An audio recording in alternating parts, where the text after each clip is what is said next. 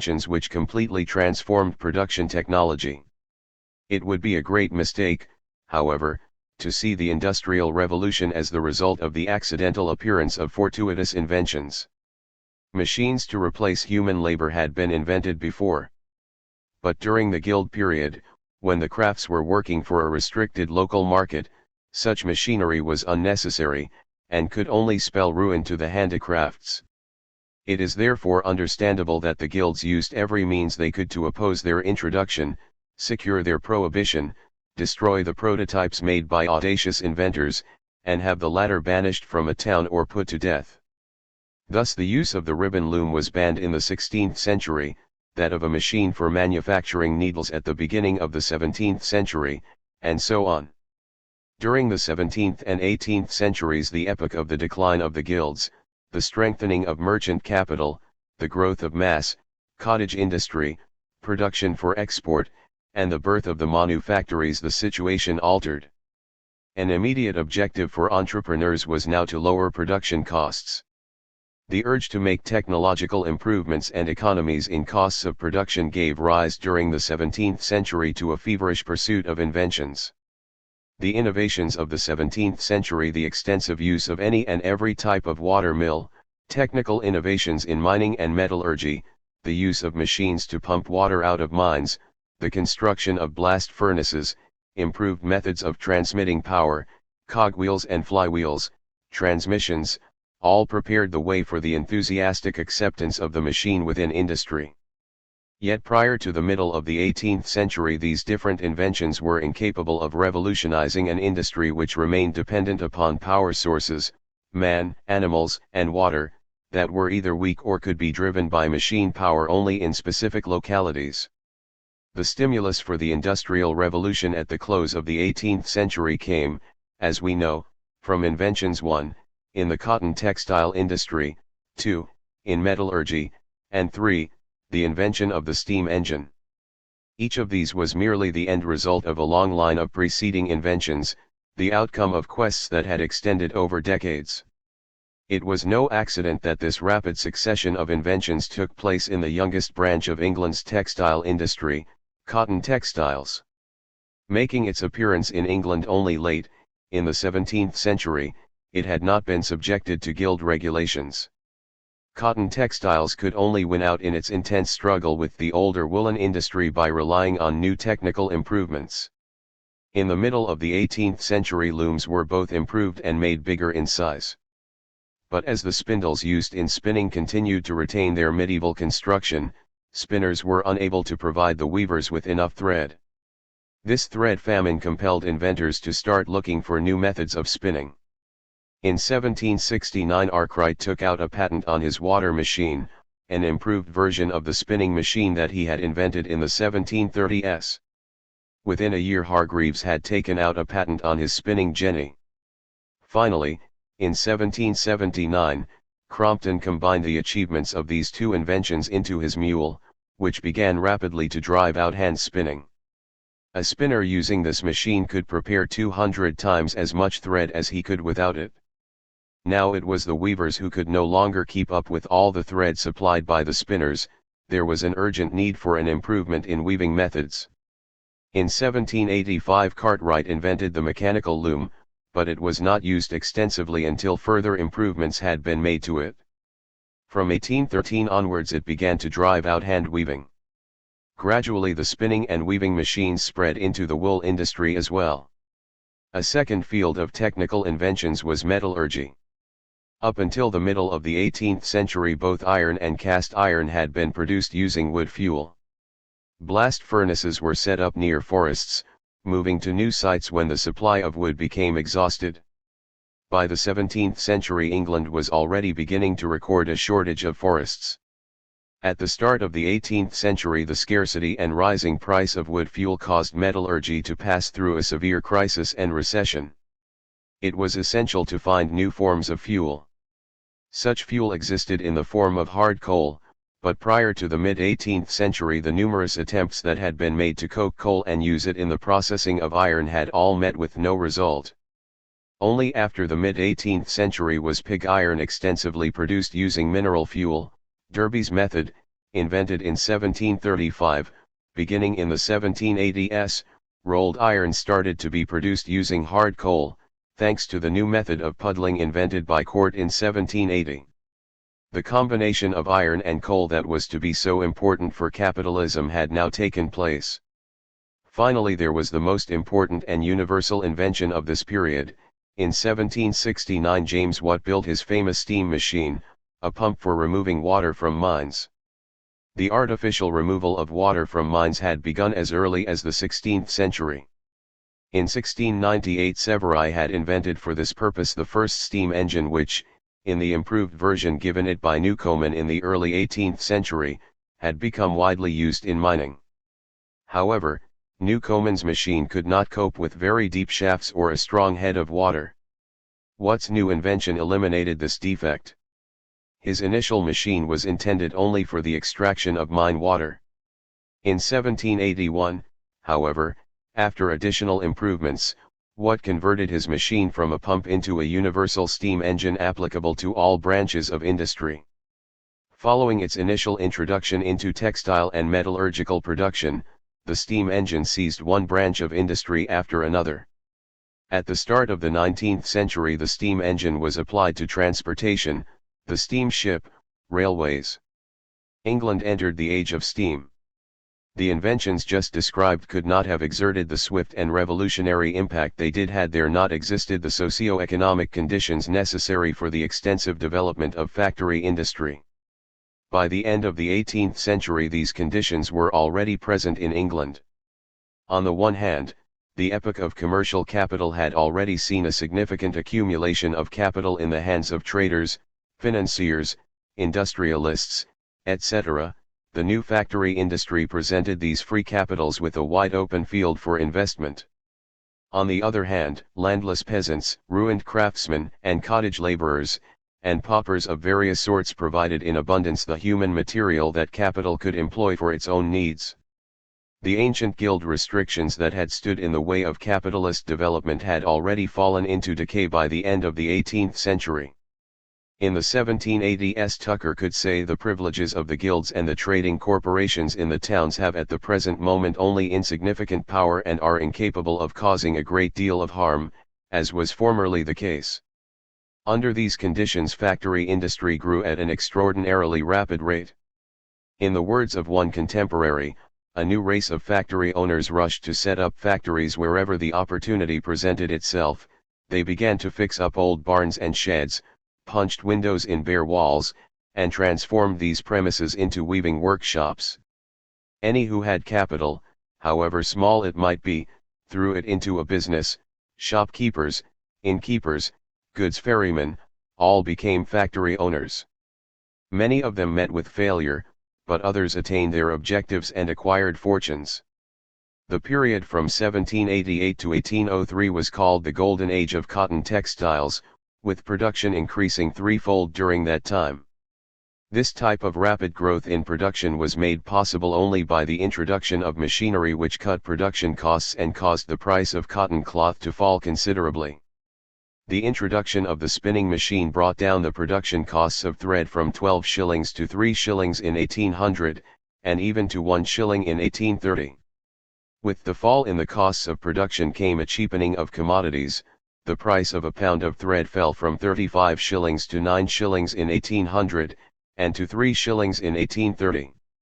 Production costs and prices on many industrial commodities fell between 10 and 12 times. Cheap cotton cloth began to displace more expensive woolens. Thanks to their cheapness, they managed to force their way into the remote countryside and onto foreign markets. In the 17th and 18th centuries, the fate of England's economy had depended primarily on its wool industry. From the beginning of the 19th century onwards, it was the cotton industry that played this role. The feverishly quick advance of factory production brought profound changes to the English economy. It was only now that the center of gravity shifted from agriculture to industry. On the eve of the Industrial Revolution, 1770, England's population was divided about equally between town and country. A half-century later, 1821, agriculture employed only 33% of the population.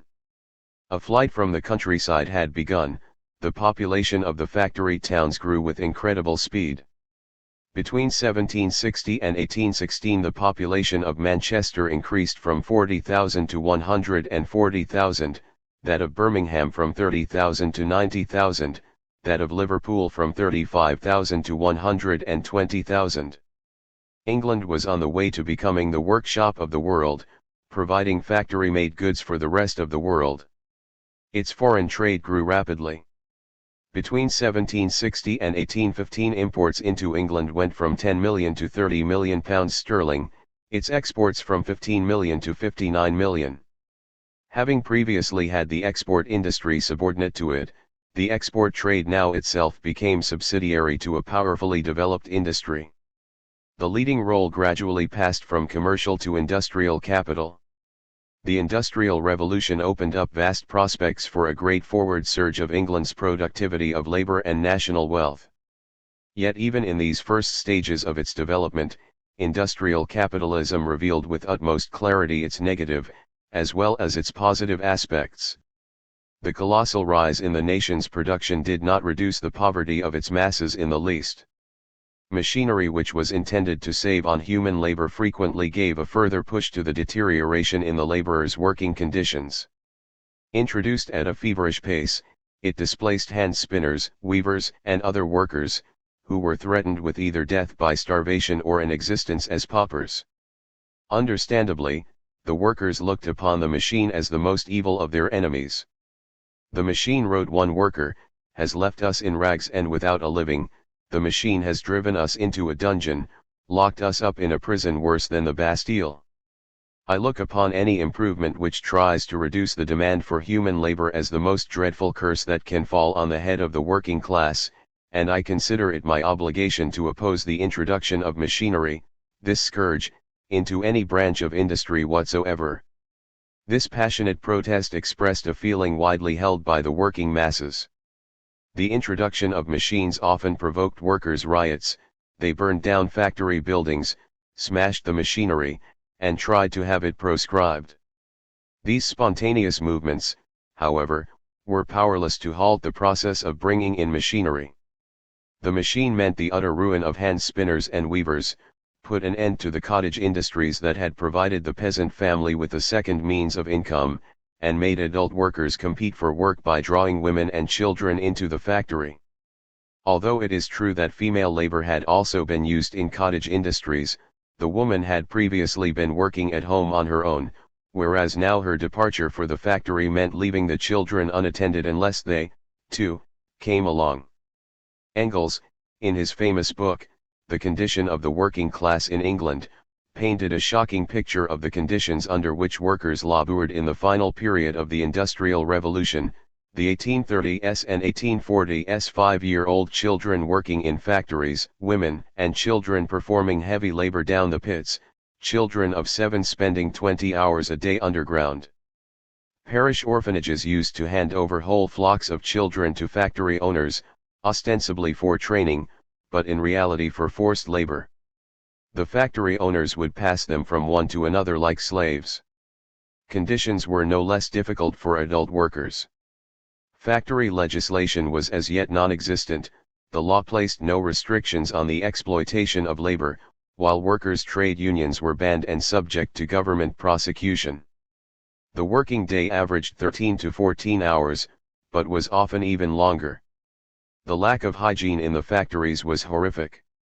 As for wages, in monetary terms these on the whole rose throughout the second half of the 18th century, but in real terms they fell due to the sharp rise in the price of corn and other means of subsistence, meat, butter, etc. According to Barton, in 1790 the weekly wages of a skilled worker would buy 169 pints of corn, in 1800 only 83.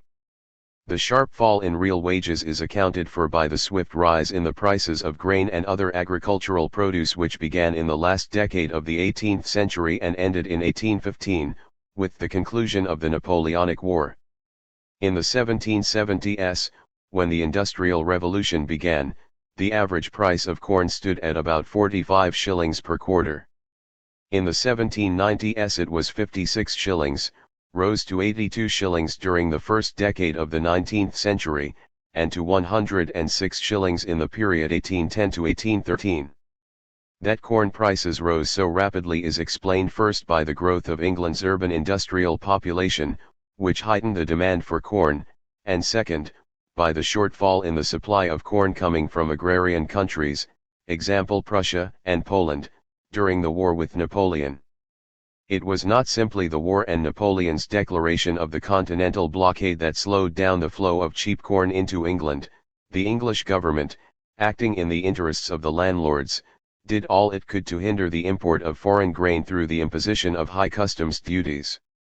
By a law of 1791, the import of foreign grain into England became possible only if the latter's price on the domestic market was raised to 55 shillings per quarter. In 1804 the base price was raised in the interests of the landowners to 64 shillings, and in 1815 to 82 shillings. The combined effect of a number of factors, the country's rapid industrialization, the war with France, harvest failures, and agricultural protectionism, acted to produce a colossal rise in grain prices over the period 1790 to 1815. At the sight of such a vertiginous increase in corn prices, farmers and landowners rushed to utilize every spare plot of land. The enclosure of common lands took on vast proportions. Large capitalist farms increasingly displaced peasant holdings. Poor lands, waste lands, bogs, all of which were deemed unprofitable when corn prices were lower, now began to be cultivated. The drawing of inferior lands into production, the associated increase in the cost of producing corn, and the rise in grain prices were all features of English agriculture at the start of the 19th century, and all found their precise reflection in Ricardo's theory of rent. A second consequence of the advance in corn prices was a rapid rise in the ground rent that farmers paid to the landlords. From the 1770s up until the end of the war with France, rental payments rose on average by 100% to 200%, and not infrequently by 4 or 5 times. In Scotland the total amount of ground rent in 1795 was £2 million, in 1825 it was £5,250,000. A farm in Essex which had been leased in 1793 at 10 shillings an acre rented in 1812 for 50. The war, high prices, and bad harvests had made the landlords stupendously rich. Safe in their barns, these Sabina tillers sent their brethren out to battle. Why? For rent. When Byron, the famous poet, hurled these indignant lines at the aristocracy, he was expressing the sentiments of the most diverse sections of the population. Indeed, dissatisfaction with high corn prices and with protective legislation on behalf of the gentry had spread throughout the country. The industrial bourgeoisie assumed the leadership of the movement against the corn laws. Industrialists remarked with dismay that the lion's share of the profits brought by England's industrialization were slipping right through their own hands into those of the land magnates. The industrialists' dream was to shower the entire world with cheap goods from their own factories, but for this cheap hands were necessary. The high price of corn made it impossible to lower money wages. Further, high corn prices undermined the purchasing power of the workers and urban petty bourgeoisie, thus reducing the domestic market for industrial products. Periods of poor harvests and high grain prices often coincided with severe trade and industrial crises. The broad mass of workers suffered not simply from expensive corn, but also from the introduction of machinery, unemployment, and low wages. The early ideologists of the proletariat had already grasped that the root of these evils lay not in the corn laws, but in the capitalist system. Yet the propaganda of the first utopian socialists, Owen for example, affected but a narrow circle. The broad mass of workers still lent a sympathetic ear to the agitation against the corn laws. The first decades of 19th century England were passed in an atmosphere of bitter struggle between the landowning class and the commercial and industrial bourgeoisie supported by the broad mass of workers and petty bourgeois. In 1815 the agrarians still held the upper hand, and the protective tariffs on corn were increased. In 1820 the London merchants presented their famous petition to Parliament, in which they demanded the introduction of free trade as the only means by which the products of England's factories could gain broad access to the world's markets. In 1822 the merchants of Manchester put the same demand in their own memorandum. Manchester, the centre of cotton textile production, had become the fortress of the partisans of free trade, who hence became known as the Manchester School. With the industrial crisis at the end of the 1830s, the struggle for free trade took on greater dimensions. The Manchester Chamber of Commerce presented a petition to Parliament in which it explained that without the immediate repeal of the corn duties the ruin of factory industry inevitable, and that only the broad application of the principle of free trade assure the future prosperity of industry and the peace of the country. The Anti-Corn Law League, founded by Cobden and Bright, enlisted hundreds of thousands of supporters and conducted a powerful agitation over the entire country. In 1846 the long decades of struggle finally ended in victory for the bourgeoisie, the Corn Laws were repealed, and England went definitively over to a system of free trade. The bourgeoisie secured its victory only in the period following Ricardo's death, although the historic debate between the commercial industrial bourgeoisie and the landlord class was already well alight during his lifetime.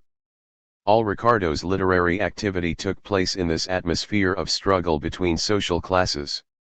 The fundamental socio-economic phenomena of his day, the rapid growth of industry and the successes of machine production, the menacing rise in corn prices and ground rent, and the bourgeoisie's dissatisfaction with the Corn Laws left a deep imprint on the whole of his theoretical system.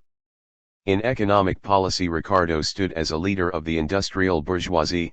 He demanded that the corn duties be repealed and free trade introduced. His theoretical system, for all its abstractness and apparent separation from the real economic conditions of his day, was in fact closely tied to them. Its two central components, the theory of value and the theory of distribution, both reflect the economic conditions of early 19th century England. In his labor theory of value, Ricardo summed up the many and varied factors which cause technical improvements and increases in labor productivity to lower the price of factory products. The extensive application of machinery had compelled Ricardo to ponder on the extent to which the use of machines, fixed capital, might modify the law of labor value. The raging struggle between the bourgeoisie and landowners and the more distantly perceptible battle between bourgeoisie and proletariat concentrated Ricardo's thoughts onto the theory of distribution. Ricardo made the impetuous rise in corn prices and ground rent the basis of his theory of rent. The grievous distress of the workers, notwithstanding rising nominal wages, found theoretical reflection in the Ricardian theory of wages. The struggle between the landowners and the bourgeoisie caused Ricardo to think in terms of an irreconcilable conflict of interests between these two classes. The idleness of the aristocracy and the rise in corn prices that were typical features of a capitalist economy were for him the main reason for the fall in profits and the primary threat to capital accumulation and the ability of the capitalist economy to grow. Ricardo owes to his epoch both the strong and weak points of his theoretical system. Insofar as the English economy at the start of the 19th century had already managed to develop those features that are typical of a capitalist economy, Ricardo succeeded in making theoretically ingenious generalizations that have entered permanently into economic science. Wherever he took transient or temporary contemporary phenomena to be inevitable characteristics of capitalist economy in general, he fell into errors and biases that later economic schools, and above all Marx's, were to correct. Chapter 26. Ricardo's life. David Ricardo, 1772–1823, was born in London into the family of a wealthy Jewish banker. By the age of 14 Ricardo was assisting his father in his stock exchange operations, but a few years later he broke with his family when he was converted to Christianity.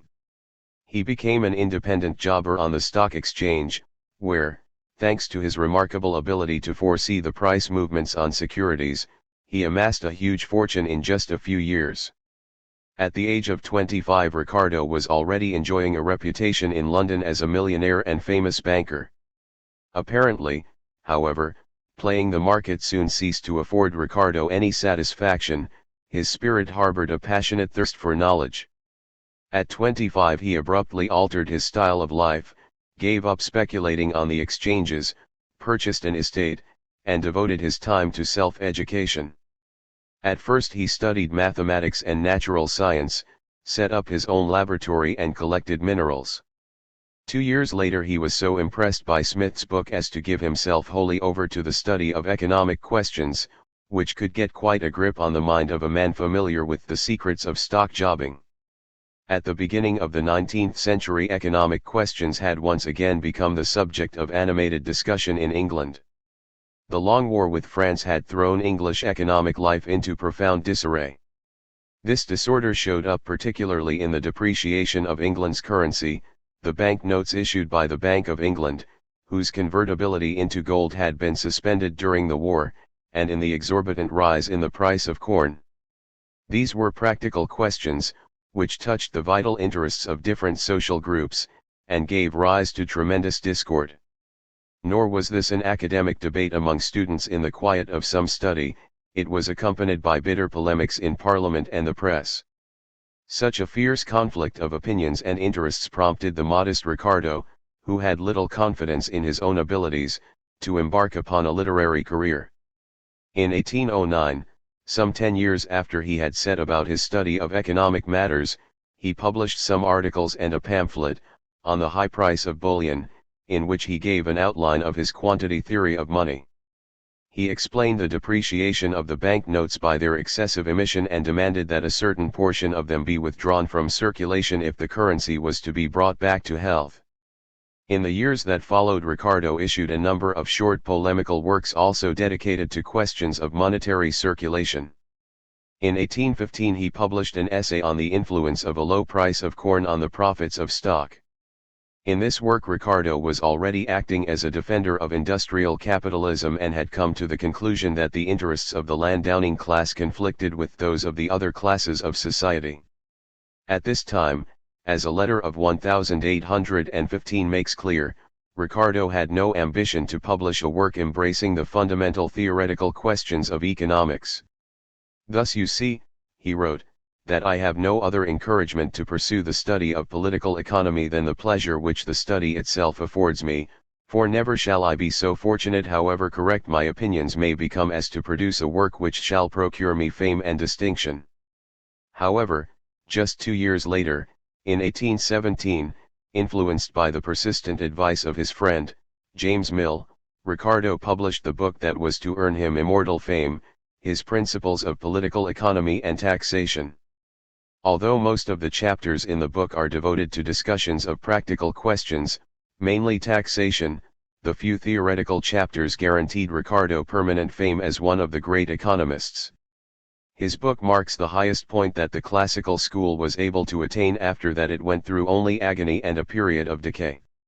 Although Ricardo himself at one time said that no more than 25 men in the whole of England had understood his book, it nevertheless earned him tremendous fame among his contemporaries and made of its author the head of an entire school. Ricardo stood at the center of the vital economic discussions of his day. He was in constant personal contact or in correspondence with all the outstanding economists of his day. Some of them became his closest disciples and followers: James Mill, Colliot, the first apostles of the orthodox Ricardian school. Yet even those of his opponents who created their own economic systems, Malthus, say, Sismondi, could not fail to defer to his great intellect and scientific candor. Malthus, who was his constant opponent and a fierce defender of the landowning class, called the day Ricardo died the unhappiest day of his life. Ricardo loved to hold domestic gatherings of friends and famous economists for uninhibited chats and discussions about topical economic subjects. These meetings of friends formed the basis of the London Political Economy Club, which was founded in 1821 and stayed in existence for 25 years. The club's members were in the main practical people, merchants and industrialists, political figures, only a few were academic scholars. At its monthly meetings they discussed the most important questions of the day, the debates usually revolving around questions of monetary circulation and the duties on corn, questions that were uppermost in Ricardo's mind. Up to the day of his death, which came unexpectedly in 1823, Ricardo was the central figure in the club's meetings, the majority of whose members ardently defended and did a great deal to implement the ideas of free trade. Ricardo successfully championed the ideas of economic liberalism not only in his pamphlets and books, at gatherings of friends, and at meetings of the Political Economy Club, but also from the tribune of Parliament. Chosen as a member of Parliament in 1819, he delivered speeches, despite his shyness and dislike for oratory, during the debates on monetary circulation, parliamentary reform, etc., in which he declared himself in favor of bourgeois democratic reforms, extension of the suffrage, the secret ballot. His teaching on monetary circulation had enormous influence both on the parliamentary commissions debating this issue and on subsequent English legislation. Ricardo's literary and parliamentary declarations in defense of economic and political liberalism inevitably made him an object of attack, primarily from the representatives of the landowning class. They accused him of defending the narrow interests of the moneyed and industrial bourgeoisie, and even, on occasion, of having a personal interest in the passage of this or that measure. With unshakable tranquility and dignity Ricardo repudiated these personal suspicions, and even refused to acknowledge himself as defending the interests of a single social class. Indeed, Ricardo was subjectively correct to see himself as a defender of true economic principles and of the interests of all the people, which he counterposed in one of his works to the interests of the aristocracy and the monarchy, since what he invariably championed was the need for the rapid development of the productive forces, which in his epoch could occur only in the form of capitalist economic development. The high duties on corn, the poor laws, the rule of the landowning oligarchy all retarded the growth of the productive forces, and thus Ricardo consistently came out against them. On the other hand, it is true that he never imagined that the growth of the productive forces might be possible in a form other than a capitalist economy, and so he rejected Owen's communist schemes. On this see the following chapter. Ricardo's horizons never extended beyond capitalist economy. Yet if he ardently defended capitalism's interests it was because his researches, being infused with the utmost scientific honesty and candor, led him to see it as the only form of economy that would provide sufficient scope for a powerful growth of the productive forces and the wealth of society as a whole. In Marx's words, Ricardo's conception is, on the whole, in the interests of the industrial bourgeoisie, only because and in so far as, their interests coincide with that of production or the productive development of human labor. Where the bourgeoisie comes into conflict with this, he is just as ruthless towards it as he is at other times towards the proletariat and the aristocracy. Chapter 27. The philosophical and methodological basis of Ricardo's theory. In the great historical contest between the landed aristocracy and the industrial bourgeoisie, Ricardo stood decisively on the side of the latter. It would be a great mistake, however, to accept Held's statement that Ricardo's doctrine was dictated simply out of the money capitalists' hatred for the landlord class. In Ricardo's time the industrial bourgeoisie still played a progressive historical role, and its ideologues still felt themselves leaders of the entire people in a struggle against the aristocracy and monarchy. Ricardo was an ardent champion of the bourgeois capitalist order because he saw it as the best means for guaranteeing, 1. The greatest individual happiness, and 2. The maximum growth of the productive forces. Bourgeois economic science had already raised the demand for free competition and individual economic initiative in the 18th century.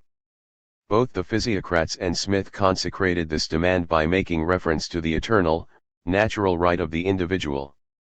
By the beginning of the 19th century the role of natural right as the bourgeoisie's main spiritual weapon in its struggle for a new order had played itself out.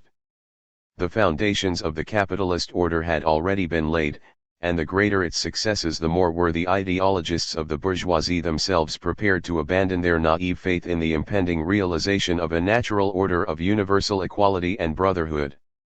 The bitter disappointments of the French Revolution, the desperate state of the laboring masses during the time of the Industrial Revolution, and the first portents of the budding struggle between the bourgeoisie and working class left little room for the illusions of yesteryear. From the beginning of the 19th century demands for equality and brotherhood alluding to the natural right of the individual were mostly coming from the mouths of the first defenders of the proletariat, the early utopian socialists. Henceforth, the antithesis previously made between bourgeois natural right and feudal tradition became impossible and inadequate. The ideologists of the bourgeoisie were faced with a new and difficult problem, to justify the bourgeois order at one and the same time against both feudal tradition and the demands for natural equality being raised by the socialists. Called upon to solve this problem was the new philosophical system of utilitarianism developed by Bentham, which gained great currency from the 1820s onwards. If the theory of natural right had served as philosophical basis for the doctrines of the physiocrats, and Smith, Ricardo, and his closest disciples were fervent adherents of utilitarianism. Although utilitarianism denied the doctrine of natural right, on one point it continued in the same direction: it gave definitive formulation to the Weltanschauung of individualism. For the physiocrats, the demand for individual freedom followed from the character of their ideal social system, the natural order of society. In this sense, society still had domination over the individual, in effect itself determining the degree of freedom that the latter was allowed. In the writings of Adam Smith, the individual and society are equal entities, existing in complete harmony with one another. The invisible hand of the Creator ensures that they are in complete accord. Finally, in the utilitarian system, society is completely subordinate to, and dissolved, into the individual. Society is nothing but a fictitious body, a mechanical sum of the individuals who comprise it. In Bentham's words, the interest of the community is the sum of the interests of the several members who compose it. It is vain to talk of the interest of the community, without understanding what is the interest of the individual. The interest of individuals, it is said, ought to yield to the public interest. But what does that mean? Is not one individual as much a part of the public as another? Individual interests are the only real interests. What does this interest of the individual consist of? The enjoyment of pleasures and security from pains, i.e., to attain for himself the greatest benefit. The principle of utility forms the cornerstone of the entire utilitarian system. The name derives from the Latin utilis, or useful. To evaluate the utility of a given action, we must sum up all its beneficial effects, on the one side, and all its harmful effects, on the other. We then deduct the sum of the pains from the sum of the pleasures, or vice versa, to obtain a balance that is either positive or negative. By using this moral arithmetic, we know what actions will be capable of assuring the greatest happiness for the individual. By what means can we construct a bridge from the happiness of the individual to the well-being of society? Since society is itself a mechanical sum of constituent individuals, it follows that social well-being is nothing more than the result of mechanically adding up these individuals' happiness. The well-being of society means the greatest happiness for the greatest number.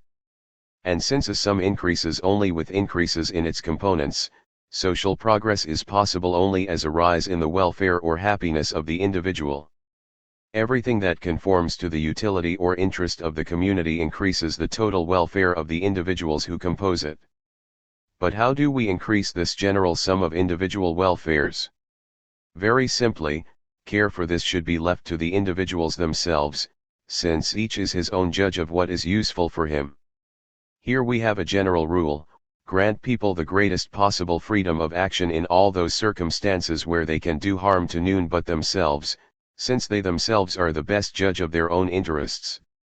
Thus the social ideal that Bentham, as founder of the utilitarian school, constructs out of the principle of utility is maximum freedom of the individual and limitation of the state's functions to the purely negative task of keeping its citizens from doing damage to one another. This system of bourgeois individualism is preferable to feudalism and the inconveniences of its useless burden because it guarantees the individual the greatest possible freedom of action and hence also the opportunity to attain maximum happiness. It is preferable to socialism because the latter deprives the individual of the opportunity to attain the greatest utility or happiness through the agency of his own labor. When security and equality are in conflict, it will not do to hesitate a moment. Equality must yield. The establishment of perfect equality is a chimera. All we can do is to diminish inequality. While the thinkers of the 18th century had been filled with a magnanimous enthusiasm for universal equality and brotherhood, the voice of the sober bourgeois now declared equality a chimera. While in the 18th century the duty of the bourgeois order had been to realize the sacrosanct rights of the individual, it now faced a more modest task, to guarantee to each individual the freedom to select what was most profitable, useful or affording the greatest happiness, from amongst those undertakings left open to him by the social system as it was. Ricardo became a philosophical adherent of utilitarianism via James Mill, a man who on economic questions had been Ricardo's pupil. Bentham had said, "I was the spiritual father of Mill, and Mill was the spiritual father of Ricardo, so that Ricardo was my spiritual grandson." Like Bentham, Ricardo was firmly convinced that where there is free competition, the interests of the individual and that of the community are never at variance. The interest of society can reside nowhere but in the optimal realization of the interests of its constituent members. That which is less profitable to individuals therefore also less profitable to the state. Ricardo believes it impossible for there to be employments which, while they are the most profitable to the individual, are not the most profitable to the state. The pursuit of individual advantage is admirably connected with the universal good of the whole. By stimulating industry, by rewarding ingenuity, and by using most efficaciously the peculiar powers bestowed by nature, it distributes labor most effectively and most economically, while, by increasing the general mass of productions, it diffuses general benefit, and binds together by one common tie of interest and intercourse, the universal society of nations throughout the civilized world. In Ricardo's eyes, to give free rein to the principle of individual advantage, or, what is the same thing, to Bentham's principle of utility, is the best guarantee of increasing the general benefit, which consists of augmenting the general mass of products, i.e., developing the productive forces.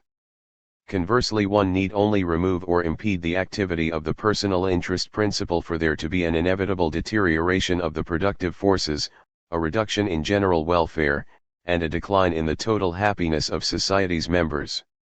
It was on this basis that Ricardo rejected Owen's projects to set up communist communities. Owen is himself a benevolent enthusiast, willing to make great sacrifices for a favorite object, wrote Ricardo in one of his letters. Can any reasonable person believe, with Owen, that a society, such as he projects, will flourish and produce more than has ever yet been produced by an equal number of men, if they are to be stimulated to exertion by a regard to community, instead of by a regard to their private interest? Is not the experience of ages against him? The ideal society for Ricardo, therefore, is capitalism, where competition between individuals, each of whom is out to attain the greatest possible personal advantage, assures that there will be maximum growth of the productive forces. In this sense Ricardo was heir to the physiocrats and Smith.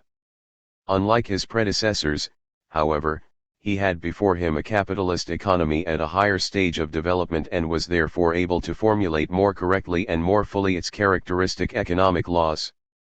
The physiocrats had lived in a France that was still semi-feudal. Adam Smith had been part of the age of manufactories. Ricardo, because he was witness to the rapid growth of large-scale capitalist machine production, was better able to make note of his fundamental technical and socio-economic features. Smith's theoretical horizons had been completely bounded by the technology of the manufactory. When he spoke about machinery he in essence understood it as the specialized instruments employed by the manufactory workers. It was Smith's assertion that in agriculture, nature labors along with man, while in industry nature does nothing, man does all. Only the era of the manufactory, where production was based on manual labor, could have spawned such a naive conception of industry. With the progress of machine production and the advance of technology such a conception became clearly outmoded. Does nature nothing for man in manufactures? Are the powers of wind and water, which move our machinery, and assist navigation, nothing? The pressure of the atmosphere and the elasticity of steam, which enable us to work the most stupendous engines, are they not the gifts of nature? To say nothing of the effects on matter of heat in softening and melting metals, of the decomposition of the atmosphere in the process of dyeing and fermentation. There is not a manufacture which can be mentioned, in which nature does not give her assistance to man, and give it too generously and gratuitously. While Smith explains industrial progress almost exclusively by the development of the division of labor, Ricardo adduces such factors as the improvements in machinery, the better division and distribution of labor, and the increasing skill, both in science and art, of the producers. Ricardo expected the introduction of machinery to make products cheaper and to bring a rise in output. True enough, he did not close his eyes to the disastrous situation of the workers whom the machines had ousted. The defenders of capitalism argued that the introduction of machinery was incapable of causing even the slightest deterioration in the workers' condition, since those displaced would immediately find employment in other branches of production. At first Ricardo, too, ascribed to this theory of compensation, but later on he acknowledged with his great, and characteristic honesty and scientific candor that the substitution of machinery for human labor, is often very injurious to the interests of the class of laborers. This view notwithstanding, Ricardo remained a fervent advocate of the introduction of machines as a necessary condition for the development of the productive forces. He rejected the petty bourgeois utopianism of Sismondi, who wanted to reverse the will of history and go back to the patriarchal economy of independent petty producers, craftsmen and peasants, that had existed prior to large-scale machine production. This rejection of the Smithian counterposition of agriculture to industry made it possible for Ricardo to overcome the residua of physiocratic ideas in Smith. In starting out from the view that nature assists man in agriculture but not in industry, Smith was assuming that agriculture, rather than industry, was where society could most profitably invest its capital. This view was understandable in the middle of the 18th century, when England was still feeding its population with its own grain and agriculture played the dominant role in the country's economy. Although at the start of the 19th century it still held this honored position, and Ricardo was still unable to conceive of England's transformation into a one-sidedly industrial state, he nevertheless maintained a firm course in favor of England's industrialization, even if this was to be at the expense of a curtailment in agriculture. Heated debates on this issue flared up between Malthus and Ricardo once the war with France had ended. The defenders of the landowning class, including Malthus, were demanding high import duties on corn so as to keep corn prices from falling, and agriculture, which had been intensively developed during the war years under the impact of high grain prices, from being cut back. Malthus labeled as extravagant schemes to turn England into an industrial state feeding on imported corn. Ricardo foresaw that it would be necessary to import cheap foreign corn and that English capital would have to flow out of agriculture and into industry. The prospect that the corn of Poland, and the raw cotton of Carolina, will be exchanged for the wares of Birmingham, and the muslins of Glasgow not only failed to frighten him, he hailed it.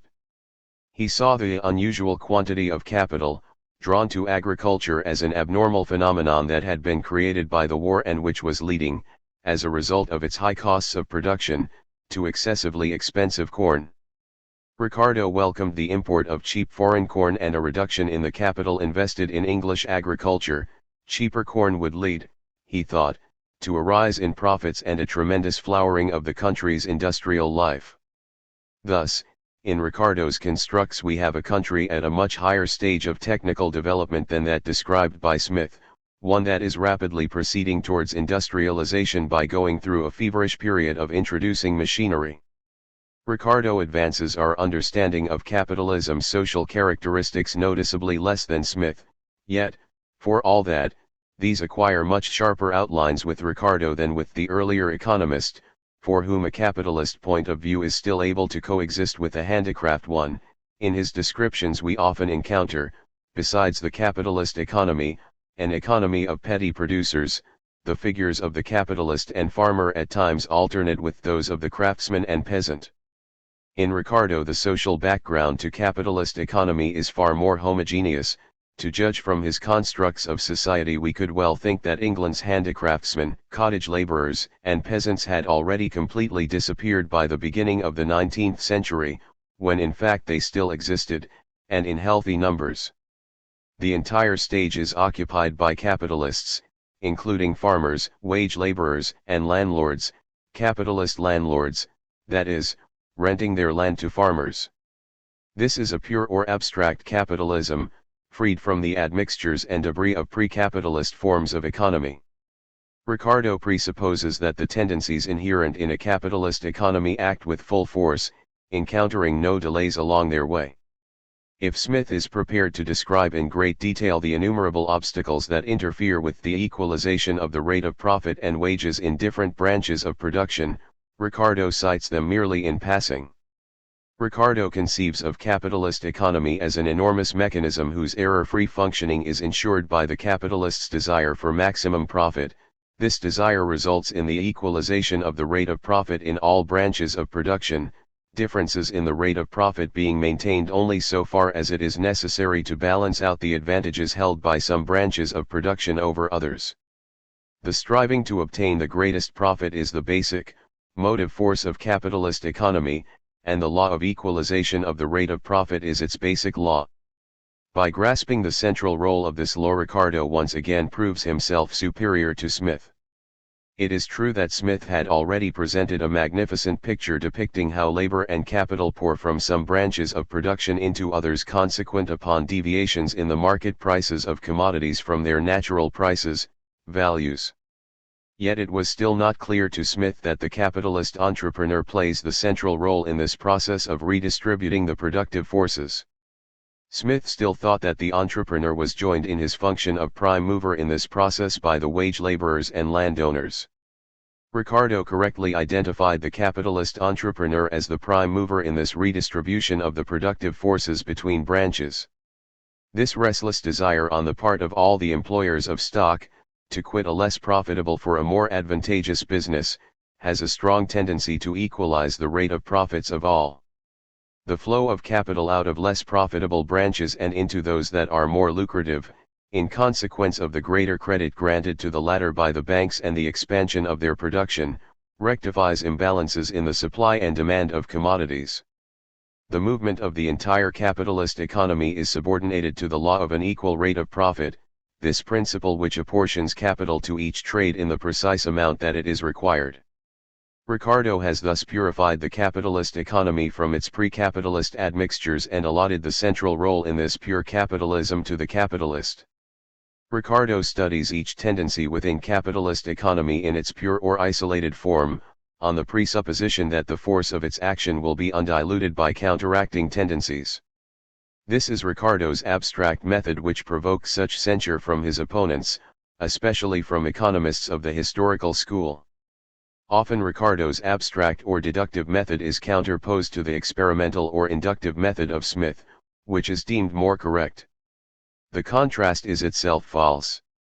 Wherever Smith is seeking to discover the laws or tendencies of economic phenomena, he, too, utilized the method of isolation and abstract analysis, without which any theoretical study of complex social phenomena would be impossible. With Smith, however, the train of his theoretical analysis is broken, and at times distorted, by a superfluity of descriptive and historical material. In Ricardo, the sturdy skeleton of theoretical analysis is freed of the living flesh of concrete material culled from real life. An iron chain of syllogisms rapidly and inexorably carries the reader forward, supported only by hypothetical examples, usually beginning with the words, "Let us suppose that," and arithmetical calculations. Instead of Smith's vivid and captivating descriptions, the reader can look forward to an abstract, dry exposition, the difficulty of which is made all the greater by the fact that he cannot for a minute let slip from view the multitude of premises that the author either explicitly or tacitly assumes.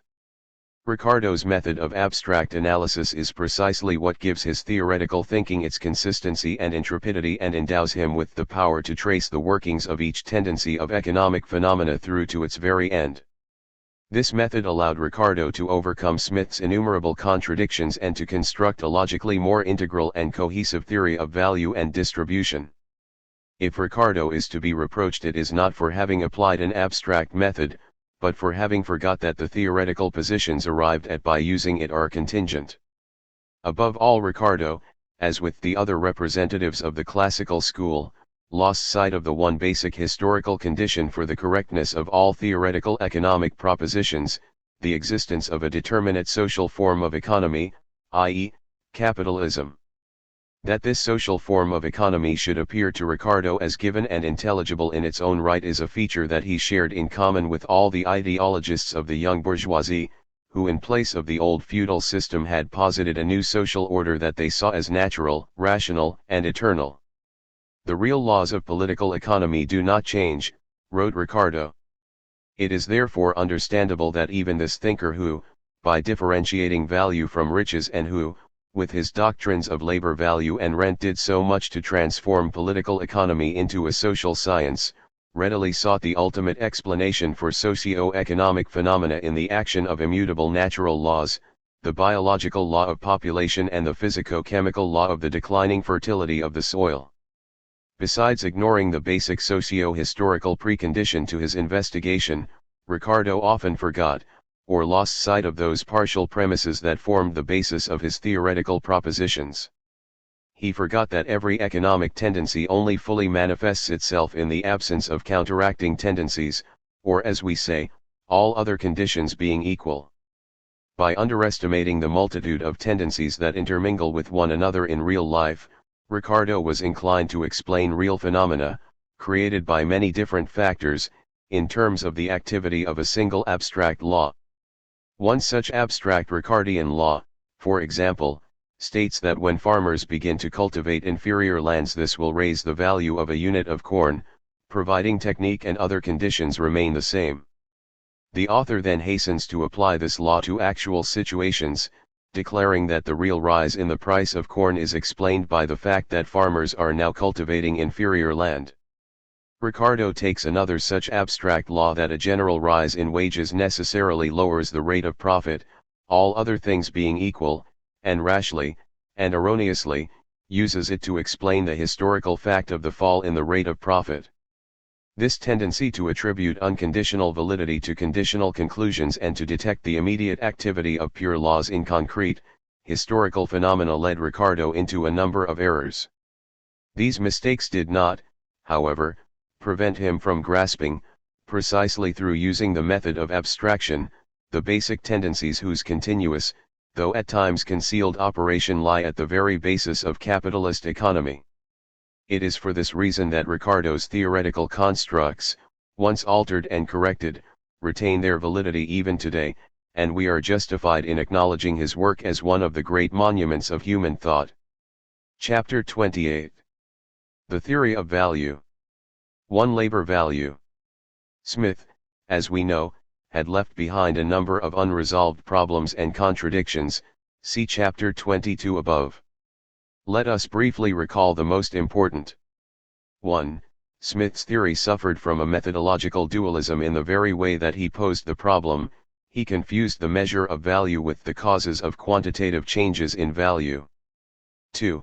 Because of this he confused the labor expended on the production of a given product with the labor that product will purchase in the course of exchange. 3. Smith's attention focused sometimes upon the objective quantity of labor expended and at others upon the subjective assessment of the efforts and exertions that go into it. 4. Smith confused the labor embodied in a particular commodity with living labor as a commodity, i.e., with labor power. 5. Smith came to deny that the law of labor value operates in a capitalist economy, in which labor nevertheless retains its function as a measure of value. 6. Together with a correct point of view, which sees the value of a product as the primary magnitude which then resolves itself into separate revenues, wages, profit, and rent, Smith sometimes mistakenly derives value from revenue. It is fair to say that on each of these questions Ricardo adopted the correct standpoint and did away with Smith's contradictions. It must be added, however, that he worked through only the first 3 of these problems to a successful completion.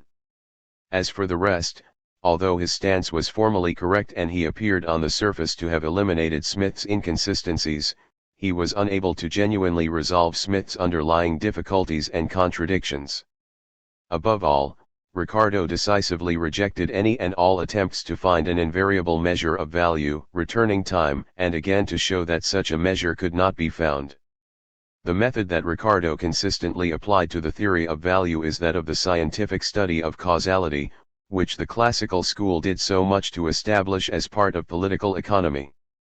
Ricardo was looking for the causes of quantitative changes in the value of products, and wished to formulate the laws of those changes. His ultimate aim was to determine the laws which regulate the distribution of products between the different social classes. To do this, however, he first had to study the laws governing changes in the value of these products.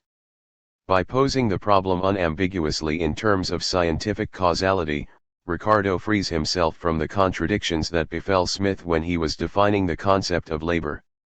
Ricardo starts out his work with a critique of the way Smith confused labor expended with labor purchased, a question that he returns to in other chapters.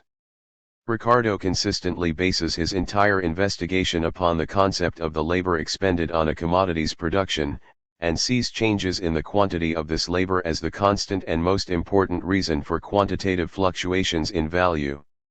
In this sense, Ricardo makes the monistic principle of labor value the foundation of his theory. He makes certain exceptions to this, which we will discuss below in section 3 of this chapter. Like Smith, Ricardo at the very outset excludes utility, or use value from the field of his inquiry, allocating to it a role as a condition of a product's exchange value.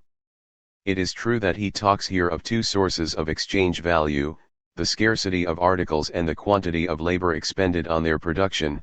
This has led some scholars to speak of a dualism in his theory as well. This view is mistaken, since scarcity determines the value, or more accurately, the price, only of individual articles not subject to reproduction. Ricardo, however, is studying the process of production and the laws governing the value of products that are reproduced, and their value is determined by the quantity of expended labor.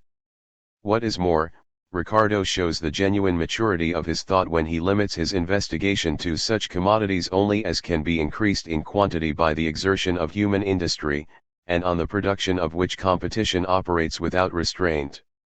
This in fact means that the full development of the law of value presupposes a society in which large-scale industrial production and free competition obtain, in other words, modern bourgeois society. In chapter 4 of his book, Ricardo reveals the same clear understanding that the essential premise of the law of labor value is the existence of free competition between producers. There he shows that any deviation between market prices and natural price, value, is eliminated by capital flowing out of certain branches of industry into others. If Ricardo is to be faulted, it is not for having made free competition, and hence the possibility of the reproduction of products, his starting point, but, to the contrary, for having grasped with insufficient clarity the social and historical conditions of the emergence of free competition, and for having assumed these to be present even in the primitive world of hunters and fishermen. Thus the value of products subject to reproduction is determined by the quantity of labor expended on their production. On analysis, this formula raises a number of questions. 1. When examining expended labor, do we do so from its objective or its subjective aspect? 2. Do we take only the labor directly expended on a product's manufacture, or do we include the labor previously expended on manufacturing the means of production used in its production? 3. Do we consider only the relative, or the absolute quantity of expended labor? 4. Is the value of a commodity determined by the quantity of labor actually expended on its manufacture, or by the quantity of labor that is socially necessary? As to the first of these questions, it should be noted that Ricardo rigorously adopts the objective point of view, doing away once and for all with the question of the individual's subjective assessment of the efforts that go into his labors, here again showing his superiority over Smith. In receiving the products of labor, the capitalist market shows scant regard for the personal vicissitudes of the producers who stand behind them. These impersonal, inexorable laws of market competition find reflection in Ricardo's system, which is so pervasively objective as to verge on detachment. To the second of these questions Ricardo dedicated a special section 3 of chapter I. Its heading maintains that not only the labor applied immediately to commodities affect their value, but the labor also which is bestowed on the implements, tools, and buildings, with which such labor is assisted. Implements, tools, and machinery transfer their value, either wholly or, where they depreciate only slowly, in part, to the product in whose manufacture they assist, but in no way do they create any new value. At the beginning of the 19th century, economists such as Say and Lauderdale, who were enraptured with the high productivity of machines, attributed the ability to create new value, the source of capitalist profits, to the machines themselves. Ricardo understood perfectly well that machines and the forces of nature which they set in motion, though they may raise the technical efficiency of labor and thereby augment the quantity of use values that this labor can manufacture per unit of time, nevertheless create no exchange value. Machines will only transfer their own value to the product, but these natural agents, though they add greatly to value in use, never add exchangeable value, of which M. Say is speaking, to a commodity, as soon as by the aid of machinery, or by the knowledge of natural philosophy, you oblige natural agents to do the work which was before done by man, the exchangeable value of such work falls accordingly. By making a sharp distinction between riches, use value, and value, Ricardo revealed the absurdity of the theory that nature creates value, a theory developed with greatest consistency by the physiocrats and carried over by Smith in his theory of the exceptional productivity of agricultural labor. On the third question, the view is often expressed that Ricardo, because he was concerned only with the relative value of different commodities and with the relative quantities of labor expended on their production, ignored the problem of absolute value.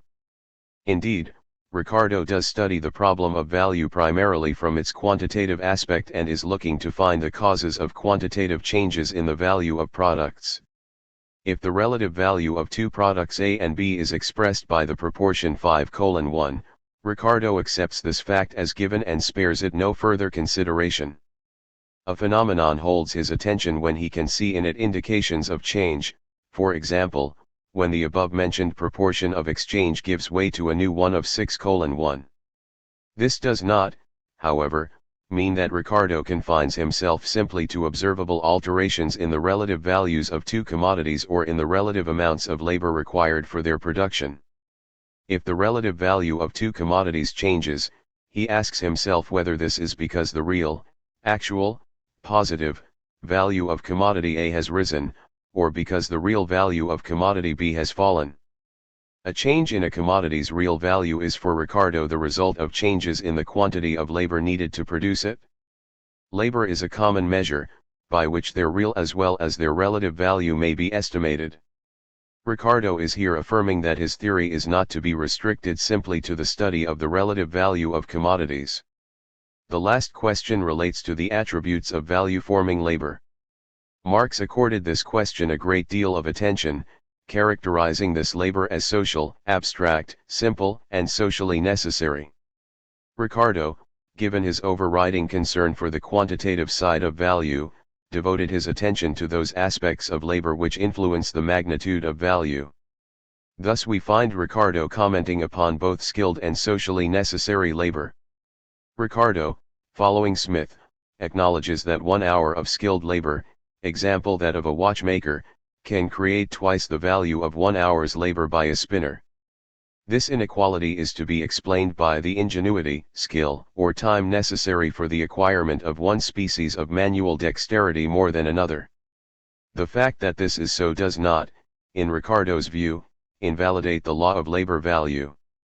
Ricardo assumes that once the scale between these two types of labor, here taken at 2:1, becomes fixed, it will show almost no variation over time. Once this is so, the only change that can occur in the relative value of the two given products is that produced by changes in the relative quantities of labor necessary to their production. Similarly, we find in Ricardo a concept, albeit not fully developed, of socially necessary labor. Value is determined by the labor necessary for production. In his theory of rent, Ricardo derives his famous law that the value of products is regulated not by the labor expended by the given individual producer, but by the greater quantity of labor necessarily bestowed on their production by producers working under the most unfavorable circumstances. Where Ricardo went wrong was to have derived this law from differences in the natural conditions of agricultural production and then advanced it as a general law applicable to all situations and to all products, be they from agriculture or industry. Marx rectified Ricardo's error here with his own theory of average socially necessary labor. Ricardo contrasted his own labor theory of value to others which attempted to explain the magnitude of a product's value by the extent of its utility or by the relationship between supply and demand. He was scathingly critical of Say's theory of utility: when I give 2,000 times more cloth for a pound of gold than I give for a pound of iron, does it prove that I attach 2,000 times more utility to gold than I do to iron? Certainly not.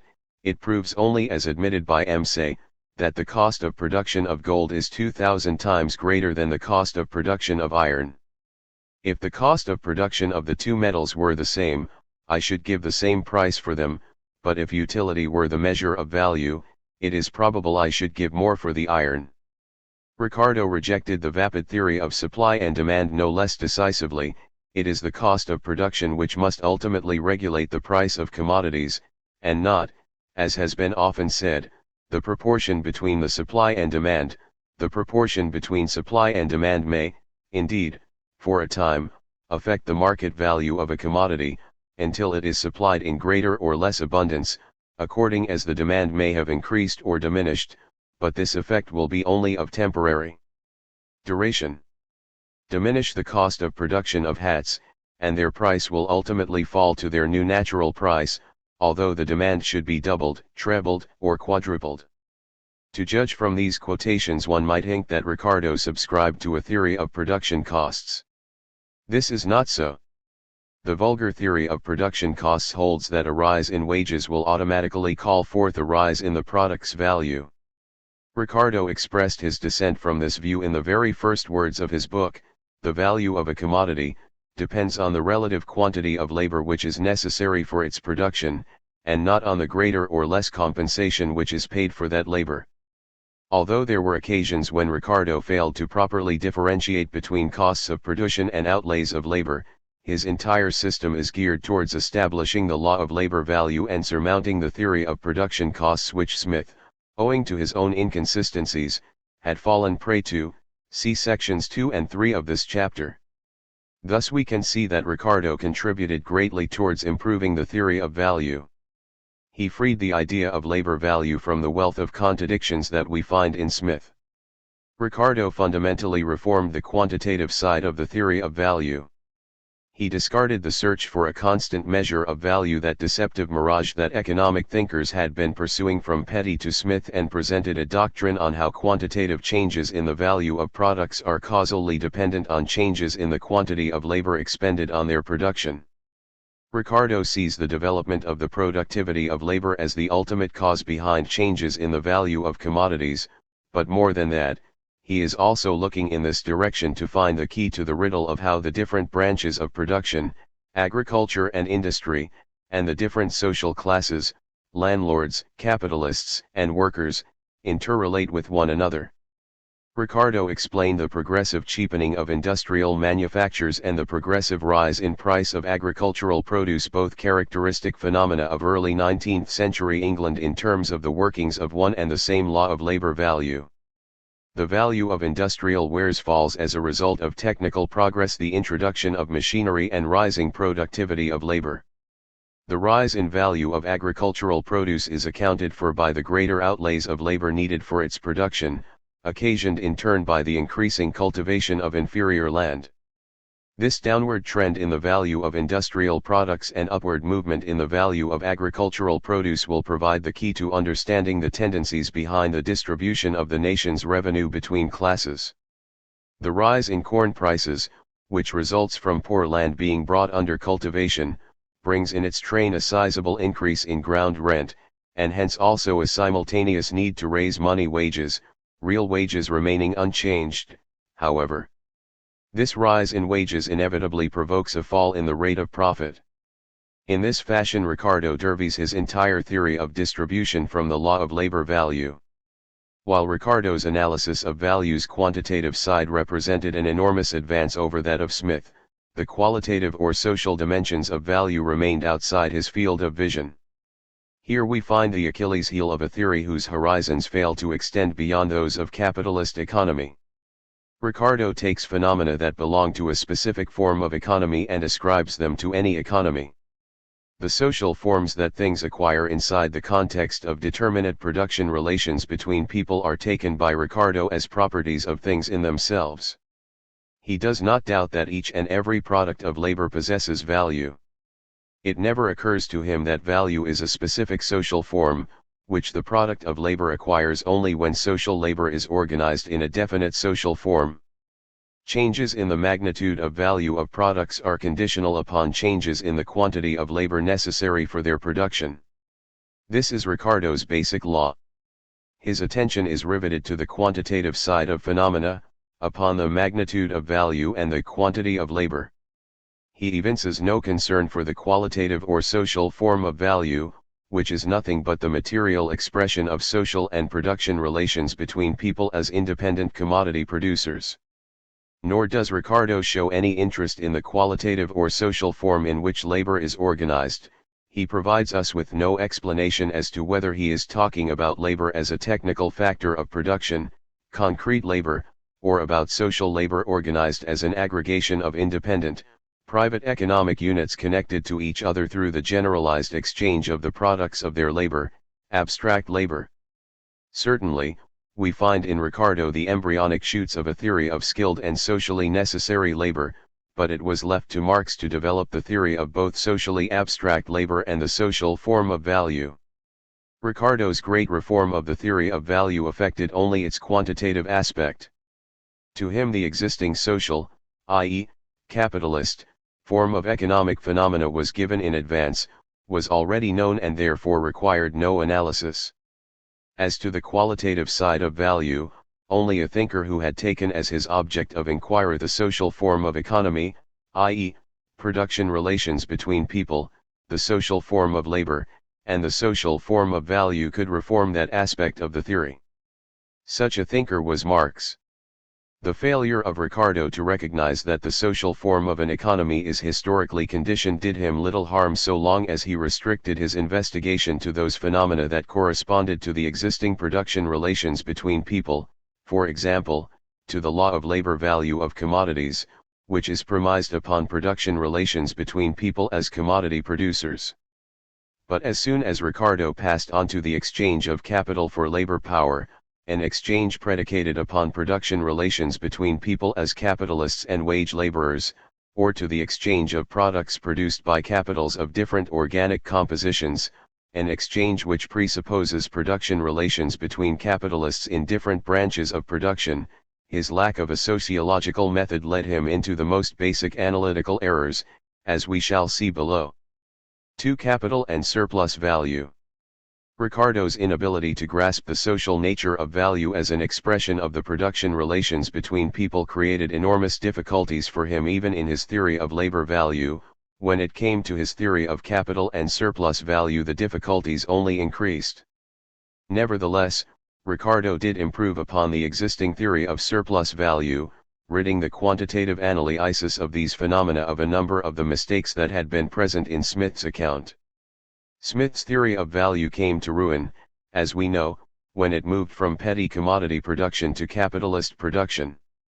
The very fact that a commodity, as capital, could exchange for a greater quantity of labor power, than was embodied in it appeared to Smith as a violation of the law of labor value, see chapter 22 above. Smith's only recourse was to declare that the law of labor value ceased to operate with the appearance of capital, profit, and the private ownership of land, rent. Ricardo directed his entire efforts to showing that the law of labor value could operate even where there is profit and rent. But surely the working of this law is nullified by the fact that the value of a product, corn, is sufficient to cover not simply the remuneration of labor, wages, and the capitalist's profit, but also to yield an additional margin, rent, originating, as it would appear, not in labor but in the forces of nature? Not at all, replies Ricardo in his theory of rent. The value of corn is determined by the quantity of labor needed to produce it on land of the most inferior quality. The value of corn produced on such land divides up only into wages and profit. The better lands receive a differential rent, comprised not of a markup on top of the value of the commodity, but only of the difference between the labor value of the corn produced on better land and its social labor value as determined by the conditions of production on lands of the poorest quality. Rent is not a component part of price. By taking this position, Ricardo simplified the entire problem of the relationship between value and revenues. We will have more to say about this in chapter 29, such that it merely remained to explain the relationship between wages and profit. Let us continue. The value of the product is sufficient not only to remunerate the labor expended on its production but also to yield a profit over and above this. Surely this must invalidate the law of value as well? Surely the fact that the value of the product breaks down into wages and profit must conflict with a law which states that the product's value is determined only by the quantity of labor expended on its production? To resolve this problem in full, one would have to discover the laws behind the exchange of capital for living labor, labor power, an exchange premised on production relations between capitalists and wage laborers. But Ricardo's thinking was, as we know, a long way from investigating the production relations between people. The social attributes of capital, on the one hand, and of labor power, wage labor, on the other, are simply missing. For Ricardo, capital and labor confront one another as different material elements of production. Ricardo defines capital in material technical terms, as that part of the wealth of a country which is employed in production, and consists of food, clothing, tools, raw materials, machinery, and necessary to give effect to labor. Capital, then, is means of production, or accumulated labor, so that even the primitive hunter possesses some capital. Ricardo turns the confrontation between capital and labor power from a conflict between social classes into a material technical counterposition of accumulated labor to immediate labor. Hence capital has a dual function in Ricardo's arguments. On the one hand, the emergence of capital, in the sense of means of production, does not in the least invalidate the law of labor value. The value of the means of production, machinery, and the like, is simply transferred to the product that they help to manufacture.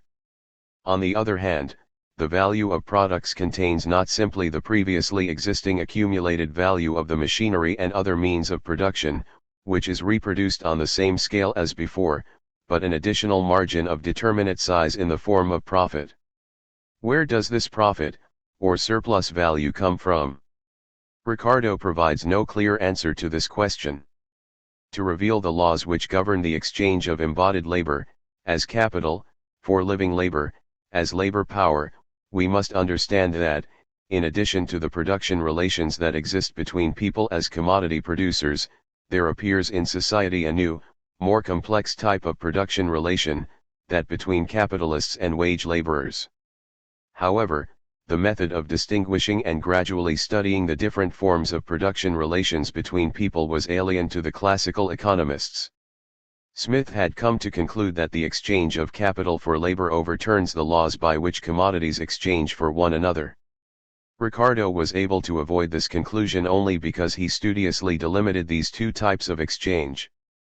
Feeling powerless to explain the exchange of capital for labor in a way which would be consistent with the law by which commodity is exchanged for commodity, he confined himself to a more modest task, to demonstrate that the laws governing the mutual exchange of commodities, i.e., the law of labor value, is not abolished by the fact that capital exchanges for labor. Let us suppose, says Ricardo, that a hunter expends the same quantity of labor on hunting a deer as does a fisherman in catching 2 salmon, and that the means of production that each of them uses, the bow and arrow of the hunter, the boat and implements of the fisherman, are products of identical amounts of labor.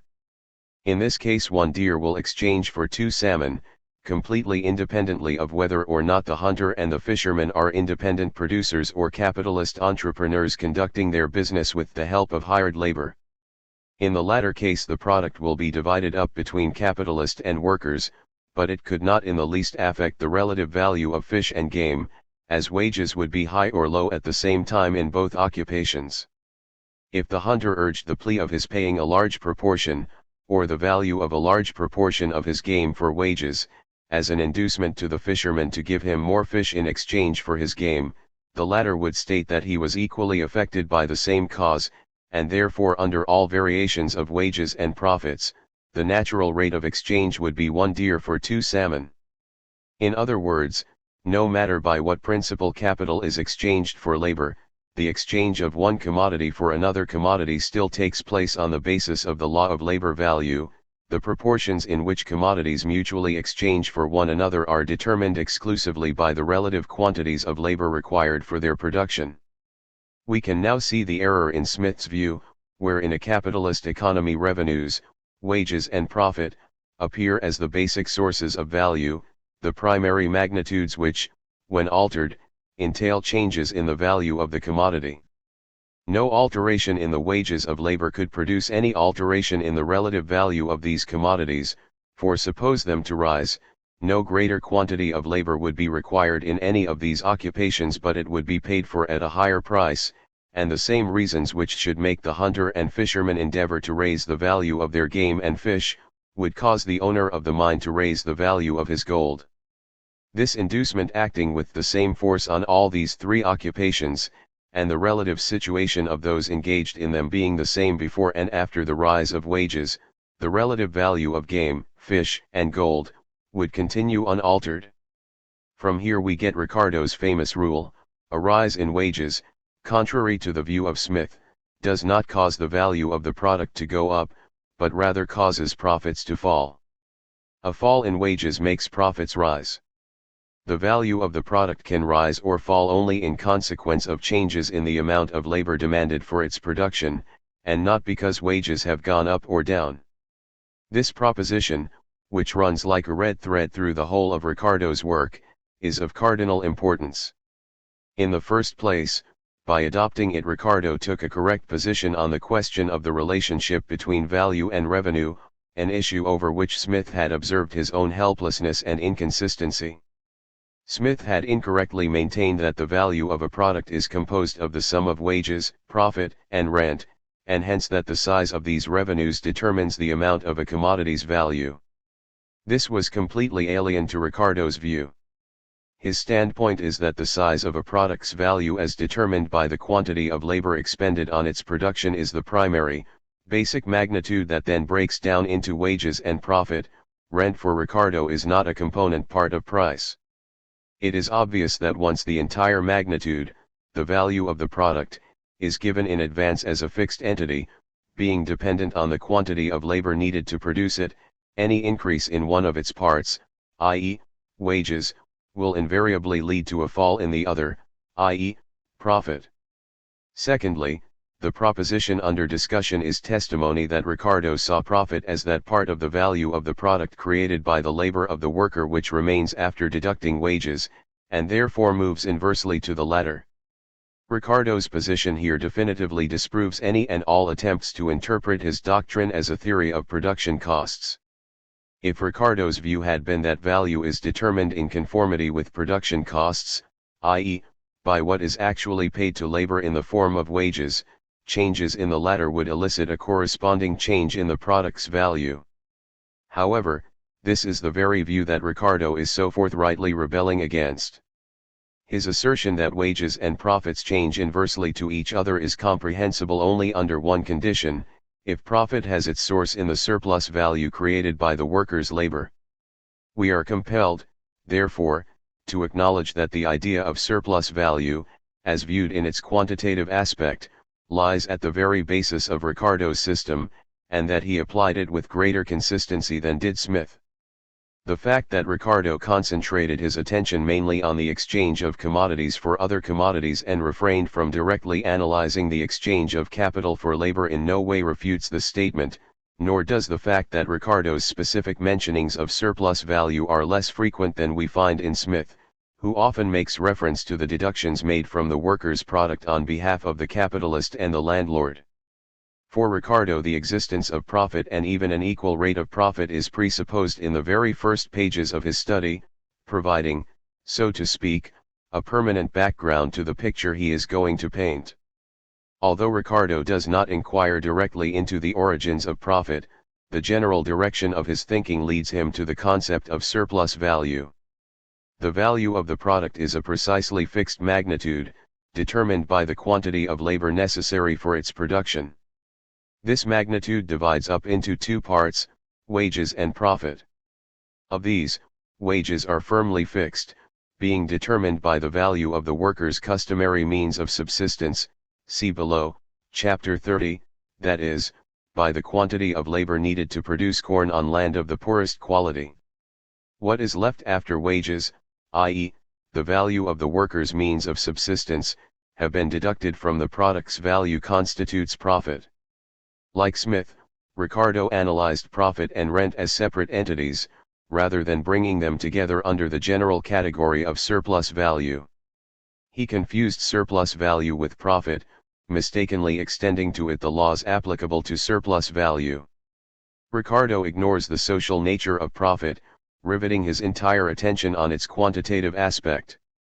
The state of the productivity of labor in agriculture, the value of the worker's means of subsistence, the size of wages, and, depending upon fluctuations in the latter, the size of profits, are the causal connections and quantitative relationships that Ricardo studies. Ricardo makes the size of profits depend exclusively on the magnitude of wages and hence, in the last instance, on changes in the productivity of labor within agriculture. This is far too unilinear and narrow. Insofar as we are dealing with the mass of profits, this depends not simply on the size of wages, but on many social factors as well, the length of the working day, the intensity of labor, the number of workers.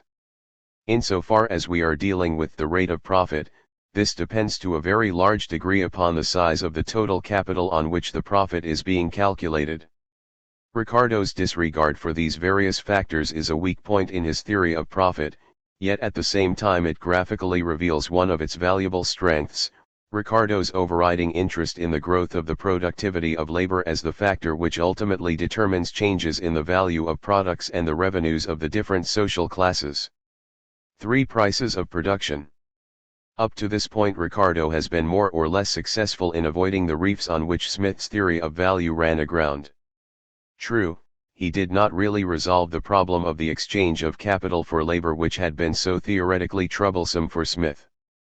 But by pushing it to one side he neutralized, as it were, its inherent dangers and was able to show that the distribution of the product's value between capitalist and worker in no way affects the relative values of the products being exchanged.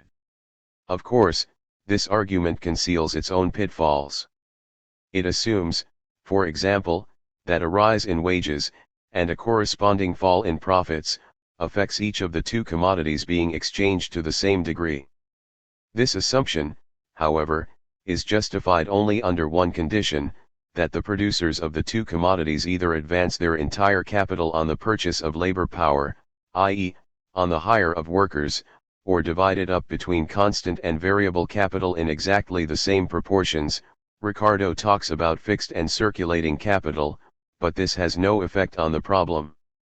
If each of them expends £1,000 on constant capital, machinery, raw materials, etc., and £1,000 on hiring workers, then a rise in wages, say, by 20%, will have the same effect on both our entrepreneurs and have no influence on the relative values of their commodities.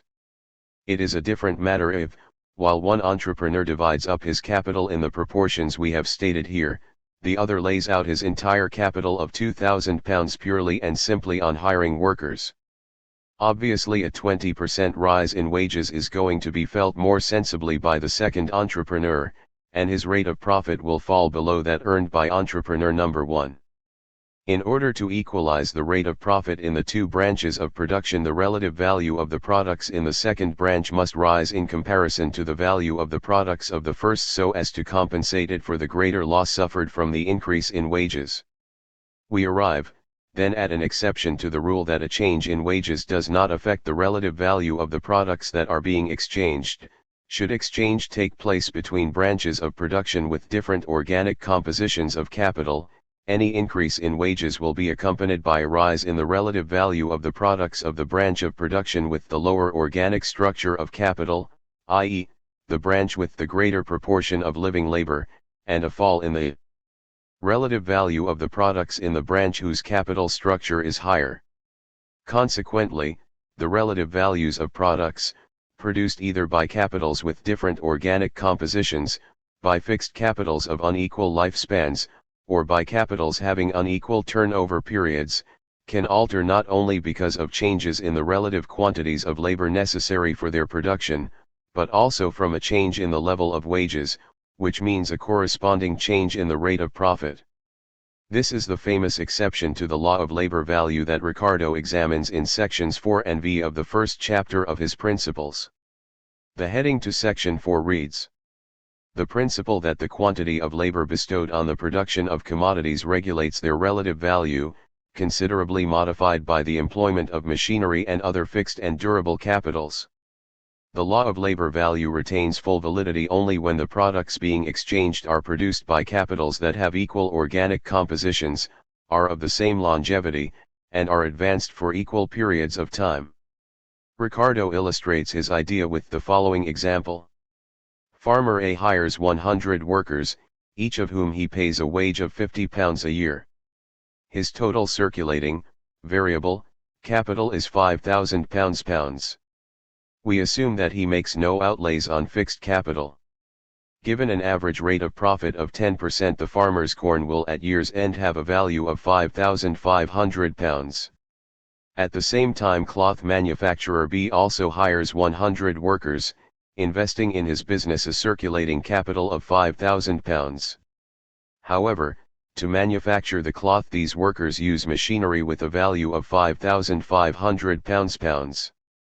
This means that B is investing in his business a total capital of £10,500.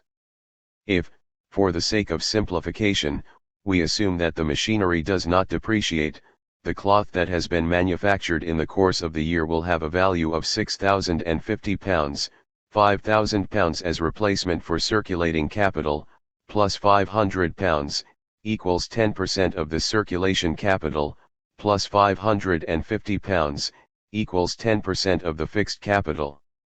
Although both the corn and the cloth have been produced with equal quantities of labor, 100 men, the cloth is worth more than the corn. Into the price of the cloth there enters an additional sum of £550, which is profit on the fixed capital.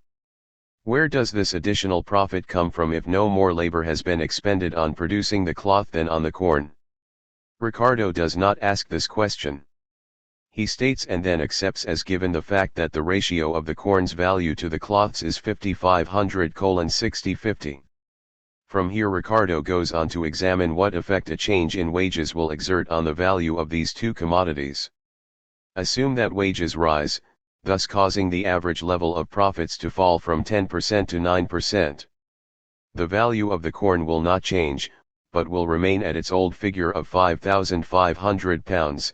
Whatever the fall in the farmer's profits, his total wage bill will increase by the same amount, so that the sum of wages plus profit will still be equal to £5,500. Similarly, the sum of cloth maker B's circulating capital, i.e., his workers' wages, plus the profit derived from it is unchanged to £5,500. What does alter is the additional profit on his £5,500 of fixed capital. Previously he had added on 10%, £550, thus making his cloth worth £5,500 plus £550, i.e., £6,050. Now he charges only 9%, £495, so that the price of the cloth becomes £5,500 plus £495, i.e., £5,995. The ratio of the value of the corn to the value of the cloth, which before had stood at 5,500:6,050, stands now at 5,500:5,995. Consequently, a rise in wages, or, what is the same thing, a fall in profits, lowers the relative value of those commodities being produced using fixed capital, or using a larger amount of fixed capital. The reason for this is that the price of these commodities contains an additional amount of profit charged on the fixed capital which declines with the fall in the rate of profit. The example we have unlaced poses the investigator not only with the problem of how changes in wages affect the value of different commodities, but also with the much more profound and basic problem of how to reconcile the law of labor value with the law of the equalization of the rate of profit on capital. We saw that prior to there being any change in wages and completely independent of this change, the value of corn stood to the value of cloth in the ratio of 5,550:6,050, even though equal quantities of labor had been expended on their production. Here before us we have two commodities, produced with equal quantities of labor, 100 workers, but where the capitals advanced are unequal, 5,500 pounds compared with 10,500 pounds. From the point of view of the theory of labor value, the labor value possessed by the two commodities is equal. From the point of view of the law of an equal rate of profit, the price of the latter commodity must be higher, since it contains a profit on a larger capital. How do we resolve this contradiction? It was to answer this question that Marx constructed his theory of prices of production. According to Marx's theory, in a capitalist economy, with its tendency towards an equalization of the rate of profit, commodities are sold not at their labor values, but at their prices of production, i.e., production costs plus average profit. The total mass of surplus value produced in society is divided up between all of its capitals in proportion to the size of each. If some commodities are sold at prices above their labor value, others are sold at prices below it. A branch of production with a high capital structure receives the average profit, which exceeds the total surplus value that this branch has produced. These additional sums of profit are taken, however, out of the general reserve of surplus value created by all of the branches of production together. Ricardo was not only unable to resolve the problem of prices of production, he could not even pose it in all its scope. True, he understood that with two branches of production having different organic structures of capital, the prices of their products must deviate from their labor values to allow their rates of profit to be equalized. Ricardo started out grasping a firm hold of the idea that the governing tendency within capitalist economy was for profits to be equalized. He had no doubt that cloth must cost more than corn, despite their equal labor values, so that its owner could earn a profit on his larger capital investment. The cloth manufacturer's right to receive a profit corresponding to the size of his capital appeared to Ricardo so natural that the question of where this additional £550 profit, on fixed capital, originated from did not concern him. By assuming an average rate of profit from the very outset, i.e., that commodities sell not at their labor values but at their prices of production, he avoids the basic problem of how the average rate of profit is formed and how labor value is transformed into prices of production. Rather, his attention is focused specifically on the effect that changes in wages have on the relative prices of commodities produced by capitals with unequal organic compositions, independently of alterations in labor value. Ricardo, in establishing that changes in wages and profit do influence the relative values of commodities, acknowledges that here we have a modification or exception to the law of labor value. He consoles himself that this exception is of no great significance. The effect that changes in wages and profit exert on the relative values of commodities is insignificant compared to the impact of changes in the quantity of labor necessary for their production. By analyzing the quantitative changes that take place in the value of commodities, the growth in the productivity of labor preserves its former role as the predominant factor. On this basis, Ricardo considers himself justified in pushing aside his exception and considering all the great variations which take place in the relative value of commodities to be produced by the greater or less quantity of labor which may be required from time to produce them. Exceptions notwithstanding, the law of labor value retains its validity in his eyes, and he subsequently constructs his entire theory of distribution upon it. Although Ricardo continues to hold fast to the law of labor value, the exceptions to it in fact punch a gaping hole in his formulation of the theory of value. To the question, where does the profit on fixed capital come from, Ricardo gives no answer.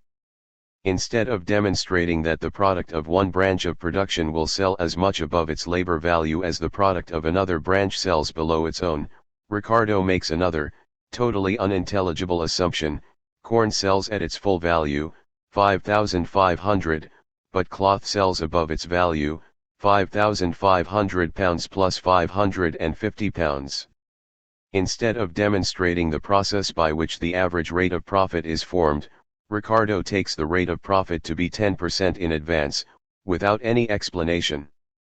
The source of the profit on circulating, variable, capital is the labor value of 5,500 pounds created by the labor of 100 men, it therefore falls with every increase in wages, and vice versa. The sum of wages, circulating capital, plus the profit on circulating capital is assumed to remain steady at 5,500 pounds. The profit on fixed capital is mechanically added to the labor value created by the worker's labor at the defined rate of 10%, that is, a profit of unknown origin equal to 550 pounds, or 10% of the fixed capital, is added to the 5,500 pounds value that the 100 workers have created. This mechanical adding together of the profit on fixed capital and the profit on circulating, variable, capital illustrates clearly the way in which Ricardo had mechanically combined the law of labor value and the law of an equal rate of profit on capital. Ricardo did not abandon the first, but he was unable to make it accord with the second.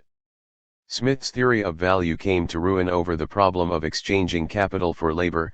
Ricardo's theory, on the other hand, was unable to resolve the problem of how prices of production and an equal rate of profit are formed. Ricardo himself acknowledged that his exceptions had introduced a contradiction into the theory of value.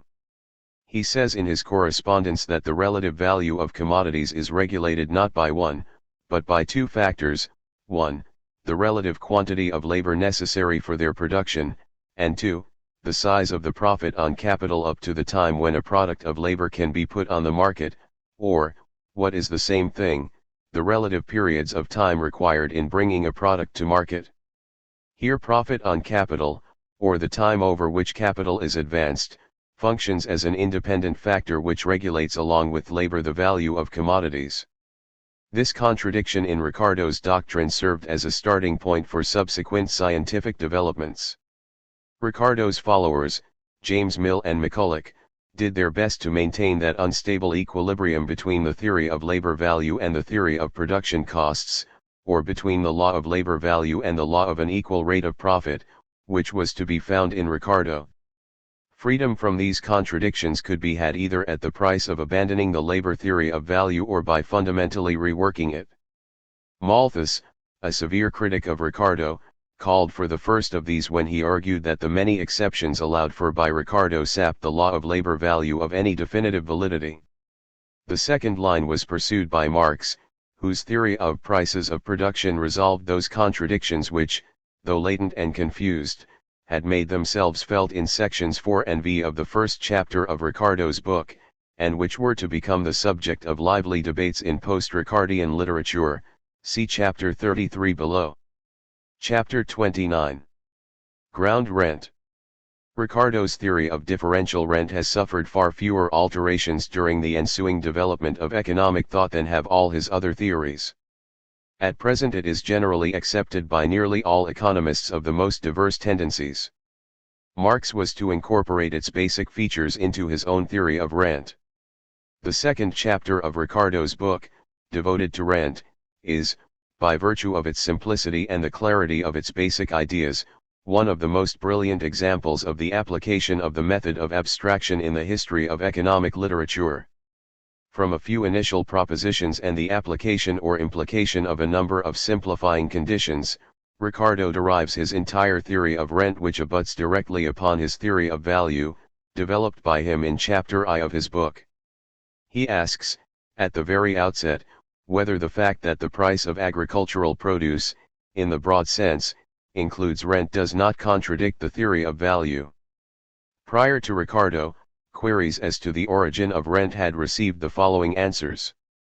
The physiocrats, see chapter 14, had said that rent originates in the superior productivity of agricultural labor which, in collaboration with the forces of nature, yields a net product over and above the produce consumed by the workers themselves. Rent is created by nature. In Smith, see chapter 23, as usual, we find several embryonic solutions to the problem. In the first, he partially takes over the physiocratic idea that rent results from the special productiveness of agricultural, as compared to industrial labor. Secondly, in his idea that profit and rent are both deductions from the value created by the worker's labor, he reduces rent to labor. Finally, there is his idea that the value of the product is defined as the sum of wages, profit, and rent, by virtue of which he opened the way for those theories that attribute the higher value of agricultural produce to the need to pay rent to the proprietor of the land. If taken to its logical conclusion, this last idea turns into a theory that explains rent by the landowner's monopoly status, which results in the sale of agricultural products at prices which exceed their value by the amount of the rent. Thus, from the point of view of the physiocrats, rent is an in natura surplus of products over and above those consumed by the workers. According to the monopoly theory, rent is an increment added onto the price of the agricultural product, which is then sold above its value. The first solution tears the theory of rent from the theory of value, the second sees rent as an exception to the principle of labor value. Ricardo's theory was directed against both these viewpoints. As an objection to the physiocrats, he points out that the exceptional productivity of agricultural labor, assuming that it actually exists, is accompanied by a rise in the number of use values or in natura produce, and hence ought to result in a decline, and not a rise in their exchange value. The source of rent must be sought not in the surplus of products in natura, but in their greater exchange value, which to the contrary, arises from the difficulty of producing them. Ricardo shifts the entire problem out of the sphere of use value and into that of exchange value. When land is most abundant, when most productive, and most fertile, it yields no rent, and it is only when its powers decay, and less is yielded in return for labor, that a share of the original produce of the more fertile portions is set apart for rent. Hence we have Ricardo's first thesis: rent comes not from the special productivity of agriculture, but on the contrary, results from the deterioration of the conditions under which labor is applied, or the transfer of production from superior land to land of poorer quality. The value of corn is determined by the quantity of labor expended to produce it on the worst land. Rent is the difference between the value of this corn, its socially necessary or market value, to use Marx's terminology, and the individual value of a given bushel of corn produced on land of prime quality. This rent is called, therefore, differential rent, and arises where expenditures of labor have different productivities, either by virtue of being made on pieces of land of unequal fertility, rent of fertility, or at different distances from a common market, rent of distance, or by having been successively applied to one and the same plot of land, rent of intensity. The theory that rent is the margin between the individual value and the socially necessary value of products links the theory of rent immediately and inseparably to the theory of value, making the phenomena of rent akin to other economic phenomena, especially to differential profit, or super-profit. The latter accrues to those capitalist entrepreneurs who carry out production using new improvements, particularly new methods of production, etc. The difference between super-profit and rent is as follows: 1. Super-profit is a temporary phenomenon, which disappears as soon as the improvement in question becomes universally applied and thus lowers the product's socially necessary value, whereas differential rent, because it depends on permanent differences in the fertility or location of plots of land or in the productivity of successive expenditures of labor, is constant. 2. Super-profit is earned by the capitalist, whereas rent goes to the landlord. Let us consider this point further. Why is it that the super-profit which the farmer receives from employing more advanced machinery stays in his pocket, while the super-profit accruing from the greater fertility of the land he is cultivating has to be paid over to the landlord and turned into rent? Should a portion of this rent remain with the farmer, he would be receiving a super-profit, i.e., a profit greater than the average rate of profit, solely by virtue of the fact that he is producing on a plot of land that is more fertile. In this case all other farmers would want to lease this plot, upping what they would pay as rent until the entire super-profit, the rent, was passing into the hands of the landowner and the farmer was left with only an average rate of profit. Thus, to explain why the whole of the differential rent is transferred to the landlord, Ricardo puts forward a second premise which states that there are sufficient capitals in the country looking to invest in agriculture wherever they can be assured of receiving the average rate of profit. Rent, therefore, is received not because the price of corn exceeds its value, but because the value of the particular corn in question is below the socially necessary value.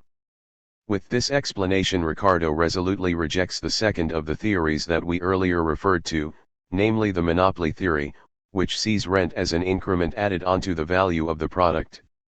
The reason then, why raw produce rises in comparative value, is because more labor is employed in the production of the last portion obtained, and not because a rent is paid to the landlord.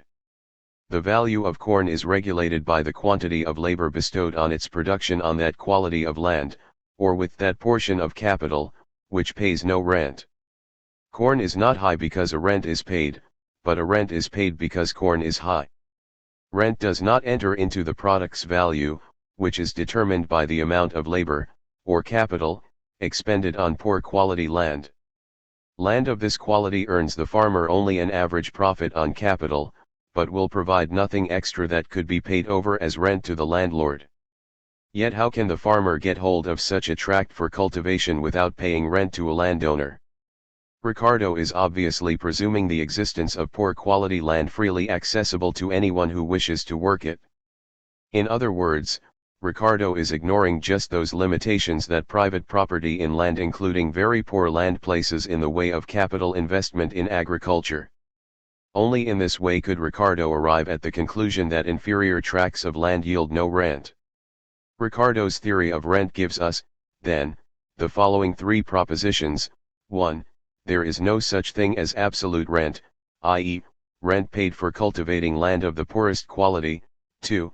The only rent that exists is differential rent, which equals the difference between individual and socially necessary expenditures of labor, or capital, and arises because farmers are gradually bringing land of increasingly inferior quality under cultivation. 3. The whole of the differential rent goes to the landowner. Ricardo's first thesis, as we will see, is wrong and needs correction. His doctrine of differential rent is on the whole correct. It is still true that the theory of differential rent as Ricardo developed it contains a number of non-essential elements that need to be expunged. Ricardo had tied his theory of rent to the mistaken idea that, because farmers would be tilling land of poorer and poorer quality, the quantity of labor needed to produce a bushel of corn would go up and there would be an inevitable and progressive rise in the price of corn. Indeed, Ricardo does acknowledge that progress in agricultural technology reduces the quantity of labor required to produce corn, but it is his opinion that these technical advances can only momentarily retard or attenuate the operation of this so-called law of diminishing fertility of the soil and not abolish it. Ricardo's erroneous idea that technical progress in agriculture tended in a direction opposite to that of industrial development was simply a theoretical reflection of fortuitous economic phenomena that temporarily appeared in England at the beginning of the 19th century. English industry in Ricardo's time was marked by the rapid introduction of machine production and the cheapening of commodities. In his theory of value, Ricardo generalized this phenomenon. He was convinced that alterations in the quantity of labor necessary to produce commodities are of daily occurrence. Every improvement in machinery, in tools, in buildings, in raising the raw material, saves labor and enables us to produce the commodity to which the improvement is applied with more facility, and consequently its value alters. Industry develops in an atmosphere of non-stop technical progress, growth in the productivity of labor, and cheapening of products. Agriculture develops in a different direction, and here again Ricardo is generalizing from the previously described features of early 19th century English agriculture, the tillage of new land of poorer quality, the rising costs of producing corn, and an awesome rise in corn prices. These were the historically transient conditions of English agriculture during the period 1770 to 1815, but Ricardo in effect incorporated them in toto into his theoretical conceptions. According to Ricardo, agriculture develops under the inexorable necessity to move from better land to inferior, with a rise in the quantity of labor needed to produce a bushel of corn on land of decreasing quality. Ricardo's famous law of diminishing fertility of the soil was formulated, and this was also done by his contemporaries, West and Malthus, as a hurried and mistaken generalization of the temporary phenomena that he was witnessing. Because of the operation of this law, corn has a tendency to become dearer from the greater difficulty of producing it. The development of labor productivity in industry and agriculture is subordinated to different laws, the result of which is that the values of industrial and agricultural products move in opposite directions, manufactured commodities always falling, and raw produce always rising, with the progress of society. Ricardo moves on from here to draw a number of conclusions as to how society's revenue will be distributed between its different classes. With the price of corn constantly rising, money wages will grow, although real wages will remain unchanged. The growth of money wages and the rise, both real and monetary, of rent create a tendency for the rate of profit to fall. The lion's share of the benefits of economic progress go to the landlords, to the detriment of the capitalists, and to a lesser extent of the workers as well. Thus, in terms of the distribution of society's revenue, the tendencies that Ricardo depicts are these: first, a colossal rise in the price of corn and ground rent; second, an increase in money wages while real wages remain stationary or even fall; and third, a declining rate of profit. This will be discussed further in the next chapter. This entire theory of distribution proceeds from the assumption that corn prices will inevitably rise owing to the operation of the law of diminishing fertility of the soil. Every one of these conclusions is premised on a precipitous generalization of a few facts taken from the history of English agriculture at the start of the 19th century. In the first place, it is historically incorrect that the best land was always cultivated before inferior areas. Carey shows, using historical examples, that farmers frequently began by cultivating land that was poorer in quality but more easily accessible, and started the cultivation of higher quality land only later. See the chapter on Carey and Bastiat in part 5 below. Secondly, and this is Ricardo's decisive mistake, it is untrue that a gradual transition to cultivating inferior land inevitably leads to a progressive rise in the price of corn. Once new technical improvements are introduced, corn can be produced on inferior land at a lower production cost than it could previously on land of better quality. The brilliant successes of agricultural technology in the mid-19th century progressively lowered the outlays of labor and capital required to produce a unit of corn and overthrew the pessimistic forebodings of Ricardo and Malthus. Thirdly, it is incorrect that rent only rises when there is a rise in the price of corn. If the difference in productivity of expenditures made on different land widens and the number of bushels of corn harvested per acre increases, rent can go up even if the price of corn falls. No less mistaken was Ricardo's attempt to explain the falling rate of profit on the basis of a rise in the price of corn. Its explanation in fact lies in the rising organic composition of capital. See next chapter.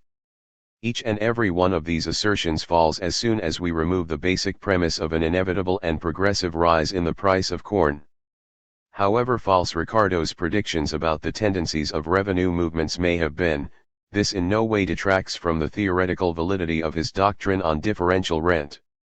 Let us accept that Ricardo was historically inaccurate when he maintained that farmers always begin by cultivating the best lands and only later shift to poorer ones.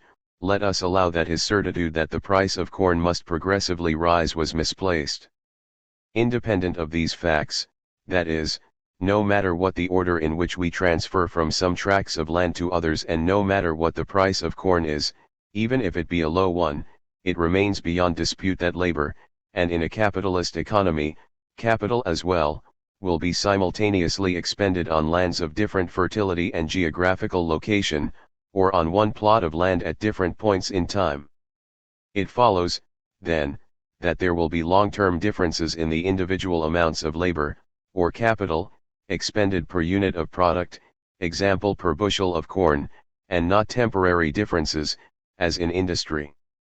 Given that in a commodity economy products are exchanged according to their socially necessary expenditures, Producers operating under more favorable conditions will inevitably receive from the sale of agricultural produce a surplus quantum of value over and above costs of production and the average profit on capital, i.e., over and above their prices of production.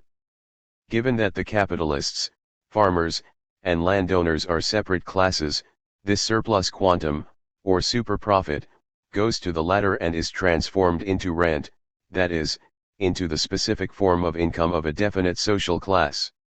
Thus, for all the corrections that have to be made in Ricardo's theory of differential rent, it remains on the whole fully valid.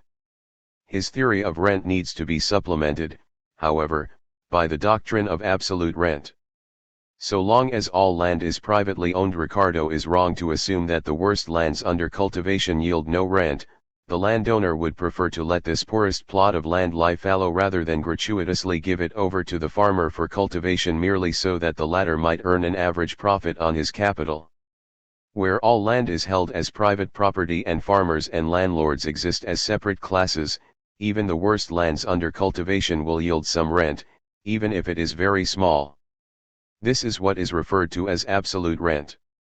The best lands will yield both absolute rent and a differential rent, the size of the latter depending on the quality of the land in question, that is, on its fertility or its proximity to a market. Development of the theory of absolute rent belongs to Rodbertus and to Marx. Chapter 30. Wages and Profit. Although Ricardo's doctrine on wages was to gain wide currency under the title The Iron Law of Wages, given it by Lassalle, from a theoretical standpoint it is one of the weakest and least satisfactory parts of his system. Worst of all, Ricardo, and this is in accord with his general method, paid no regard to the qualitative or social side of wages. Under what socio-economic conditions do wages arise, what relationships between social classes do they presume, on the basis of what laws does the exchange of wages for labor power take place? Ricardo asks none of these questions. Because he fails to distinguish labor power from labor, he is unable to explain how it is that labor, i.e., labor power, possesses less value than the value that it creates. To explain this, Ricardo would have had to differentiate the social characteristics of labor as a commodity, i.e., the labor of the wage worker, or labor power, from the social characteristics of the labor that creates the commodity, i.e., the labor of the commodity producer.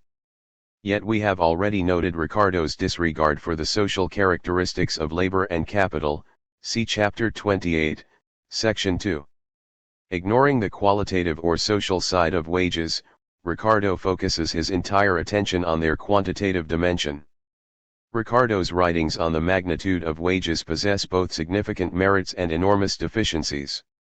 Their greatest merit is that Ricardo persistently strives to define wages as a magnitude that is precisely fixed. Ricardo rejects the superficial explanation of the level of wages in terms of the relationship between the supply of, and demand for labor, an explanation that we have already encountered in Smith and which was developed in the 1830s by the proponents of the wages fund theory, see Chapter 23 and the chapter below on the wages fund. In Ricardo's view, demand and supply influence only the market price of labor, i.e., the price which is really paid for it, from the natural operation of the proportion of the supply to the demand. However much the market price of labor may deviate from its natural price, it has, like commodities, a tendency to conform to it.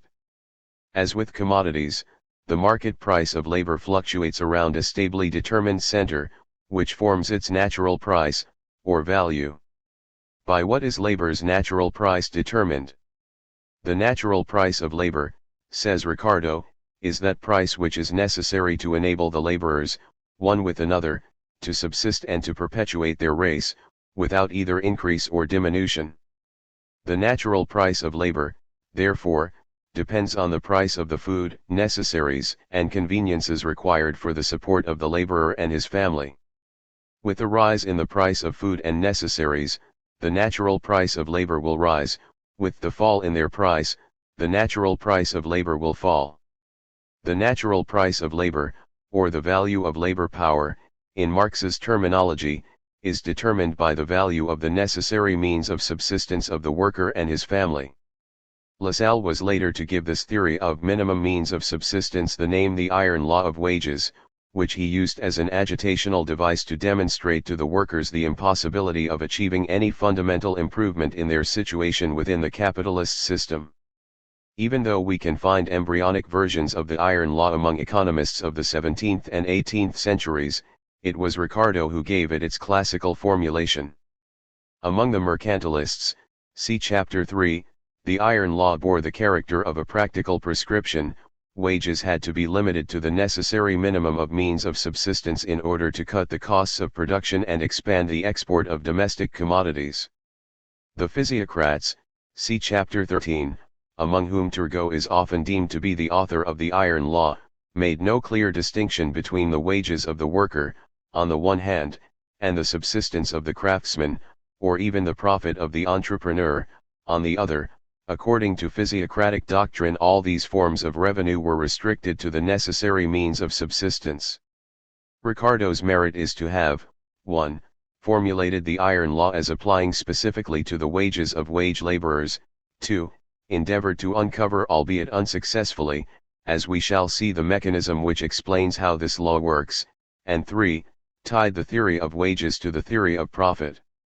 For all its failings, Ricardo's theory of wages has enormous advantages over the theory of supply and demand, as formulated by Smith, where it intermingles with the theory of means of subsistence, Malthus, and proponents of the wages fund. As we know, we can find among economists two variants of the means of subsistence theory. One is the theory of a physiological minimum, the other a theory of a cultural minimum. Proponents of the former say that workers' wages are confined to the sum total of means of subsistence physiologically needed to sustain the worker and his family. Partisans of the second theory justifiably extend the concept of a minimum of means of subsistence to include all those means needed to maintain the worker at his customary standard of living in conformity with the social and cultural conditions of a given population during a particular historical period. At first glance, Ricardo seems to be closer to the broader and more flexible formulation of a cultural minimum. He grasps that the natural price of labor varies at different times in the same country, and very materially differs in different countries. It essentially depends on the habits and customs of the people. Further on, however, he usually forgets these qualifications and comes close, when substantiating the iron law, to a physiological minimum theory. How does Ricardo substantiate his iron law? In other words, how does he account for the fact that wages will gravitate towards a level which corresponds to the value of the worker's necessary means of subsistence? In Ricardo's view, the mechanism which keeps the market price of labor from straying very far or for very long from its natural price is changes in the population level.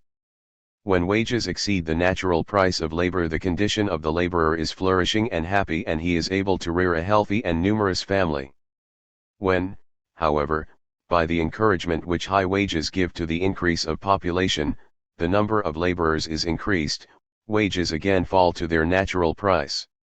They cannot fall below that level for very long, for if they did, the workers would be deprived of their essential means of subsistence, privations reduce their number, and wages would again go up. The workers' rapid multiplication prevents wages from rising for any length of time above the natural price of labor. When they multiply slowly or die off, this keeps wages from falling for too long below it. If, because of ensuing deprivations, a drop in wages below the natural price of labor causes the number of workers to be reduced, it is obvious that the natural price of labor includes only that aggregate of means of subsistence as is unconditionally needed to keep the worker and his family alive. Here Ricardo's teaching comes close to the physiological minimum theory. Ricardo thus substantiates his iron law of wages by having recourse to the unvarying, biological law of human reproduction formulated by Malthus.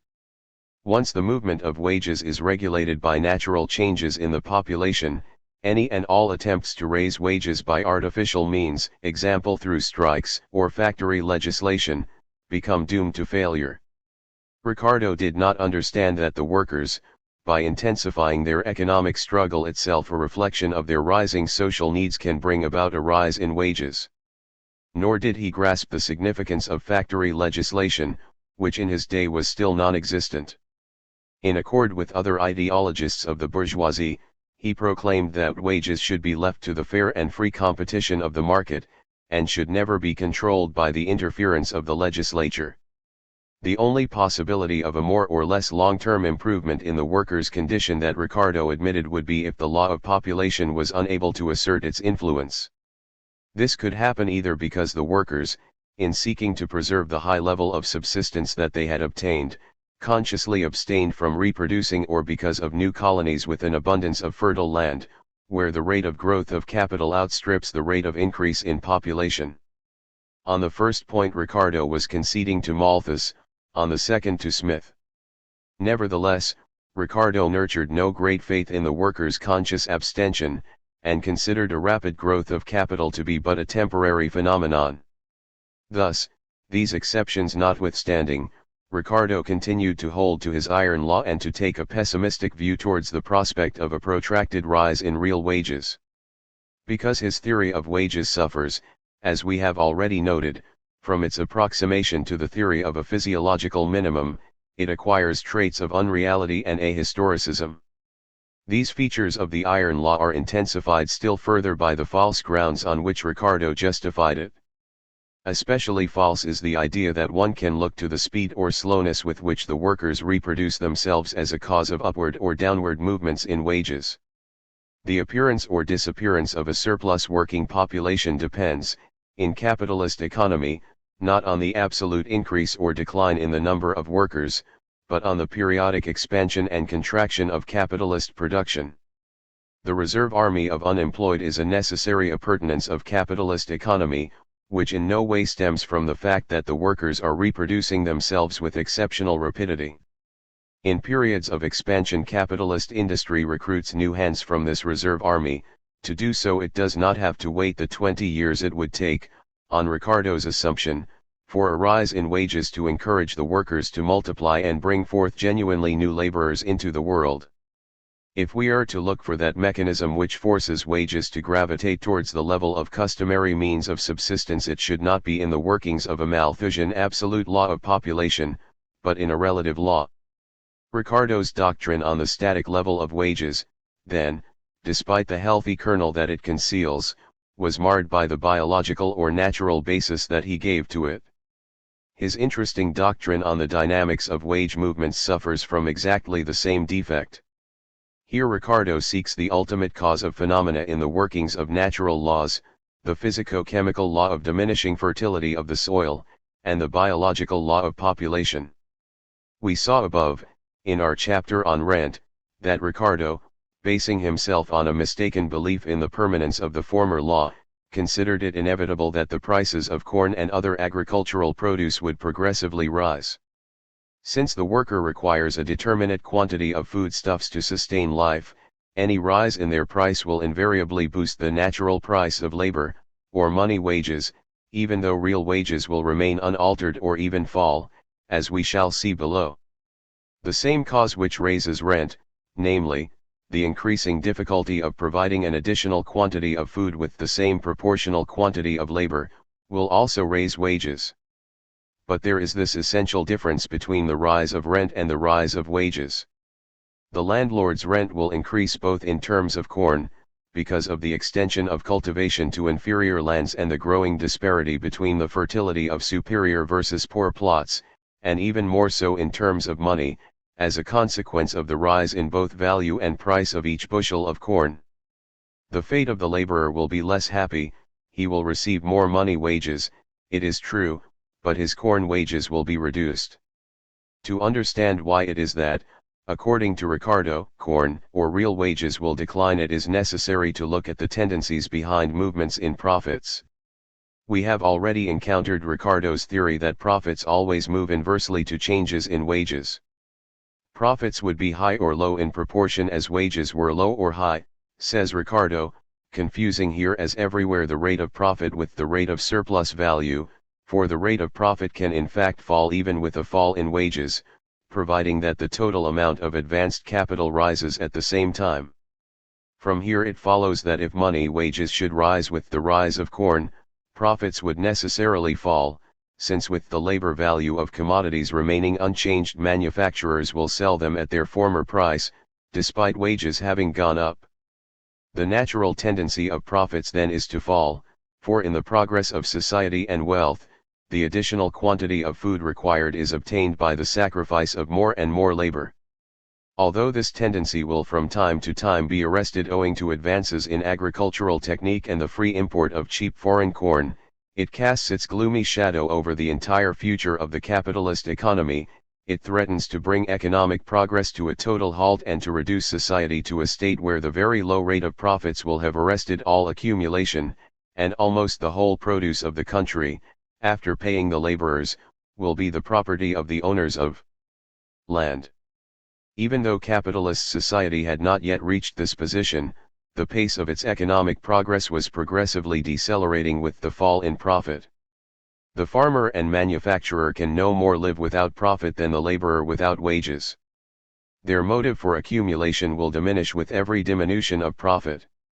Thus the natural law of diminishing fertility of the soil results in a slowdown in the rate of capital accumulation.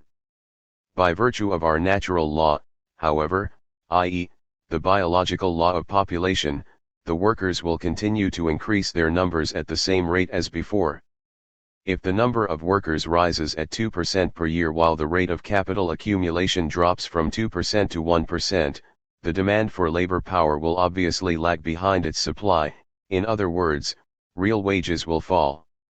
Admittedly, instead of the money wages of labor falling, they would rise, but they would not rise sufficiently to enable the laborer to purchase as many comforts and necessaries as he did before the rise in the price of those commodities. The condition of the laborer will generally decline, and that of the landlord will always be improved. These, then, were the pessimistic conclusions that Ricardo's theoretical arguments led him to, and which seemed completely confirmed by the desperate state of the workers at the start of the 19th century. Because of these dismal conclusions, economists of the historical ethical school upbraided Ricardo for being indifferent to the fate of the working class. The rebuke was highly unjust. Ricardo, with supreme scientific conscientiousness and theoretical intrepidity, was merely revealing what appeared to him as the tendencies inevitably inherent in capitalist economy. Now, 100 years after the appearance of Ricardo's work, it is easy to prove that he was wrong in his assessment of these tendencies. The decreasing fertility of the soil, the rising price of corn, the growth of money wages, a fall in profit, the decelerating tempo of capital accumulation, a fall off in the demand for labor, and a decline in real wages, such was the chain of cause and effect that Ricardo had depicted. Many of the links in this logical chain proved weak. The rise in labor productivity and the enormous advances made in technology and agronomy showed his idea of an inevitable and progressive rise in the value of corn to be wrong. Not only money wages, but real wages, too, rose as a result of rising social needs and the greater social might of the working class, both factors that had been of little import in Ricardo's day. The growth in the productivity of labor outstripped the rise in real wages, and as a result relative surplus value, which Ricardo called profit, increased, rather than fell. In spite of this, the rate of profit fell because of the rising organic composition of capital, i.e., precisely because labor productivity rose instead of dropping. In its details, Ricardo's effort to explain how the revenues of the different social classes moved proved to be incorrect. Yet this in no way obviates the immense value of the Ricardian theory of distribution, which marked an entire epoch in the history of our science. Ricardo was the first to have posed the problem of distribution in all its breadth and to have made it the focal point of his investigation. To determine the laws which regulate this distribution, is the principal problem in political economy, he writes in the preface to his Principles. In a letter to Malthus, Ricardo counterposes his own conception of political economy as the science concerned with the laws of distribution of products between classes, to the conception of Malthus, which sees political economy as the science of the nature and causes of wealth. While Smith's chapters on distribution remain a collection of disparate facts and observations, Ricardo presents a complete and theoretically reasoned picture of the interdependencies and movements of incomes, which he has constructed upon a single principle. This principle is the principle of labor value. In Smith, the theory of value and the theory of distribution remain logically separated. He constantly fluctuates between two viewpoints, sometimes making value his starting point, at other times revenue. Though Ricardo did in one letter express the view that a resolution of the grand problems of political economy, rent, wages, and profit were not necessarily tied to the theory of value, he in fact based his entire investigation on the principle of labor value, upon which he then built his theory of distribution. Ricardo's second great merit is to have given primacy to the problem of the relative shares of the different social classes in the value of the product, rather than to the distribution between them of absolute shares in the in natura product, the predominant vantage point found in Smith and in part carried over by Ricardo.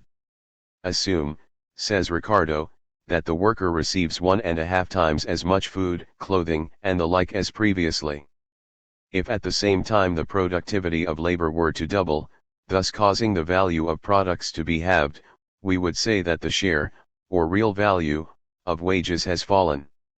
Even though the worker now obtains a greater number of products in natura, his relative share in the value of the social product has declined.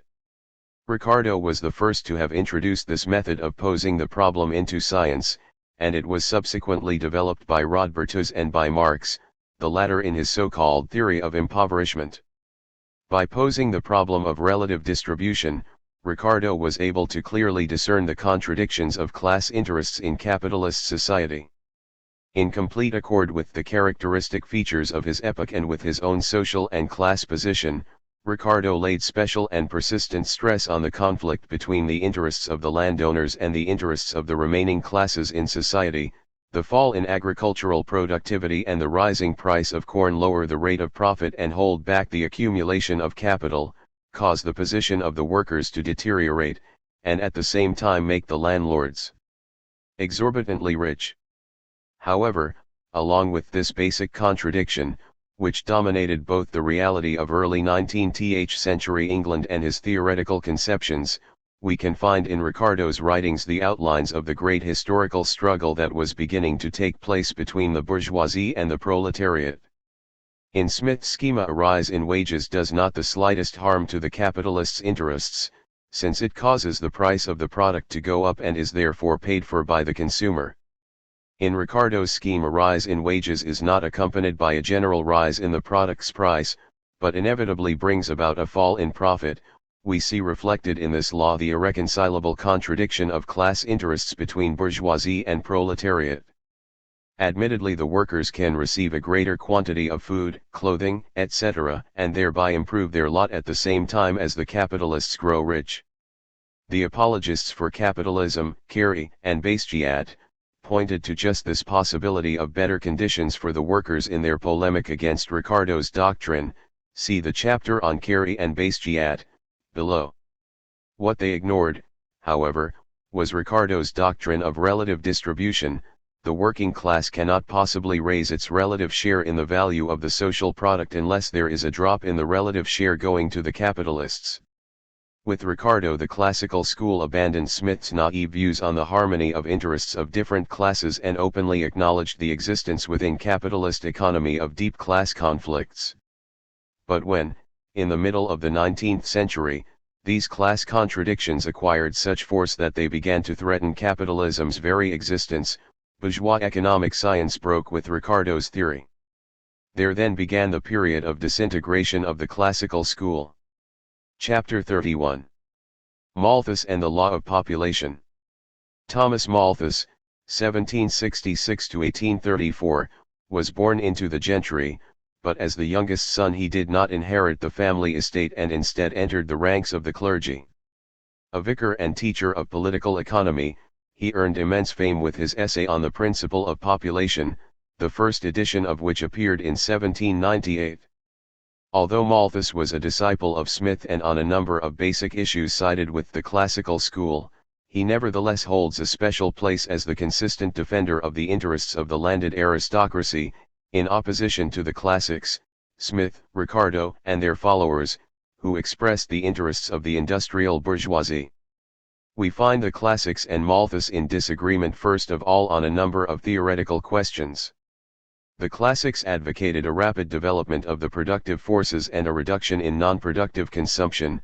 Malthus considers non-productive consumption, and hence also the existence of the landed aristocracy and their household servants, to be essential. For the classics, Ricardo, James Mill, say, the possibility of a generalized overproduction of commodities is inconceivable. On this see the chapter on Sismondi, below. Malthus argues that generalized crises are possible. On practical matters, the issue which provoked the greatest controversy between Malthus and the classics was that of the import duties on corn. The classics steadfastly demanded their repeal, Malthus defended them as essential. On the other hand, Malthus, along with many other representatives of the English aristocracy of that era, took a more sympathetic attitude towards the rudiments of factory legislation, opposed by the liberal economists of the classical school, who protested against the state power meddling in relations between capitalists and workers. Yet if England's landed aristocracy and industrial bourgeoisie waged a bitter struggle against one another during the first half of the 19th century, there was still a wide range of issues over which the two possessing classes shared a community of interest.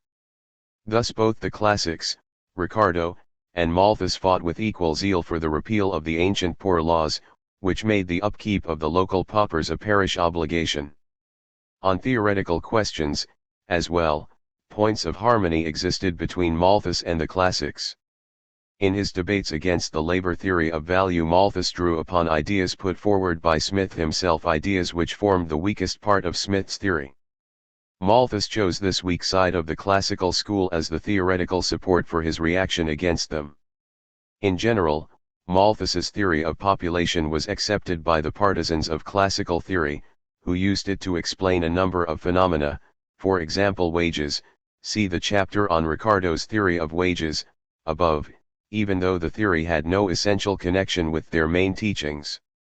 Malthus's first work on population was a reaction against the bourgeois enlightenment and the socio-political radicalism which closed the 18th century.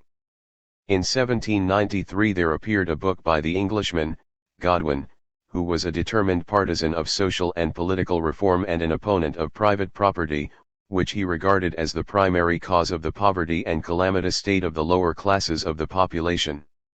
Godwin had hoped that a reform of social institutions would open up to humanity the possibility of an unlimited improvement and betterment of their lives, an idea being developed at the same time in France by Condorcet. Malthus's essay on population was a reply to Godwin.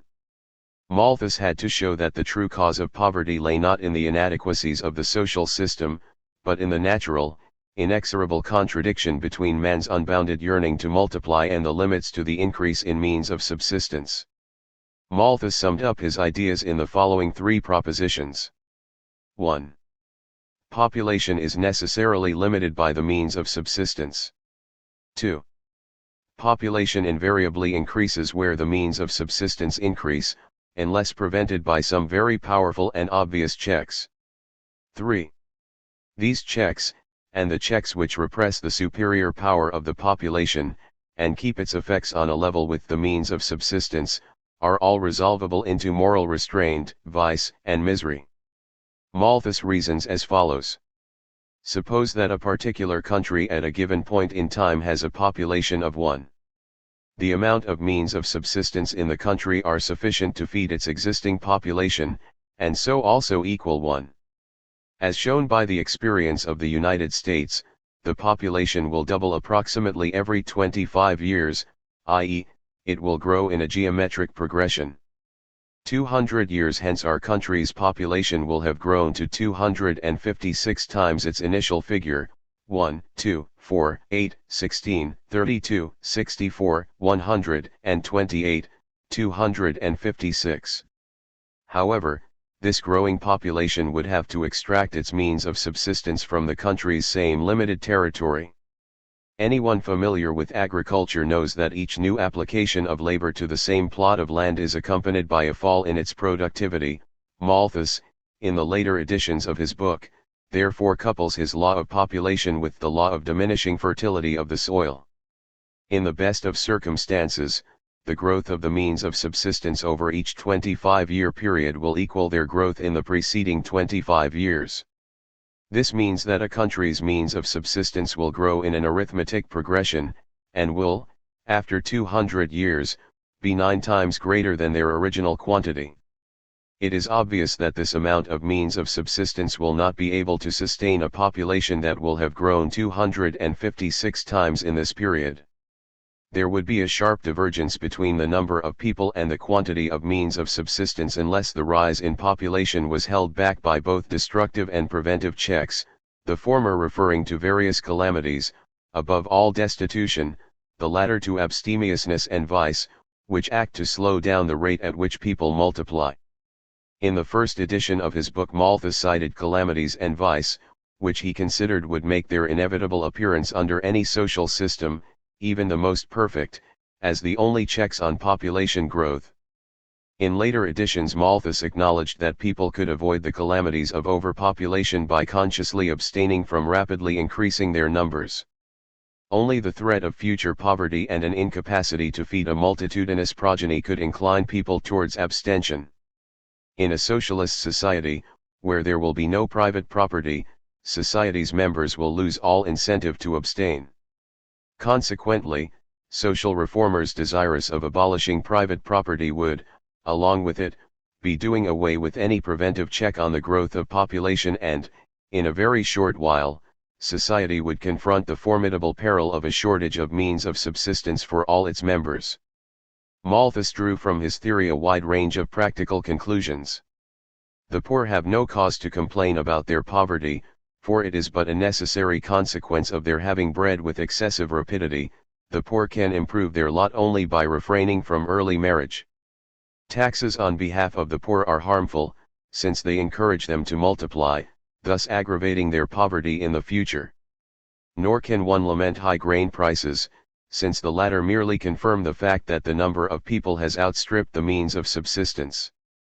Tariffs on imported corn and high corn prices are beneficial because they stimulate agriculture and thereby increase the amount of means of subsistence. Malthus's theory of population engendered an enormous literature. It was the object of bitter debate, was argued out from economic, religious, and other points of view, and laid the foundation for an entire school, called Malthusianism. In the 1870s this school, under the title of Neo-Malthusianism, met with great success. If the old Malthusianism had been harsh in its hostility towards the working class and in deeming the poor as the sole culprits for overpopulation, Neo-Malthusianism toned down the reactionary character of its doctrine. In addition, it did not, as had the earlier Malthusianism, propound abstention, but rather the artificial reduction of childbirths through the use of preventive measures. From the 1880s onwards, Neo-Malthusianism fell into rapid decline, due first of all to the impact of a sharp fall in corn prices. The Malthusians had seen the high price of corn as proof that there was a shortage of means of subsistence compared to the size of the population, and, secondly, to the drop in the birth rate of the European countries that resulted from their rapid industrialization and the growth of their urban populations. By the end of the 19th century there was no longer any fear of absolute overpopulation. On the contrary, anxious voices pointed to the danger of a population decline. Malthus's enormous popularity and the lively interest in his theory amongst the general public is due not to its theoretical significance, but to its attempt to tackle the topical problems of population, poverty, childbearing, etc. Even though Malthus's ardent admirers have up to this very day been prepared to proclaim his a work of genius, its theoretical achievements have in fact been far inferior to the influence it has exerted. The substance of Malthus's theory can be reduced to the following propositions.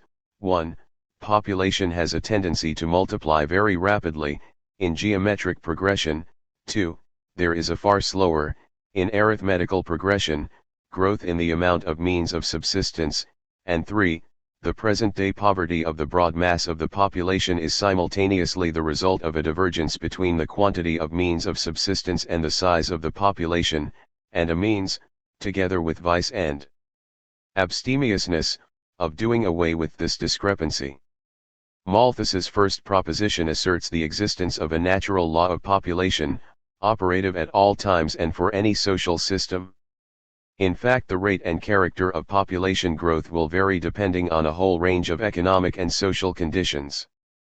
There are a number of social conditions under which the population exhibits a tendency towards very slow multiplication, example in contemporary France and to a lesser extent over Europe as a whole from the end of the 19th century, which lags far behind the increase in means of subsistence. Malthus's second thesis is even weaker. It is true that many scholars will say that one ought not take Malthus's words about an arithmetical progression literally. Even so, the onus is on Malthus to show that the means of subsistence cannot expand as fast as the population.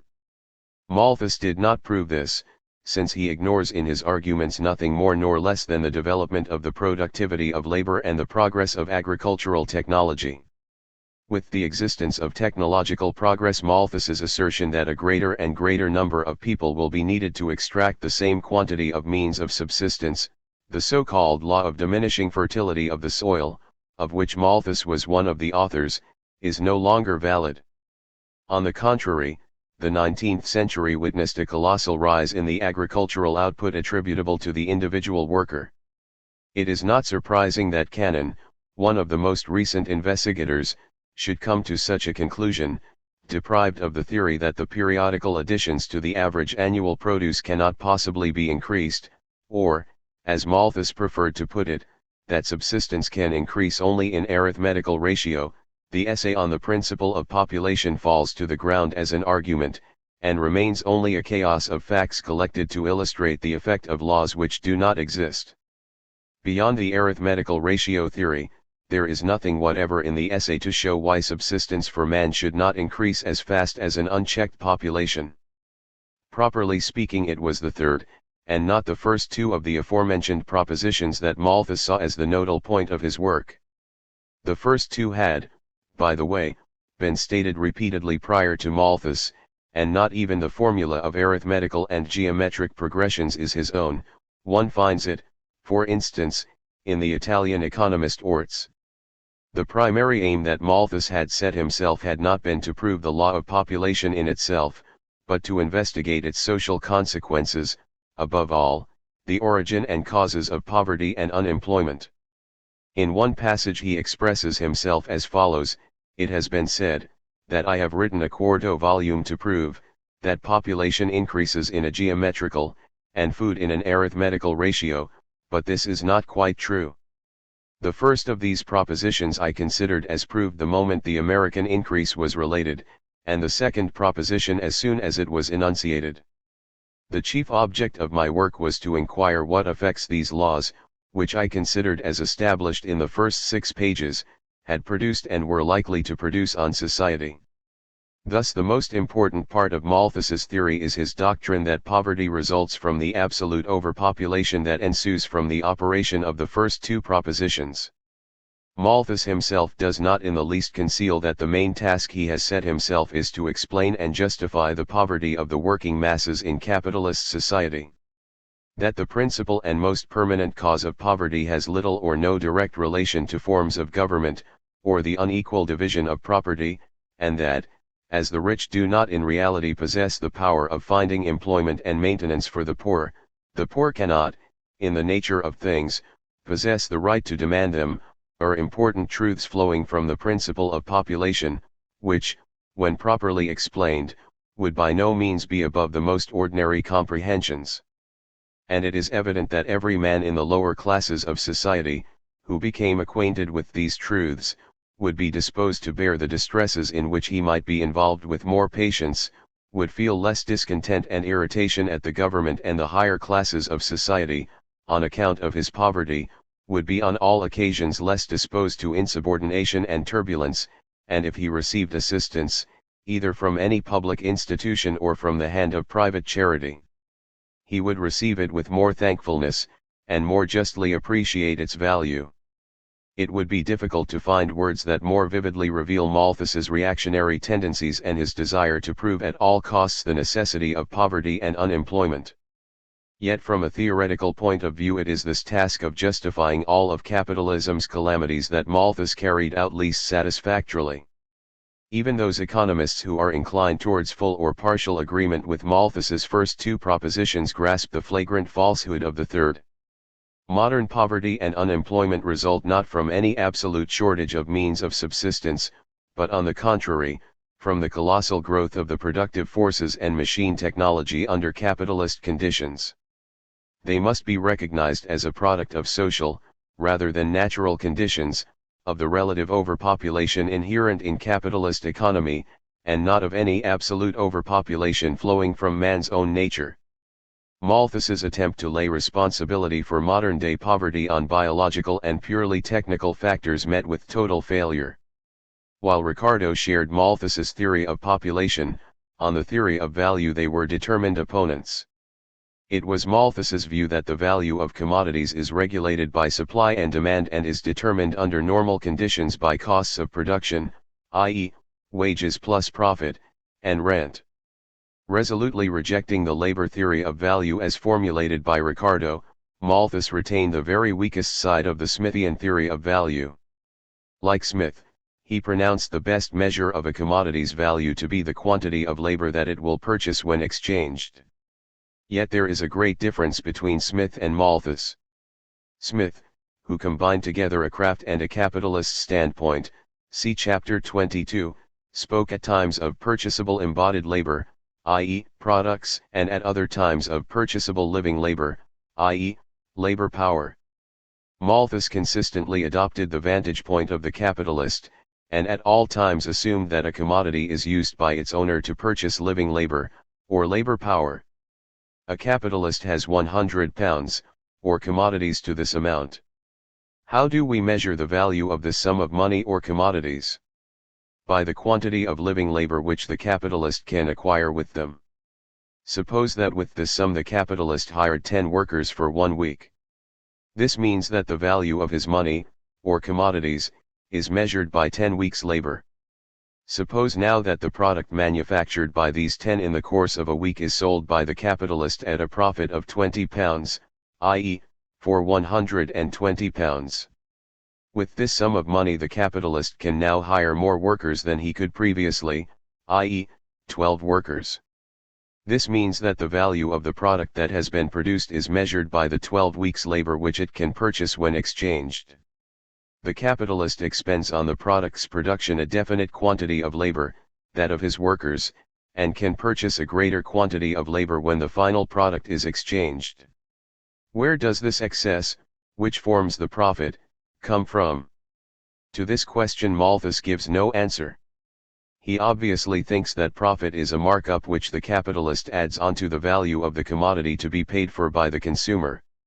In this fashion Malthus is taking a step backwards, to the outmoded mercantilist conceptions of profit upon alienation. In any case, who are these consumers who pay more for commodities than their value? The workers are able to purchase only a portion of the commodities produced by their labor since the price of these commodities, 120 pounds, is greater than the total wages they have received 100 pounds. Similarly the capitalists, who aspire if possible to bring down their own personal consumption with the aim of accumulating capital, cannot consume the whole of the surplus product. The total product that has been produced cannot be realized without the aid of purchasers, third persons who can be none other than landlords, state officials, etc. Thus Malthus arrives at his theory of markets and his doctrine of the usefulness of the non-productive consumer. While the aim set for the economy by the classical school is one of unlimited growth of production, the driving force of which is the class of industrial capitalists, Malthus defends the necessary existence of unproductive classes, the landed aristocracy, the bureaucracy, the clergy, etc. These unproductive classes merely purchase products, but do not sell, they consume but do not produce. In so doing they bring into harmony production and consumption, supply and demand, and save the economy from permanent crises of overproduction. The classics considered that general production could not possibly proceed on a basis where each producer is also the consumer of the sum total of his own output. On this question Malthus stands, formally speaking, on firmer terrain by establishing that unlimited capital accumulation and growth of production can lead to crises. In the debate over markets and crises, Ricardo and Say were arrayed on the one side and Malthus and Sismondi on the other, see chapter 37 on Sismondi, below. Yet the essence of Malthus's argument here is extremely weak and turns on the idea that capitalists and workers are incapable of consuming the entire product, a portion of which has to be sold to unproductive classes. On this Malthus says the following. With regard to the capitalists, they have certainly the power of consuming their profits, or the revenue which they make by the employment of their capitals, and if they were to consume it, there might be little occasion for unproductive consumers. But such consumption is not consistent with the actual habits of the generality of capitalists. The great object of their lives is to save a fortune, both because it is their duty to make a provision for their families, and because they cannot spend an income with so much comfort to themselves, while they are obliged perhaps to attend a counting house for 7 or 8 hours a day. There must therefore be a considerable class of persons who have both the will and power to consume more material wealth than they produce, or the mercantile classes could not continue profitably to produce so much more than they consume. In this class the landlords no doubt stand preeminent. And with regard to workmen, it must be allowed that, if they possess the will, they have not the power. But as a great increase of consumption among the working classes must greatly increase the cost of production, it must lower profits, and diminish or destroy the motive to accumulate, before agriculture, manufactures, and commerce have reached any considerable degree of prosperity. If each laborer were actually to consume double the quantity of corn which he does at present, such a demand, instead of giving a stimulus to wealth, would unquestionably throw a great quantity of land out of cultivation, and greatly diminish both internal and external commerce. Malthus did not grasp that the capitalists, who indeed cannot put their entire surplus value towards personal consumption, nevertheless prefer not to sell it to landlords, but to accumulate it in the form of new machines, factories, etc., so as to expand production. The partisans of the industrial bourgeoisie considered Malthus's salutary methods highly unsuitable. One Ricardian objected to Malthus in the following terms. We are continually puzzled, in his speculations, between the object of increasing production and that of checking it. When a man is in want of a demand, does Mr. Malthus recommend him to pay some other person to take off his goods? The clash between Malthus and his opponents graphically reflected the struggle between the landed aristocracy and the chimerical industrial bourgeoisie, a struggle which occupied the whole of England's history during the first half of the 19th century. Chapter 32. The beginning of vulgar economy. Say. The classical school studied the social forms of things, value, wages, profit, rent, without clearly realizing that these are nothing else but an expression of the social relations of production between people. Hence the duality in the classical school's conclusions. Inasmuch as they were studying the social forms of things, as distinct from the things themselves, example the value of the product as distinct from the product itself as a use value, they regarded them as the result of human labor, even though without any clear awareness of the social form in which labor was organized, and in this manner also of human society. From this labor point of view the classical economists reduced wages, profit, and rent to value, and value to labor. They found in labor the deeply hidden basis of all economic phenomena and, with their labor theory of value, they laid the foundations of political economy as a social science. On the other hand, inasmuch as the classical economists studied the social forms of things, they were inclined to seek their origin in the natural or material technical properties of the things themselves. To them it seemed perfectly natural that means of production, machinery, etc., should have the social form of capital. It seemed no less natural that capital ought to bear a profit. From here it was easy to reach the conclusion that capital in its material technical form, machinery, etc., creates the profit that accrues to its owner. Such views were in total harmony with the commonplace, vulgar ideas that reigned within entrepreneurial circles and amongst the general public, which confined itself to the superficial observation of economic phenomena. The duality between the labor and vulgar points of view had left its imprint on Smith's system. Wherever Smith was attempting to employ a theoretical analysis to uncover the motive causes of economic phenomena, he identified labor as the source of value and looked upon value as the primary magnitude, which is then resolved into wages, profit, and rent. Wherever, on the other hand, Smith confined himself to describing economic phenomena as they presented themselves to superficial observation, he saw value as the result of adding together wages and profit, and rent, the sizes of which were in turn determined by the law of supply and demand. The first point of view led Smith to the labor theory of value, the latter to a vulgar theory of production costs, which rested ultimately on the theory of supply and demand. Ricardo developed the most valuable side of Smith's doctrine, its labor point of view. He consistently adhered to the labor theory of value and made it the foundation for his theory of distribution. Nevertheless, even in the improved version formulated by Ricardo, the labor theory of value found itself in contradiction with the basic fact of capitalist economy, namely that commodities are sold at prices equal to production costs plus average profit. Ricardo's opponents availed themselves of this contradiction. They proposed to completely discard the labor theory of value and to confine themselves to the vulgar theory of costs of production, which merely generalizes the everyday outlook of the capitalist entrepreneur. The entrepreneur reckons that the price of his commodity must at the very least compensate him for all of his outlays on production, the hire of workers and constant capital, plus earn an average profit. Generalizing these views, the vulgar economist says, the value of a commodity is determined by its costs of production plus the customary profit on capital. Where this profit, i.e., the surplus quantum over and above production costs, comes from, why it establishes itself at such and such a level, and what determines the size of the costs of production themselves, i.e., the value of the raw materials, machinery, and labor power, are basic questions that earn the attention neither of the entrepreneur, whom they do not in fact concern, nor of the vulgar economist, whose analysis never goes beyond the surface of events. Just as the classical school was taking its first steps, a vulgar current, parallel to the main tendency which Ricardo represented, already began to develop, taking as its support the weak side of Smith's theory.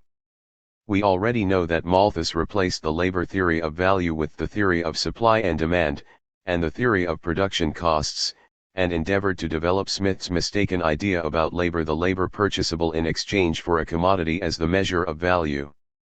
But Malthus's ideas on value were too confused and contradictory to meet with general success. The honor of being the founder of vulgar economy went, therefore, not to him, but to the Frenchman, Jean-Baptiste Say, 1767–1832.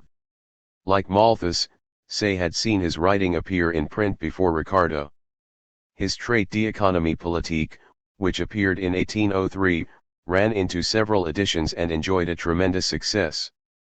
A superficiality of ideas, clarity of construction, and an easy style made the book accessible to a wide circle of readers. Say did much to help diffuse Smith's ideas, granted, in a distorted version, across the continent of Europe, and in his own lifetime was considered among the greatest economists of the age. Essentially, however, Say was an extremely superficial scholar, and his sole merit is to have given a systematic and popular exposition of Smith's ideas. It was Say, by the way, who introduced that classification of material now current in bourgeois political economy. He divided up the second edition of his Traité as follows: 1. The production of wealth, 2. The distribution of wealth, and 3. The consumption of wealth. In 1821 James Mill, obviously following Say's example, divided up his elements of political economy into 4 sections: 1. Production, 2. Distribution, 3. Exchange, and 4. Consumption. This division, which artificially severs the connection between aspects of the economic process that are inseparable, was to become widely practiced within science. Say certainly did not see himself as Smith's popularizer, but pretended to say something scientifically new: the doctrine of 3 factors of production and productive services, the theory of markets. On his theory of markets see chapter 37 on Sismondi. Not to mention its extreme superficiality, This last word represented a step backward compared to Smith and made its author the father of vulgar economics. If Ricardo developed the positive aspects of Smith's doctrine, Say utilized its weak aspects to vulgarize classical theory. We can obtain a clearer idea of Say's doctrine by counterposing it to the basic theses of Ricardo. Ricardo. Say. 1. Value is to be fundamentally distinguished from riches, use value.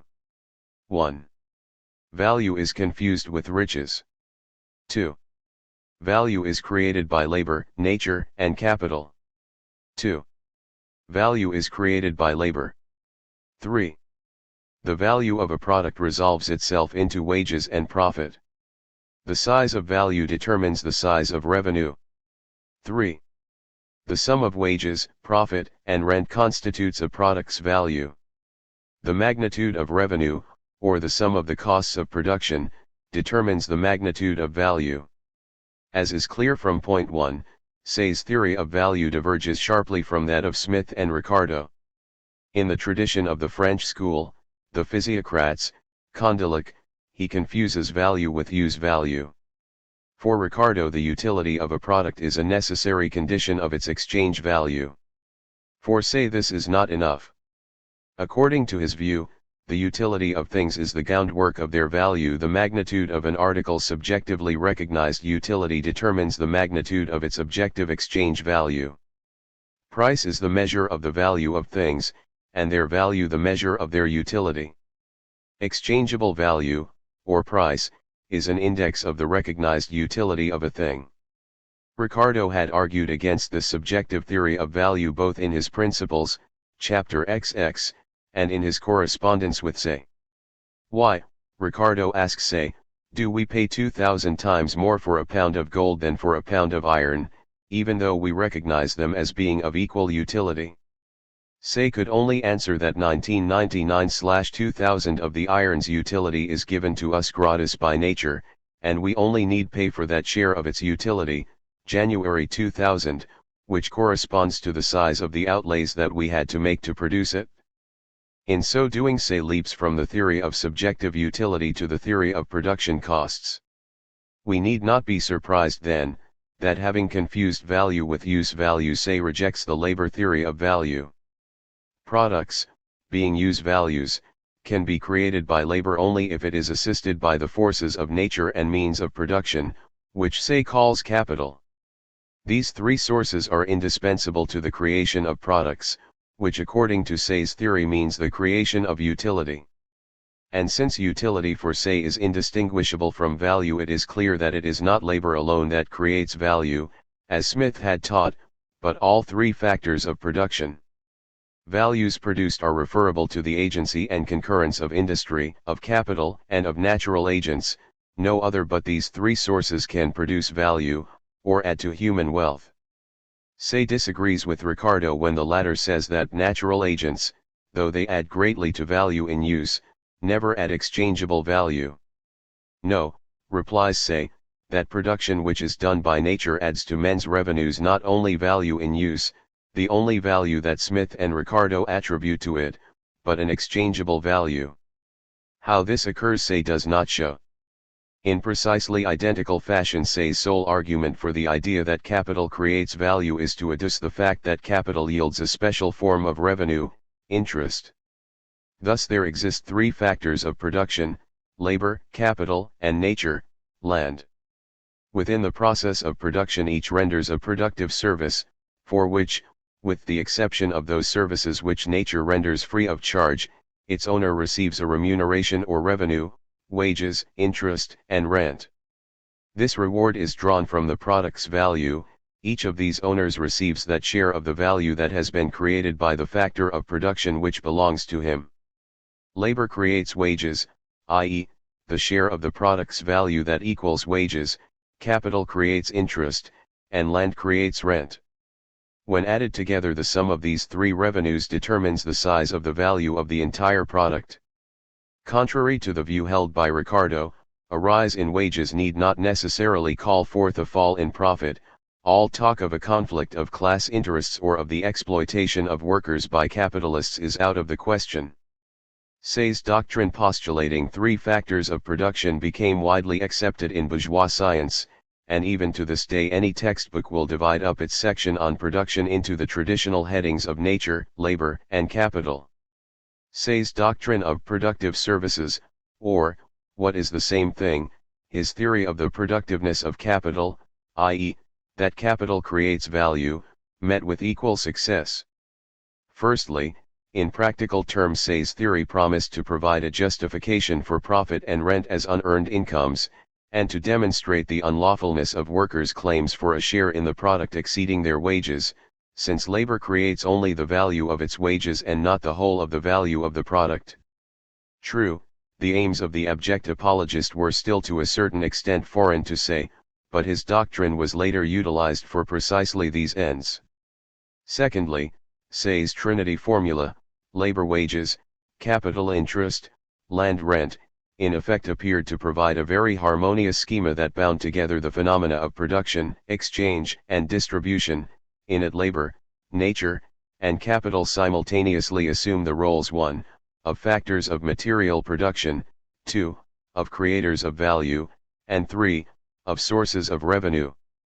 But this harmony was purchased at the price of confusing value with utility on the one hand, and confusing the process of producing value with the process of producing products on the other. All economic phenomena became fetishized and deprived of any social content. The source of value, the product's social from, was declared to be the material technical factors as such, machinery, natural agents. Economic theory was reduced to a bare description of the external, material form of economic phenomena. According to Say, capital earns interest, consequently, interest, as a quantum of value, is created by capital, which is made up of the totality of means of production. He thereby ruptures any connection between value and interest, on the one hand, and between human labor and the production relations between people, on the other. Value and interest are created directly by things, capital, while the value of the product is composed of its costs of production, or of revenues, wages, profit, and interest, thinks Say, generalizing the vulgar, everyday notions of the capitalist in the first case and of the manufacturer and merchant in the second. The erroneous idea, sometimes to be found in Smith, that value depends on revenue is taken by Say to its logical conclusion. Yet if the magnitude of a product's value is determined by the size of wages, profit, and rent, what is it that determines the magnitudes of the latter? Here Say can only appeal to the law of supply and demand. Say knew his greatest success in France. Owing to that country's relative economic backwardness, the traditional failure of French, as opposed to English economists, was their inability to work out a clear concept of value and their inclination to replace it with the concept of use value. Yet even in England, the place of its birth, the classical school, albeit more slowly than in France, entered a period of decline and vulgarization. Chapter 33.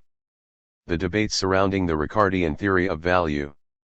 The theory of value forms the touchstone of Ricardo's entire system. It is therefore easy to understand why it was around this that the debates raged with a special intensity during the decade 1820 to 1830 between Ricardo's opponents and supporters. Ricardo had himself created a breach in his labor theory of value for his opponents to push their way through. He had not known how to square the law of labor value with the law of equalization of the rate of profit, see above, Part 3, Chapter 28.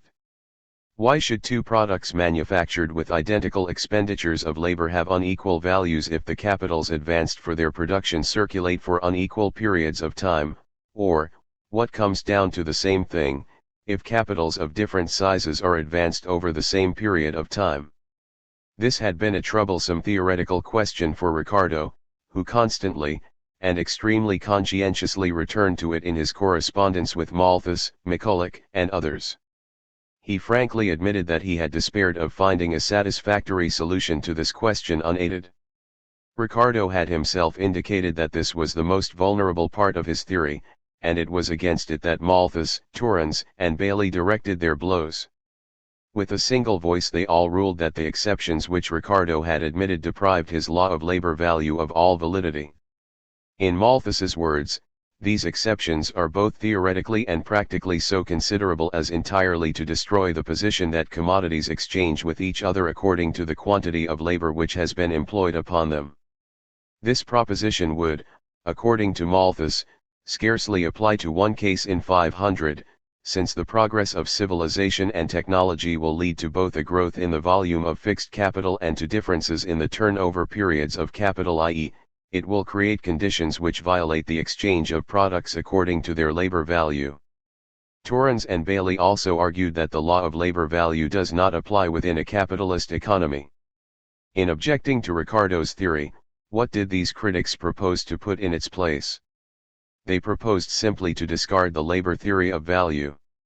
In Malthus's opinion, the size of a product's value is determined by the relation of supply to demand, while he invited his readers to take the quantity of labor that a product will purchase when exchanged as a measure of its value. He thus proposed to retreat from Ricardo back to Smith's false thesis on the measure of value. Another of Smith's mistaken ideas was resurrected by Torrens, whose main work was his essay on the production of wealth, 1821, who argued that while the law of labor value applies to pre-capitalist economy, the only law operative in capitalist economy is the law of production costs, according to which when capitals equal in amount, are employed, the articles produced, will be equal in exchangeable value. Finally, there is Bailey, who advocated renouncing the concept of absolute value and restricting study to relative value, or the proportions in which commodities exchange. The contradictions which had torn Ricardo's theory to pieces were to be resolved only many years later by Marx through his theory of prices of production.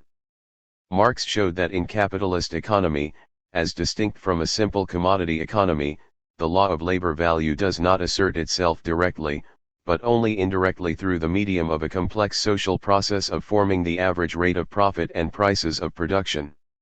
So long as this complex social process went unexamined, there would exist an irreconcilable contradiction between the law of labor value and the fact that commodities are sold at their prices of production, equal to production costs plus average profit, a contradiction which Ricardo's followers and the true bearers of his tradition, James Mill and McCulloch, vainly tried to solve.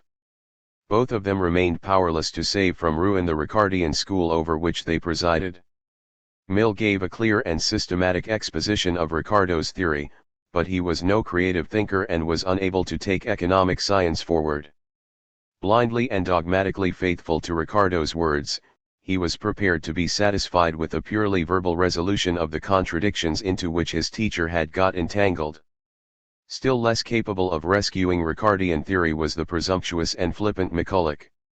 Both Mill and McCulloch endeavored, to be sure, without any success, to show that despite the exceptions admitted by Ricardo, the law of labor value asserts itself directly when commodities are exchanged in capitalist economy. The problem of the exchange of commodities produced by capitals with unequal organic compositions they resolved fairly easily. They simply assumed that the majority of commodities are produced by capitals of average organic composition, and hence are sold at their labor value. But then both Mill and McCulloch scratched their head a great deal over a second exception noted by Ricardo, which arises when capitals are circulated for different periods of time. How do we explain the greater value of a product produced by a capital advanced over a longer period compared to other products containing an identical quantity of labor? In other words, where is the origin of the greater total profit charged on a capital that remains in circulation for a longer period of time? This is an extremely difficult problem which touches simultaneously upon the theory of value and the theory of profit. In a letter to McCulloch, Ricardo acknowledged that he had completely failed to overcome the difficulty presented by wine which is kept in a cellar for 3 or 4 years, or by the oak, which costs 2 shillings in labor to plant but which is later worth £100. Ricardo, as we know, could find no way out other than to declare these cases exceptions to the law of labor value and to acknowledge that the value of wine or oak, as of any product produced by a capital advanced for a longer period, is determined not simply by the quantity of labor necessary for its production, but also by the length of time over which the capital is advanced. This explanation satisfied neither Mill nor McCulloch. Time does nothing. How then can it create value? Mill asked. Labor alone, and not time, creates value to Mill and McCulloch. This was the rule. But how, in that case, was the greater value of old wine to be explained? Obviously there remained no other way out but to assume that the alteration to which the wine was subject during its stay in the cellar is tantamount to an additional expenditure of human labor. This was a risky assumption, expressed more cautiously by Mill but developed further by McCulloch. Suppose, says McCulloch, that a cask of new wine, which cost £50, is put into a cellar, and that at the end of 12 months it is worth £55, the question is, whether ought the £5 of additional value given to the wine to be considered as a compensation for the time the £50 worth of capital has been locked up, or ought it to be considered as the value of additional labor actually laid out on the wine? McCulloch answers that the additional value is due to the latter. But how can one show that additional labor has been expended on the wine? Very simply, if we keep a commodity, as a cask of wine which has not arrived at maturity, and on which therefore a change or effect is to be produced, it will be possessed of additional value at the year's end, whereas, had we kept a cask of wine which had already arrived at maturity, and on which no beneficial or desirable effect could be produced for 100 or 1,000 years, it would not have been worth a single additional farthing. This seems to prove incontrovertibly that the additional value acquired by the wine during the period it has been kept in the cellar is a compensation for the effect or change that has been produced on it. The absurdity of this incontrovertible explanation is obvious. It identifies the action of natural agents, which give an object greater utility or use value, as a source of exchange value and equates it with human labor. What masks this total renunciation of the labor theory of value is the naive device of giving the appellation labor to the operation of natural forces. Since machines represent accumulated labor, they not only transfer their own value to the product, but in addition create new value. This means that the profit which is charged on fixed capital and whose origin Ricardo was unable to account for is created by the machine itself. Does this not contradict the law of labor value? No, answers McCulloch, because the profits of capital are only another name for the wages of accumulated labor contained in the machine. But certainly the labor that in its own time created the machine has long since ceased to function and received its remuneration, and the value of the machine has been fully paid for by the manufacturer who bought it. How is it that in the hands of its new owner the machine not only transfers its value to the product but creates a new value or profit? It is obvious that Mill and McCulloch are acknowledging the ability of dead things, machines, to create value simply by virtue of the fact that these things have at one point been created by human labor. As we can see, the attempt by Mill and McCulloch to prove the direct applicability of the law of labor value in capitalist economy led to unexpected results. In their desire to remain verbally more faithful and consistent towards the labor theory of value than even Ricardo, they in fact came to completely repudiate its most fundamental idea, that only human labor creates value. By acknowledging the operation of natural forces and machines as a direct source of value, McCulloch, and to a lesser extent Mill, though his words championed the very strictest application of the law of labor value, in fact came very close to Say's vulgar economy. Later on, McCulloch identified labor, completely in the spirit of Say, as any sort of action or operation, whether performed by man, the lower animals, machinery, or natural agents. It would be impossible to think of a greater distortion of Ricardo's theory under the guise of defending it against the attacks of its opponents. The opponents of the Ricardian theory were perfectly correct to judge Mill's and McCulloch's explanations of the barrel of wine as a renunciation of the principle of labor value. Bailey pointed out to Mill that it was impossible to talk about human labor acting on the wine when not a single human being had come anywhere near it the whole time it was in the cellar. Malthus gave an acid chuckle at McCulloch when the latter termed the operation of natural agents as labor. There is nothing that may not be proved by a new definition. A composition of flour, milk, suet, and stones is a plum pudding, if by stones be meant plums. One review of McCulloch's book aptly revealed the basic flaw in his argumentation in these words: extend at a stroke the meaning of the term labor to such limits that it embraces, besides human labor, the work of cattle, the operation of machinery, and the processes of nature, and it will become absolute truth that the quantity of labor regulates value, but limit the meaning of the term labor to that sense in which it is commonly employed in real life. Recognize that the process of fermentation undergone by a liquid in a barrel, or the vegetative process that brings a tree to maturity, are distinct from human labor, and Ricardo's theory of value has the ground cut out from beneath it. In reality, the theory of value as formulated by Ricardo had the ground cut out from beneath it because it was unable to explain the phenomena of capitalist economy, in particular the tendency for capitals with unequal organic compositions or unequal periods of turnover to have equal rates of profit. The attempts on the part of the orthodox Ricardians to prove that the law of labor value operates directly within capitalist economy led in fact to a renunciation of the labor theory of value and to capitulation before the vulgar theory of production costs. Chapter 34. The Wages Fund.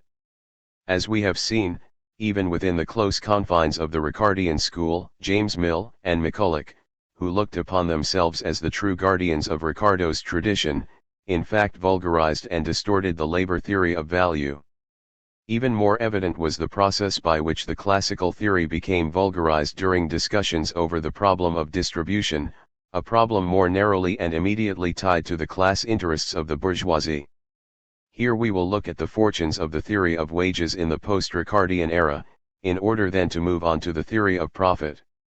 It was Ricardo who brought to completion the theory of means of subsistence, or the iron law of wages, already outlined by the mercantilists and developed further by the physiocrats, and in part by Smith. He had given a more or less succinct formulation of the quantitative problem of wages, but had not even asked himself to what extent it was possible to reconcile the law of labor value with the fact that the value of labor, i.e., wages, is less than the value that labor creates. Both James Mill and McCulloch were conscious of the difficulties involved in resolving this problem, and they therefore decided to sever once and for all the umbilical cord that for Ricardo had bound, however weakly, the theory of wages to the theory of value. They decided to construct the first of these theories without resort to the second, and put forward a thesis according to which the level of wages is determined exclusively by the relation of the supply of labor, i.e., the number of workers, to the demand for labor, i.e., the amount of capital earmarked for hiring workers. The roots of this idea are already to be found in Smith, but it was only after Malthus that they were fully developed. Malthus had taught that in any country there exists a precisely determined and limited fund of means of subsistence. If the workers are in receipt of too few means of subsistence, this is merely the result of their own excessively quick multiplication. The nation's fund of means for feeding itself has now to be divided between a growing number of workers. In short, the workers are to blame for their own starvation. Thus at any given moment the fund of means of subsistence designated for the workers' maintenance is of a strictly determined and limited size, capable of neither increase nor reduction. The economists of the classical school, however, equated in natura means of subsistence as such with the capital laid out for hiring labor power, variable capital, in Marx's terminology. Hence they came to the conclusion that the capital spent on hiring workers is a strictly determined and limited magnitude, which cannot at any given moment be either increased or reduced. This wages fund is divided up between all the workers of a given country so that the average wage of the individual worker equals the fraction obtained by dividing the total wages fund by the total number of workers. A rise in wages is only possible, 1, if the demand for labor grows, i.e., there is an increase in the total amount of capital spent on hiring workers, or 2, if the supply of labor is reduced, i.e., there is a fall in the total number of workers. There is only one way that the workers can secure a rise in wages, by heeding the advice of Malthus, delaying having children and thus reducing their own numbers. Strikes, rather than making possible any long-term rise in workers' wages, would only do them harm, since strikes slow down capital accumulation and hence reduce the wages fund.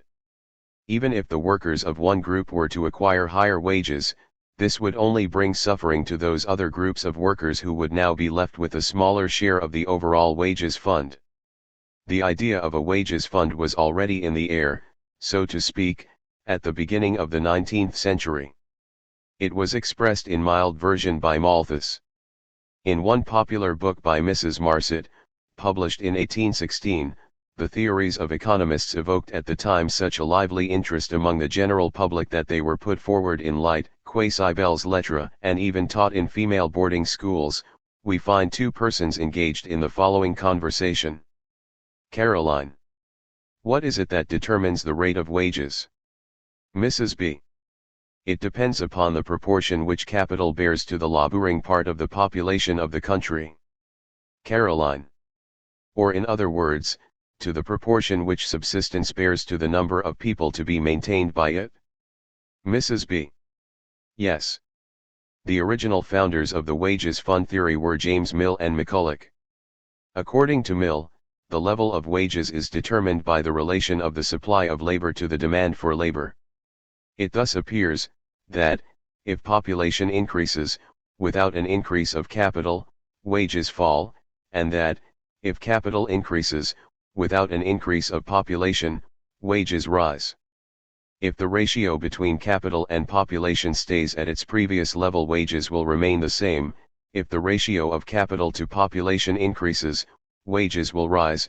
Conversely, if it is the ratio of population to capital that rises, then wages will fall. These same ideas are developed further by McCulloch, who gives the wages fund theory its definitive formulation. It is, on the amount of capital applicable to the payment of wages in its possession, that the power of a country to support and employ laborers must depend. It is a necessary consequence of this principle, that the amount of subsistence falling to each laborer, or the rate of wages, must depend on the proportion which the whole capital bears to the whole laboring population. To illustrate this, let it be supposed that the capital of a country appropriated to the payment of wages, would, if reduced to the standard of wheat, form a mass of 10 million quarters. If the number of laborers in that country were 2 millions, it is evident that the wages of each, reducing them all to the same common standard, would be 5 quarters, and it is further evident, that this rate of wages could not be increased unless the amount of capital were increased in a greater proportion than the number of laborers, or the number of laborers diminished more than the quantity of capital.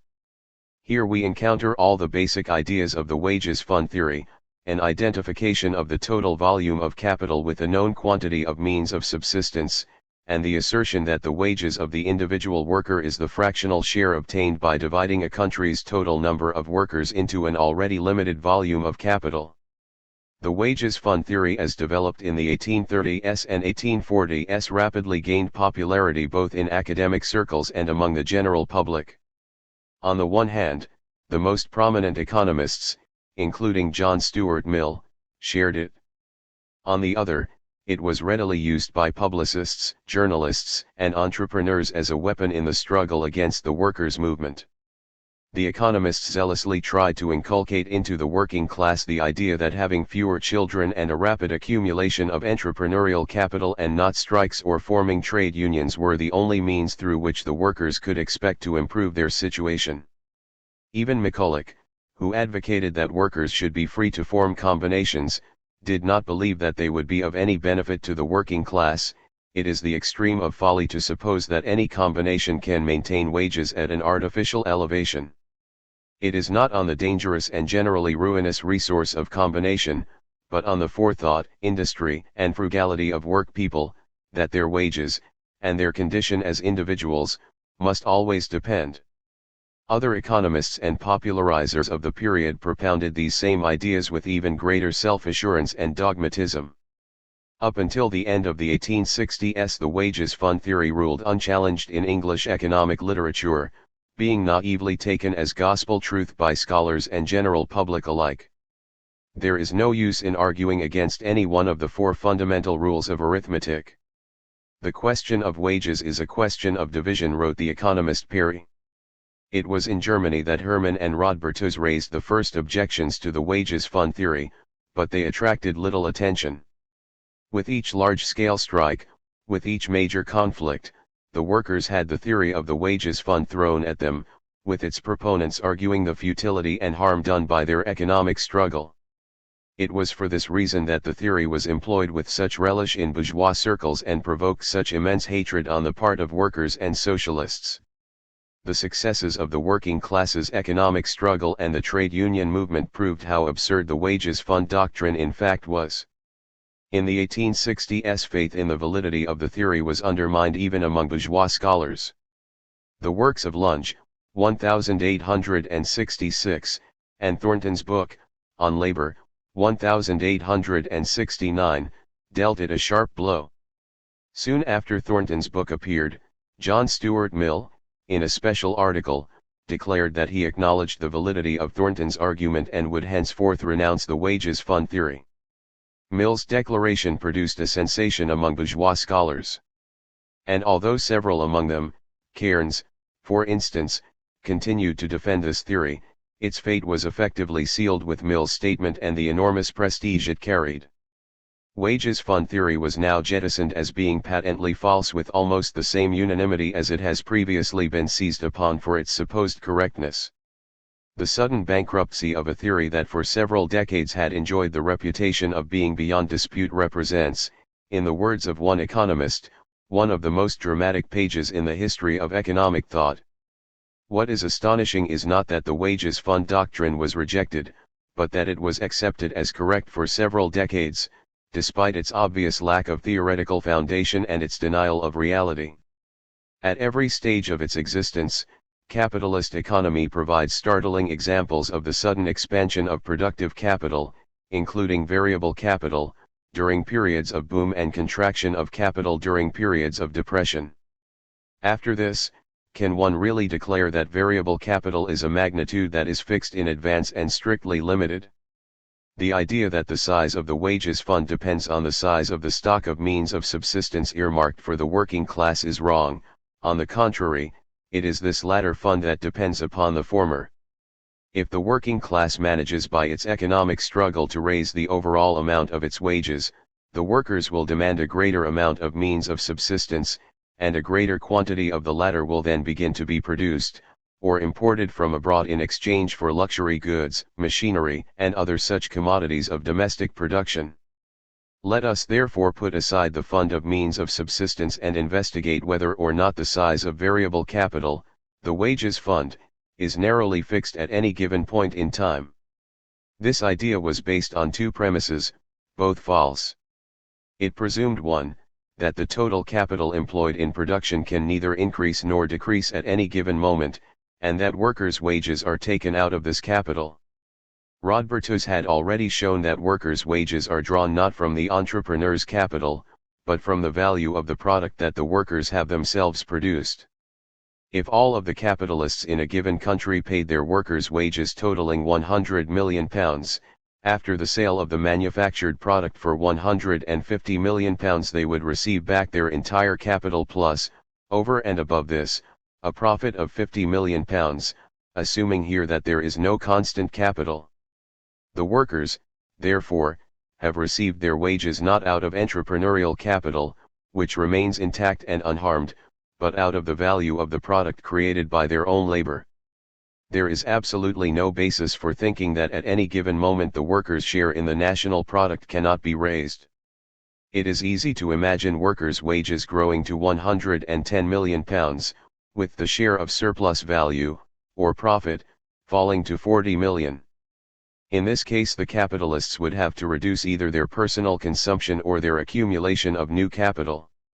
Of course the capitalists will here have to advance a larger sum to pay for these higher wages, but they can either take this additional sum out of enterprise reserves or obtain it from the banks by drawing credit. The theory of the wages fund for long enjoyed scientific recognition not thanks to any theoretical achievements, but in spite of its theoretical bankruptcy. The theory owed its great popularity to the fact that it could be used by the bourgeoisie in order to defend itself against the attacks of the workers. Even bourgeois scholars have acknowledged this fact.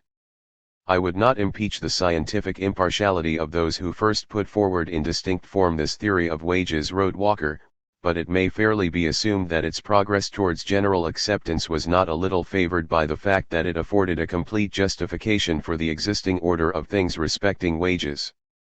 With the help of this theory, it was an easy task to answer the complaints or remonstrances of the working classes and to demonstrate the futility of trades unions and strikes as means of increasing wages. The history of the wages fund doctrine gives graphic illustration that classical theory after Ricardo went through a period of disintegration in a twofold sense.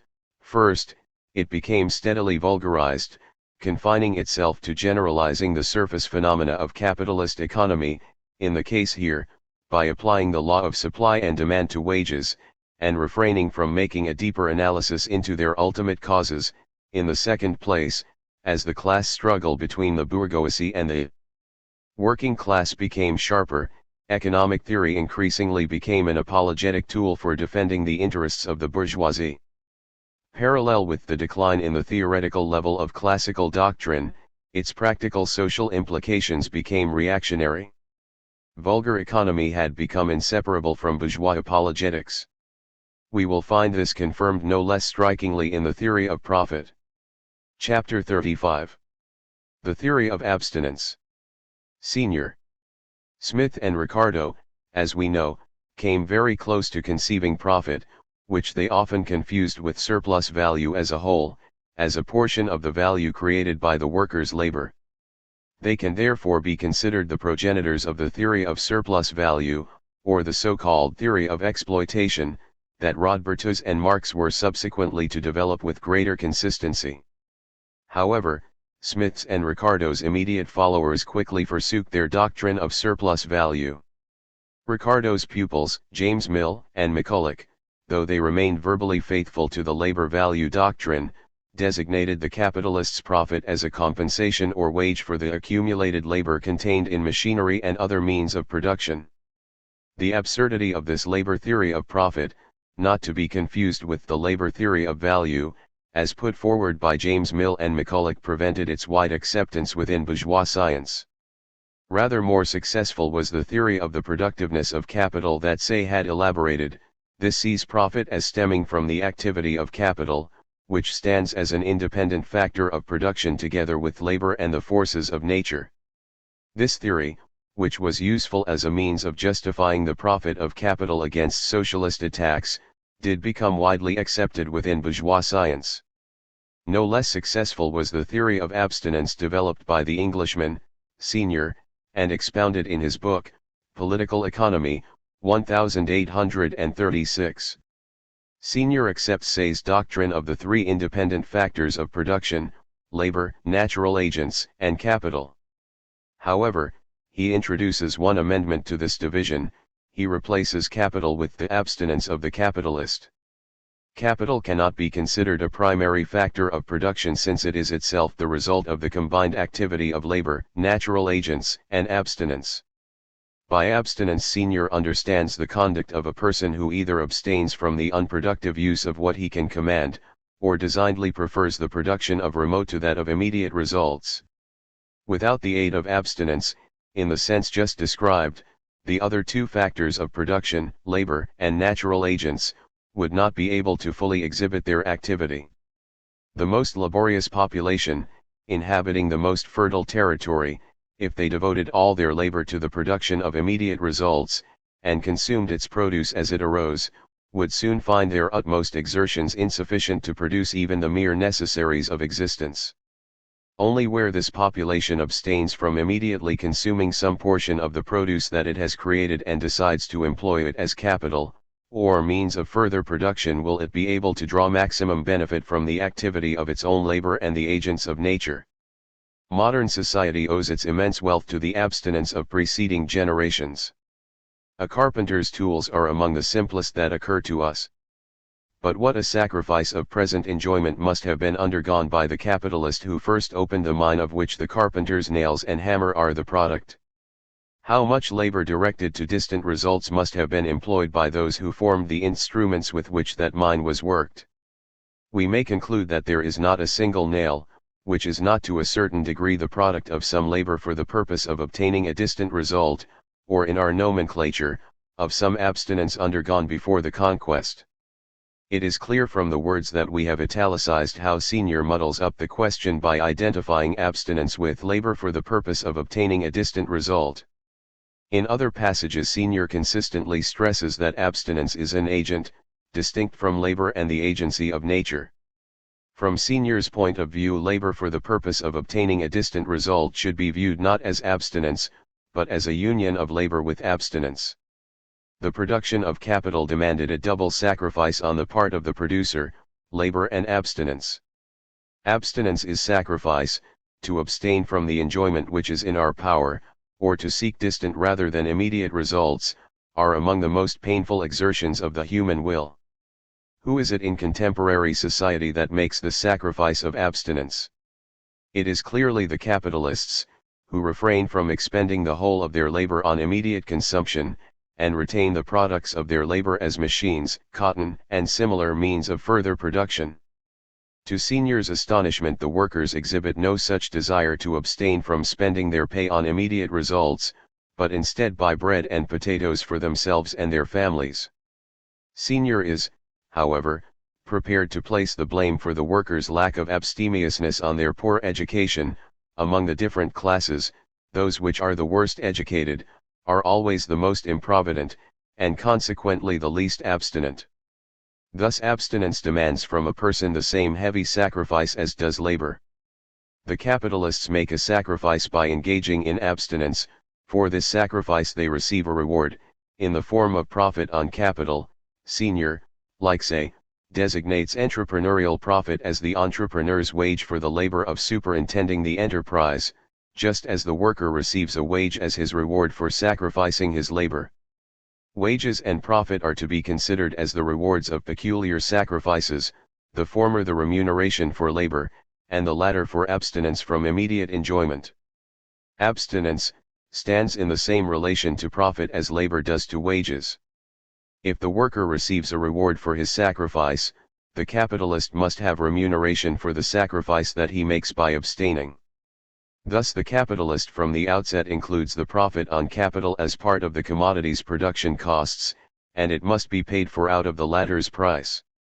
If the price of a commodity is not high enough to pay a profit on capital, the capitalist cuts back production of the commodity in question and thus, by limiting supply, raises its price to the level required. Profit, then, in Senior's view is a part of production costs, and not a surplus over and above them, a surplus the origin of which had so persistently puzzled economists. Senior's doctrine bears the unmistakable mark of an apologetic. While serving to justify the profit of capital, it does not in the least explain its origin. Suppose that a capitalist really does deserve a profit as a reward for his abstinence. Where does he take it from? Senior does not even ask. Certainly value cannot be created passively, by the purely psychological fact of abstinence. Senior himself recognizes the weakness of his position. It may be said that pure abstinence, being a mere negation, cannot produce positive effect. Senior finds no reply to this objection other than to add lamely that the same could apply to liberty or intrepidity, and yet these are quite rightly accepted as active agents. Be that as it may, no one up to now has thought to assert that intrepidity can be the source of a product's value. Say, from his own point of view, had been consistent when he examined all three factors of production from their material technical side, labor, nature, and capital in the sense of means of production. Senior, on the other hand, destroys the validity of this schema by placing the purely psychological fact of abstinence alongside labor and nature. Besides being useless as an explanation of economic phenomena, the abstinence theory falsely depicts both how capitalism came into being and the basic features of this economic system. It assumes that capital was accumulated by industrious and far-sighted people abstaining from directly consuming the products created by their own labor. We also find this naive, children's tale in Smith, and historical science disproved it by showing that the source of primitive capital accumulation was the brazen appropriation by the upper groups in society of the products of other people's labor. If abstinence played an insignificant role even during the period of primitive capital accumulation, then it is absurd to see it as a source of profit in a developed capitalist economy. LaSalle, In his book Kapital und Arbeit, appraised with acrid sarcasm the true worth of this assertion that only the most painful exertions of the human will restrain the capitalists from the temptation to squander their entire fortunes all at once. The profit of capital is the wage of abstinence. Happy, even priceless expression. The ascetic millionaires of Europe. Like Indian penitents or pillar saints, they stand, on one leg, each on his column, with straining arm and pendulous body and pallid looks, holding a plate towards the people to collect the wages of their abstinence. In their midst, towering up above all his fellows, as head penitent and ascetic, the Baron Rothschild. This is the condition of society. How could I ever so much misunderstand it? The ludicrousness of talking about abstinence when dealing with a capitalist inheriting a wharf or a canal worth millions of pounds could not fail to catch the eye even of a senior. To surmount this difficulty, Senior resorts to a curious sleight of hand. He declares the income of this capitalist to be not profit, but rent. The revenue arising from a dock, or a wharf, or a canal, is profit in the hands of the original constructor. It is the reward of his abstinence in having employed capital for the purposes of production instead of for those of enjoyment. But in the hands of his heir it has all the attributes of rent. It is to him the gift of fortune, not the result of a sacrifice. To be consistent, Senior would have had to acknowledge the income of any capitalist who inherits property as rent, rather than profit. The fact that such a huge portion of capitalist revenue could not then be acknowledged as profit is itself sufficient to indicate the bankruptcy of a theory which sees profit as a reward for abstinence. For all its theoretical groundlessness, the abstinence doctrine won widespread scientific acceptance, and is retained to this day by numerous bourgeois scholars. Even a researcher like Bohm-Bawerk, whom it would be difficult to suspect of any sympathies towards socialist ideas, acknowledges that the success of the abstinence theory is to be explained not so much by its theoretical accomplishments, as by its apologetic character. Senior's abstinence theory has obtained great popularity among those economists who are favorably disposed to interest. It seems to me, however, that this popularity has been due, not so much to its superiority as a theory, as that it came in the nick of time to support interest against the severe attacks that had been made on it. Senior was what one might call the economic barrister of the English factory owners, who found him a faithful assistant in their bitter fight against factory legislation. When the Factory Act of 1833 limited the working day of juveniles to 12 hours, Senior came out, in 1837, with a pamphlet against shortening the working day. In it he tried to prove arithmetically, how crudely mistaken his calculations were. Marx was to show in Chapter 7 of the first volume of Capital, that the whole of the factory owner's profit is contained in the last hour of the worker's labor. Thus to reduce the working day by even a single hour, he argued, would threaten industrialists with total ruin. Fortunately, Senior's sophistical exercises had just as little effect in holding back the advance of factory legislation as did the arguments of the theoreticians of the wages fund in halting the growth of trade unions. Just as in his declining years J.S. Mill had been forced to repudiate the theory of the wages fund, so did Senior have to change his position on the factory acts and declare himself in support of them. The real-life successes of the workers' movement proved in practice the mistakenness of the apologetic theories of the last plenipotentiaries of the classical school. Chapter 36. Harmony of Interests. Carey and Bastiat. Although we have already been led to note examples of bourgeois apologetics when dealing with the works of Ricardo's immediate successors, it was only in the period 1830 to 1848 that social conditions in Europe had matured sufficiently for a decisive transformation of economic science to take place. It became a weapon which defended the bourgeoisie directly against the attack of the working class. The Revolution of 1830 in France and the English electoral reform of 1832 had opened the way to political power for the bourgeoisie. The repeal of the English Corn Laws in 1846 signaled the end of a century-long struggle between the industrial bourgeoisie and the landowning class. On the other hand, the Chartist movement and the revolutions of 1848 showed just how dangerous an enemy the bourgeoisie had in the working class. From that time on, the class struggle took on more and more explicit and threatening forms, both in practice and in theory. It sounded the knell of scientific bourgeois economics. It was thenceforth no longer a question whether this or that theorem was true, but whether it was useful to capital or harmful, expedient or inexpedient, in accordance with police regulations or contrary to them. In place of disinterested inquirers there stepped hired prize fighters, in place of genuine scientific research, the bad conscience and evil intent of apologetics. From Marx's preface to the second edition of Volume I of Capital. The working class's revolutionary offensive, on the one hand, and the ideological critique on the part of the socialists, on the other, both accelerated the process leading to the classical school's decomposition.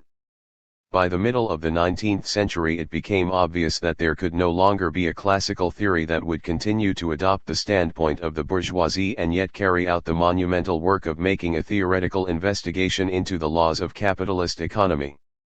Henceforth the epigones of the classical school would have to make one of two choices, either refrain, in the interests of abject apologetics, from making a sober and disinterested investigation into the laws of capitalism, or attempt to reconcile an outmoded liberalism with the newborn socialism. Carey and Basquiat traveled the first path, John Stuart Mill the second. The works of the American Henry Carey, 1793–1879, and the Frenchman Frédéric Basquiat, 1801–1850, marked the final stage in the classical school's dissolution, firstly, because in their works the task of theoretical investigation is wholly relegated to a secondary position in favor of an apologetic defense of the capitalist system against attacks by the socialists, and secondly, because their desire to find a justification for capitalism by whatever means forces them to declare total war against Ricardo's theory, which was the most mature formulation of classical doctrine. Both Carey and Basquiat were dilettantes for whom pure theoretical investigation was a secondary objective. Both of them denied the existence of deep-seated class contradictions in capitalist society, a point of view which inevitably compelled them to falsify reality. To the pessimistic conception of Ricardo and Malthus, the two of them counterposed an optimistic doctrine which held that the free development of capitalist society necessarily leads to a reconciliation and harmony of interests among all its component classes. Carey published a book entitled The Harmony of Interests, Basquiat a tract called Economic Harmonies. The similarities between their two doctrines were sufficiently great to give Carey occasion to accuse Basquiat of plagiarism. In reality Basquiat borrowed little from Carey. The latter, although the theoretical level of his works was extremely low, was nevertheless distinguished by a greater inclination and ability for theoretical investigation than his more tumultuously successful French colleague.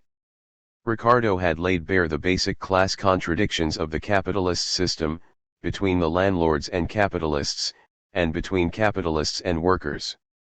Though himself an ardent defender of the bourgeois order, Ricardo had in fact forged the theoretical weaponry that the socialists were to make great use of. Carey abhorred Ricardo's doctrine for just this reason. In Carey's words, Ricardo's book is the true manual of the demagogue, who seeks power by means of agrarianism, war, and plunder. To slay the revolutionary hydra, Carey decided first to undermine its theoretical foundations, Ricardo's theory of income distribution between the social classes. As a harmonist, Marx wrote in a letter to Engels, Carey first pointed out that there was no antagonism between capitalist and wage laborer. The second step was to show the harmony between landowner and capitalist. Let us see, then, how Carey pursues the first of his two apologetic objectives.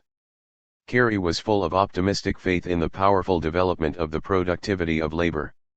With every advance in labor productivity, the entire stock of accumulated produce will fall in value, since the latter is determined by the quantity of labor necessary to reproduce these products, and not by the quantity actually expended on their production.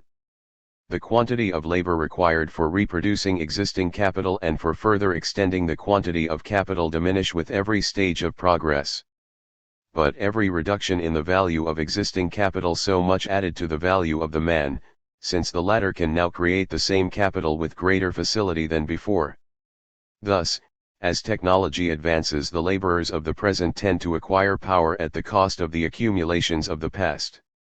Hence, as the productivity of labor rises, so, too, does the specific weight of living labor, or man himself, in comparison with the accumulated stock of lifeless things. Up to this point, Carey has been counterposing to one another abstract, material technical categories, things versus labor. But accumulated stocks of things are, of course, capital, while labor has the form of wage labor. By identifying material technical categories with social categories, Carey arrives at the unexpected conclusion that the specific weight of wage labor is constantly growing with respect to capital. The laborer is rising, as compared with the capitalist, with constantly increasing facility for becoming himself a capitalist.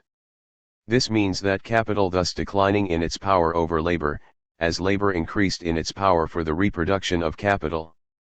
But under these conditions, the relative share of the worker in the produce of labor will naturally increase at the expense of the relative share going to the capitalist.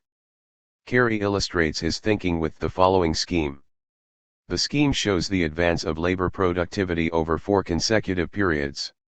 As we move from one period to another, the gross output of the individual worker doubles at the same time as the worker's share of the product, both absolute and relative, is rising. In the first period, the worker has received only 1/4 of the product, in the last period he receives 3/5. And though the capitalist's relative share has gradually fallen from 3/4 to 2/5, he finds himself in no way harmed by this, and with no cause for complaint. Thanks to the rise in the productivity of labor, the absolute number of unit products that he gets has grown from 3 to 12.80. Both thus profit greatly by the improvements that have been effected.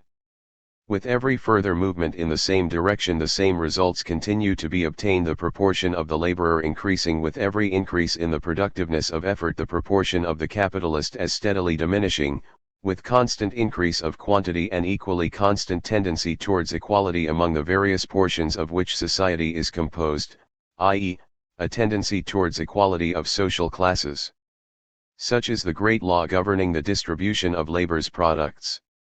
Of all recorded in the book of science, it is perhaps the most beautiful, being, as it is, that one in virtue of which there is established a perfect harmony of real and true interests among the various classes of mankind. Carey reckons that the falling rate of profit graphically confirms the law of a declining capitalist share in production. One could say that Carey's chain of reasoning contains as many lacunae as it does links. Firstly, the falling value of the individual material components of capital, example an individual machine, is more than compensated for by the rising number of machines. There is an enormous growth in the total volume of capital, and, with it, in the power of capital over labor. Secondly, while the value of capital, machinery, etc., is falling by virtue of the fact that less social labor is required for its reproduction, this in no way implies a rise in the value of labor as a commodity, i.e., that wages take an increasing share of the national product. On the contrary, the decline in the value of the worker's means of subsistence in capitalist economy produces a fall in the value of labor power, a rise in relative surplus value, and hence also a rise in the relative proportion of the product going to the capitalist. Thirdly, that the capitalist's share in the national product should rise along with advances in labor productivity is in no way disproved by the existence of a falling rate of profit, the explanation for which lies in the enormous growth in the total volume of capital that we have just mentioned. Carey is committing a crude blunder in confounding the rate of profit with the capitalist's share of the product, i.e., with the rate of surplus value. After having proved that there is a harmony of interests between workers and capitalists, Carey still had to demonstrate a harmony of interests between capitalists and landlords. To do this he had to disprove Ricardo's theory of rent. Ricardo, of course, had shown that the landowners, while themselves performing no labor, nevertheless appropriate a greater and greater share of the national income, to the detriment of the other classes of the population. Not just socialist thinkers, but such moderate economists as John Stuart Mill deduced from Ricardo's theory of rent the need to nationalize landed property. This revolutionary conclusion disturbed Carey, and he set himself the task of refuting Ricardo's system, according to which the interests of the owners of land were constantly opposed to those of all other classes of society, and which tends, necessarily, to disturbance of the right of property in land. Carey justifiably rejects Ricardo's assertion that the productivity of agricultural labor is constantly falling as a result of farmers ineluctably shifting their cultivation from good lands to poorer ones. Against this one-sided assertion of Ricardo's, Carey proposes a contradictory statement that is equally one-sided. Farmers have always begun by cultivating hilly and less fertile land which was more readily accessible, and only later started to take more fertile land, which lay in marshes and bogs, and make it suitable for agriculture. Agriculture is gradually spreading to more fertile lands. In addition to this, the quantity of labor needed to make a given plot of land suitable for cultivation will be falling as agricultural technology improves. It therefore follows that no farmer will agree to pay a landlord rent, since he will prefer to occupy a new, more fertile plot of land. If, in spite of this, a farmer expresses a willingness to lease land, this is only because the plot that he is renting will have already been made ready for cultivation through the previous application of labor and capital by the landowner or his ancestors. What the landowner receives as a payment on his lease is not, therefore, ground rent, but merely a profit on the capital that helped improve this particular plot. Land that can be cultivated is just as much a product of labor as any machine. Rent is purely and simply profit on capital, and the landlord is no different from any capitalist. What is more, the landlord does not even receive a profit on all the capital that he and his forefathers had invested in the land. If the total that they had spent was £1,000, then, given the present higher state of technology, the same land could now be improved for an outlay of £500. The value of the capital invested in land, as with that invested in industry, will have fallen from £1,000 to £500, so that, assuming an average rate of profit of 5%, the lessee will pay no more than £25 per annum. It is no accident that Carey's theory was spawned in America during the first half of the 19th century, a country where the contradictions of the capitalist system were as yet undeveloped and classes had still not sharply defined themselves with respect to one another, where there was an abundance of free land together with a virtual absence of any rent and a shortage of labor, where high wages and the opportunity to settle on free lands often made it possible for the more industrious workers to become farmers or capitalists. If in America the harmony of interests doctrine reflected the immaturity of social relations, in France the bourgeoisie sought to employ it to cover over and conceal the severity of the class conflicts which had burst onto the political arena with unprecedented force during the Revolution of 1848. While Carey's attack was directed against Ricardo and the other ideologists of the more developed English bourgeoisie who had painted a picture of a capitalist system full of contradictions, a picture in which the young American bourgeoisie had no wish to recognize its own future, Basquiat leveled his blows mainly against the socialists. Prior to the Revolution of 1848, Basquiat had feverishly combated the protectionists in a series of witty pamphlets and feuilletons and been a passionate champion of free trade in the mold of the English free traders. The 1848 revolution made a tremendous impression on him, and following it he directed his passion against the socialists. In Basquiat the kernels of theoretical analysis are completely drowned in a sea of empty phrases and high-sounding declamations, and yet his works enjoyed tumultuous success and earned their author a completely undeserved reputation as an eminent economist. All legitimate interests are in harmony. That is the predominant idea of my work, says Basquiat in his Economic Harmonies. Capitalist society is an immense natural community which, being superior to all the artificial communities propounded by the socialists, assures people the freedom of cooperation and mutual assistance. People work for one another and exchange their respective services. The exchange of products is an exchange of services. A product's value is determined not by the labor performed by the person who renders the service, as the classics had taught, but by the labor saved to the person who receives it. Value is the relation of two services exchanged. This is Bastiat's law of service value, and he sets great store by it. Relations between capitalist and worker, between landlord and tenant, and between creditor and debtor are all subordinated to the law of service for service. The right of the capitalist to receive profit is beyond contention.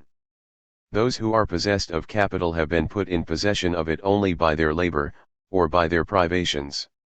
On their part, to give away this capital would be to deprive themselves of the special advantage they have in view, it would be to transfer this advantage to others, it would be to render others a service.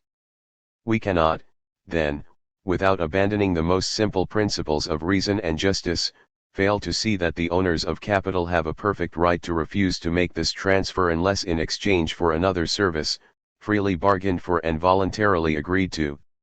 On such a basis is founded the creditor's right to receive interest. The same basis is used to justify the landlord's claim to rent, which Bastiat, following Carey, sees merely as a particular form of profit on capital. Bastiat devotes less attention to the problem of profit. At times he ascribes its origin to the productivity of capital itself, as did Say. More often, however, he follows Seigneur's doctrine and ascribes it to the capitalist's abstinence. To assuage the workers, Bastiat follows Carey and formulates a harmonic law of distribution. In proportion to the increase of capital, the absolute share of the total product falling to the capitalist is augmented, and his relative share is diminished, while, on the contrary, the laborer's share is increased both absolutely and relatively. On the other hand, the workers also benefit as consumers as products become cheaper with the development of labor productivity. As technology advances, the value of the product which is created by burdensome labor falls, while the utility that man acquires gratis and without any exertion from nature progressively rises.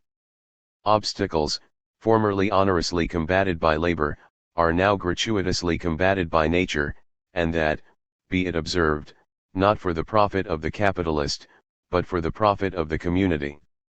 All social classes benefit from the development of the economy. Bastiat requests his reader to observe this pacifying, consoling, and religious law that interests are in harmony.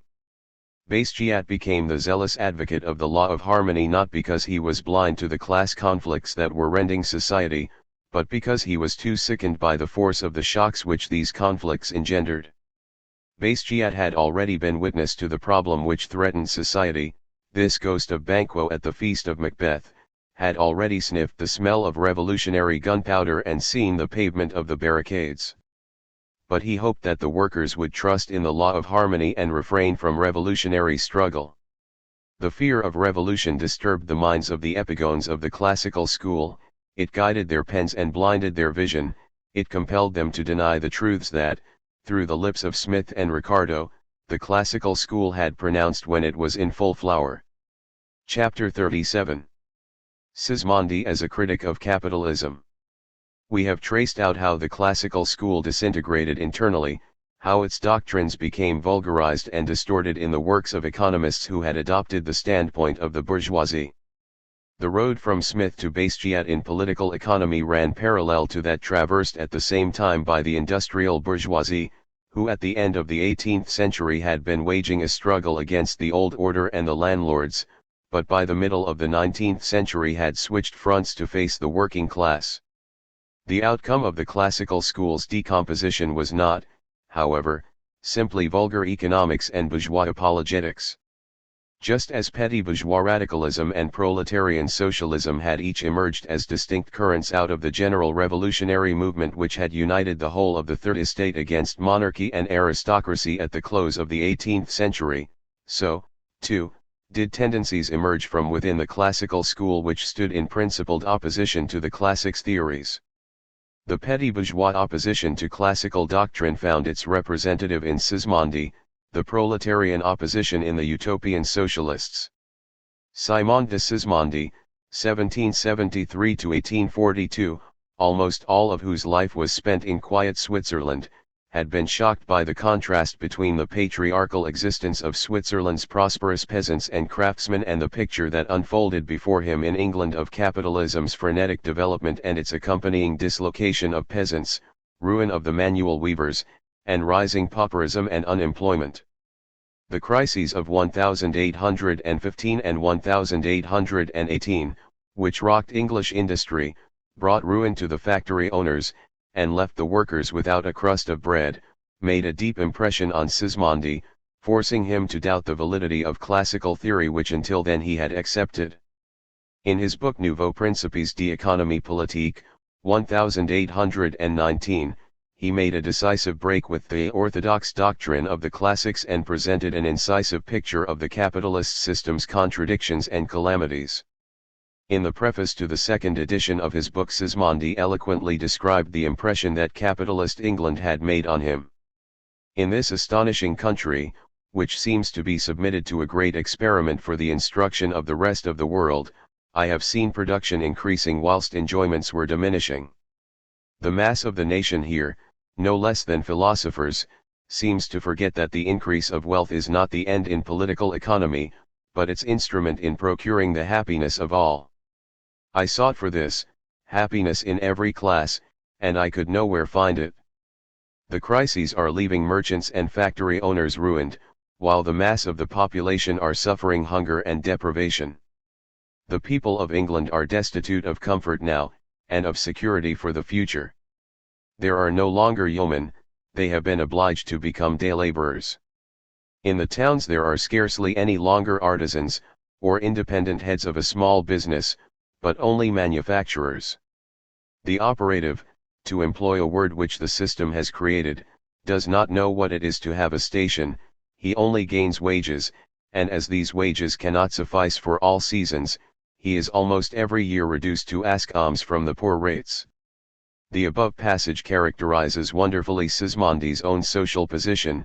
He detests capitalism because it is a system which has impoverished the peasantry and craftsmen, created a class differentiation within the homogeneous ranks of the small independent producers, and made the poor man more poor and the rich man more rich. Capitalism has produced a false prosperity. The only way in which the immense accumulation of wealth it has created could contribute to the happiness of all would be if it was distributed, in proportions which cannot be disturbed without extreme danger, i.e., more or less equally between society's different classes. The reality, however, is that capitalist development has led to an enormous concentration of wealth in the hands of a few and has tended to completely separate all kinds of property from all kinds of labor. According to Sismondi's view, the primary contradiction within capitalist economy is that between the feverish rise in the production of wealth and the growing inequality in the way it is distributed. The contradictoriness of a system which purchases the happiness of the few with the sufferings of the many not only elicits Sismondi's moral indignation, it stirs his heart. He equally wants to show through reason that this contradiction undermines the economy's ability to develop normally and provokes constant shocks, which manifest themselves in the form of crises. To this end Sismondi constructs a new theory of markets and crises, as a counter to classical doctrine. For Sismondi, the classics had turned political economy into chrematistics, or the science of increasing wealth.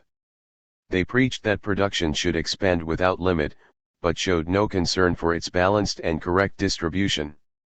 M. Ricardo has completely abstracted from man, and put forward as the sole aim of science the unlimited increase of wealth. But, in addition to being oblivious to the just interests of the toiling masses, the classics also committed a fatal theoretical error. They failed to grasp that a rapid rise in production is impossible when the purchasing power, or income, of the lower classes is falling. Not understanding that production depends upon income, the classics announced that whatever abundance might be produced, it would always find consumers, and they have encouraged the producers to cause that glut in the markets which at this time occasions the distress of the civilized world. Sismondi has in mind here Say's and Ricardo's renowned theory of markets. The theory of markets as laid down by Say, and James Mill, and as accepted by Ricardo, is reducible to the following simple proposition. It is impossible to talk about a general overproduction of commodities or about any overall shortage of demand. If any additional commodity, example cloth, appears on the market and has a value of £10,000, This means that simultaneously there is created an additional demand of equal amount for other commodities. A product, said Say, is no sooner created, than it, from that instant, affords a market for other products to the full extent of its own value. Indeed, the factory owner, upon selling his cloth, receives £10,000. Out of this he has a capital of £8,000, which he again advances for the production of cloth, i.e., he hires workers, say, following Smith's example, ignores outlays on constant capital and assumes that the entire capital is ultimately to be spent on wages, who once in receipt of their £8,000 in wages create a demand for articles of consumption. The factory owner's profit is £2,000, which he spends on means of consumption and luxuries. In the end, a total demand of £10,000 is created exactly equal to the value of the cloth. Yet what would happen if the factory owner wanted to accumulate half his profit instead of spending it entirely on personal consumption? Would not demand, £8,000 plus £1,000, then be less than supply, £10,000? The followers of Say and Ricardo would say not, for, by accumulating, the factory owner is adding £1,000 to his capital, i.e., he is hiring additional workers who will create a further demand for means of consumption equal to £1,000. Total demand as before will equal £10,000, 9,000 plus 1,000, with the difference that the workers' demand for means of consumption will have grown by £1,000, while the factory owner's demand for luxuries will have fallen by the same sum. The character of the demand will have altered, but its total will continue to be determined by the value of the cloth that has been produced, i.e., by the volume of production. In the last instance, cloth will have been exchanged for other products. In the words of Say, one kind of produce has been exchanged for another, and the increased production of one product will be balanced by a growth in the demand for others. The mere circumstance of the creation of one product immediately opens a vent for other products, says Say. Demand is only limited by production, repeats Ricardo. Production creates its own market. It is therefore foolish to say that the total volume of production can in any way exceed the general level of demand. But in that case, how are we to explain the outbreak of crises? According to Say's and Ricardo's theory, sales crises arise out of contingent circumstances, example wars, foreign markets being closed off, etc. Certainly there exists the possibility of partial overproduction of certain products, but this inevitably means that there is underproduction of others.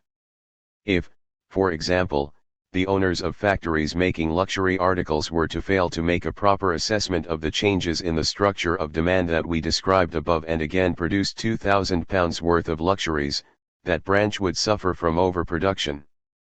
But at the same time an underproduction of workers' articles of consumption would be felt. A transfer of capital from the first branch into the second would swiftly eliminate this temporary disproportion in production. Therefore the only crises that are possible are partial crises, which arise out of mistakes in the managing of production. Generalized crises, where all branches of production suffer from a shortage of demand simultaneously, are, however, impossible.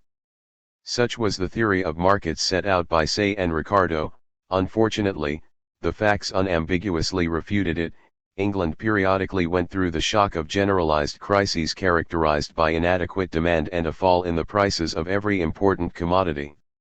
This theory was blind to the fundamental contradictions of capitalist economy, depicting it instead as a unified whole distinguished by a perfectly mutual adjustment and harmonious development of all its parts. Say forgot that cloth is not exchanged directly for other products, but must first be sold for money, and what is more, for a definite sum of money which will cover its costs of production plus profit. Say's portrait of the production process mistakenly ignored outlays on means of production. He was therefore unable to grasp the interdependence between the production of means of consumption and the production of means of production, or the disparity that exists in their rates of growth. He underestimated the anarchy of production, which renders impossible the balanced and proportional development of all branches of production. Sismondi's great merit was to have rejected the classical school's theory of markets.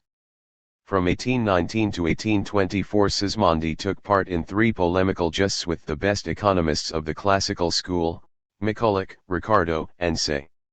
All 3 argued that an unlimited growth of production was possible and would not run up against any shortage of demand.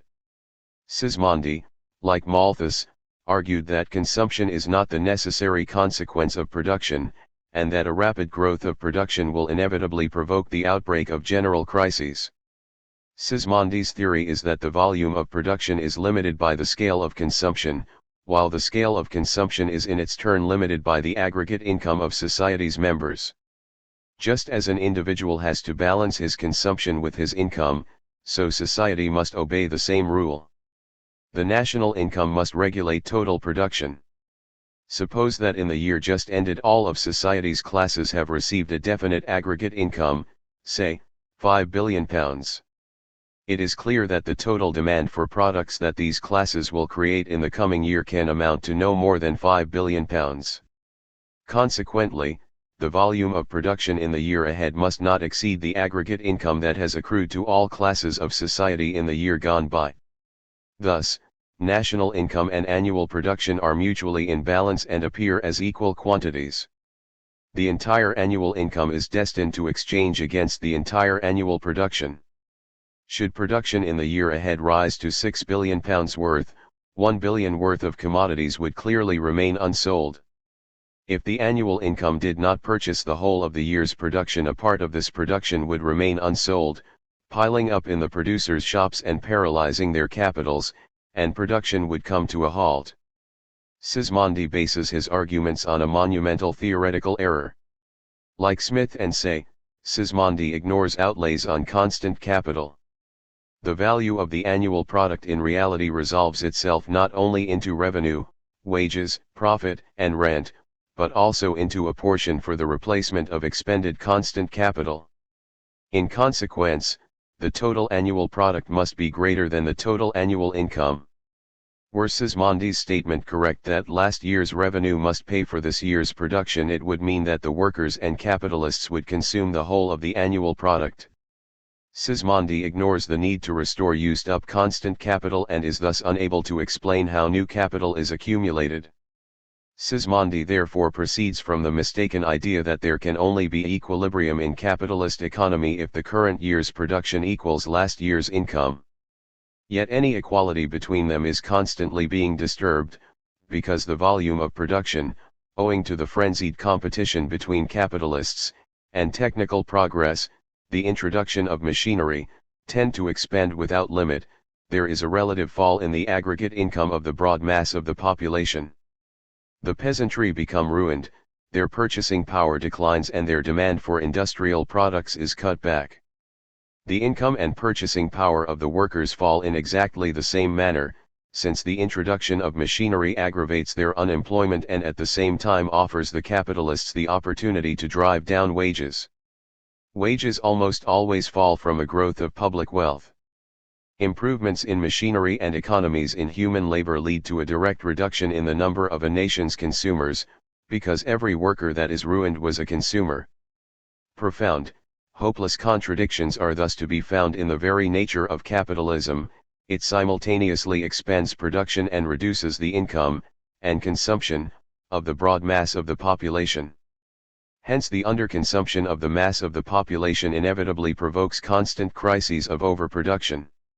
In developing his theory of crises, Sismondi did not understand that a fall in workers' demand for articles of consumption goes hand in hand with a stupendous growth in the production of means of production. In ignoring what is laid out on constant capital, Sismondi mistakenly thought that the only means by which to compensate for a relative drop in the workers' demand for articles of consumption would be to raise the capitalists' demand for luxuries. Sismondi endeavored to prove that this type of compensation was impossible, but the theoretical flimsiness of the arguments he used was obvious. Sometimes he wrathfully condemned the excessive and frivolous enjoyment of luxuries, at others he argued that the capitalists are physically incapable of consuming all the luxury articles they produce, and on still other occasions he pointed out how difficult it was to shift production away from workers' means of consumption towards luxuries for the capitalists. Whatever the case, Sismondi was convinced that the crises rocking capitalist industry had their direct cause in the falling income and purchasing power of the mass of the population, which narrowed that industry's internal market. Capitalism could rapidly develop only if it could sell its commodities on foreign markets. As soon as the capitalist powers had seized all the colonies and foreign markets, crises would occur with ever greater frequency and severity. Sismondi's doctrine that capitalist development is impossible without foreign markets was to be accepted by the Russian Narodniks in the 1870s and 1880s. For all his theoretical mistakes, it is still Sismondi's great merit to have been the first to pose the problem of markets and crises in its full scope. He correctly recognized that crises are the inevitable companion of capitalist economy and, in attempting to find the reasons why they appear, sought them in capitalism's internal structure. Because he based himself on Smith's erroneous theory of reproduction and ignored the increasing importance that the production of means of production acquires in capitalist economy, Sismondi was unable to provide a correct solution to the problem of crises. But it is still his great merit to have posed this problem, to have tried to provide a unitary and reasoned answer to it, and to have thrown light on one aspect of the phenomenon, namely that the development of capitalism depends on the purchasing power of the broad mass of the population.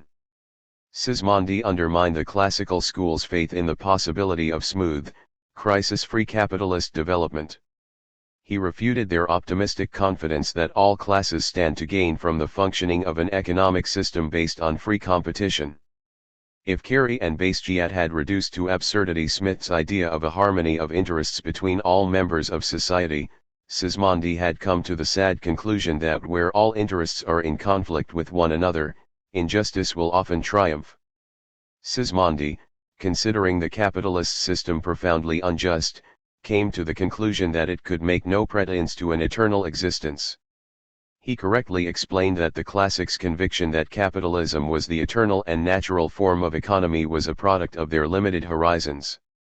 Our eyes have become so accustomed to this new organization of society, to this universal competition which degenerates into hostility between the wealthy and laboring classes, that we can no longer conceive of any other mode of existence, not even of those whose debris surround us on all sides.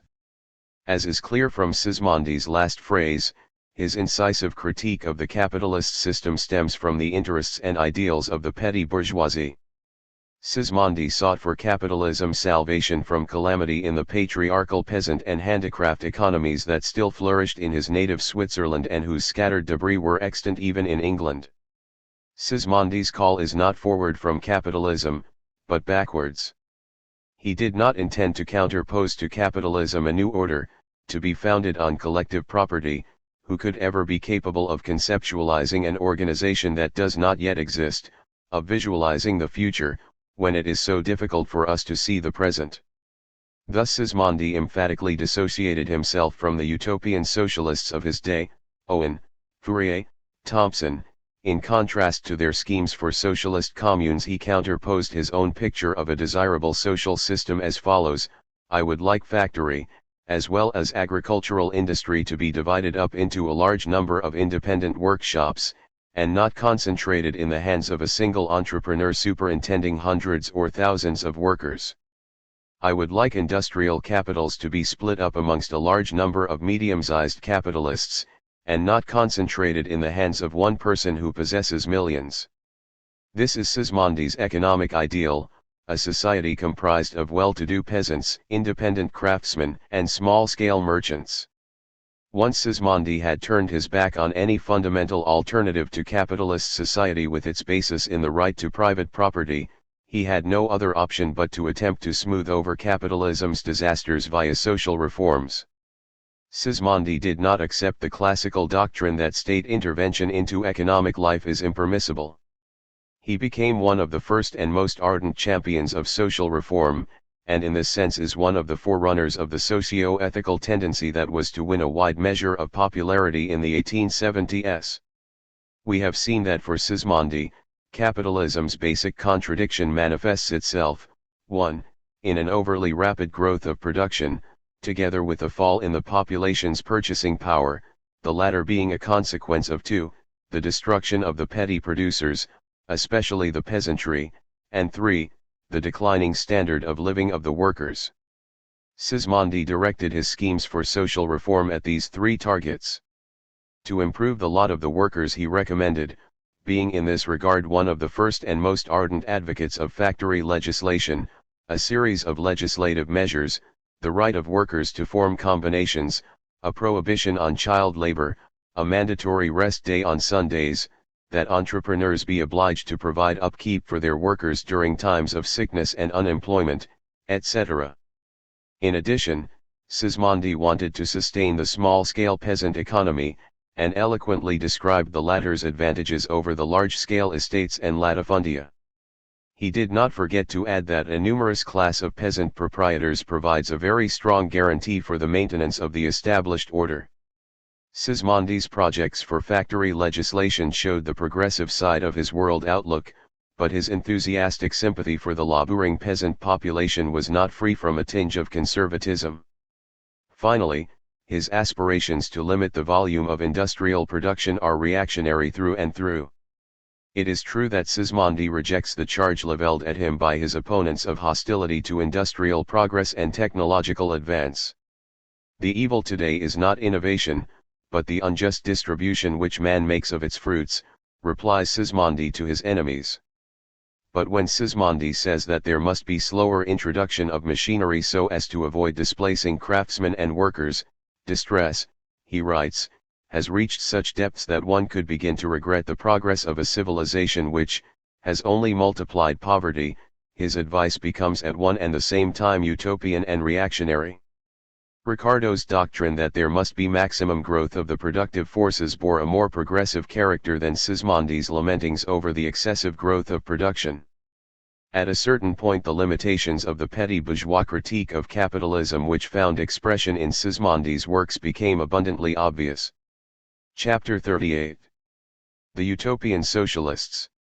While Sismondi criticized the classical school from the standpoint of the ruined petty bourgeoisie, the early utopian socialists expressed the demands and aspirations of the young working class.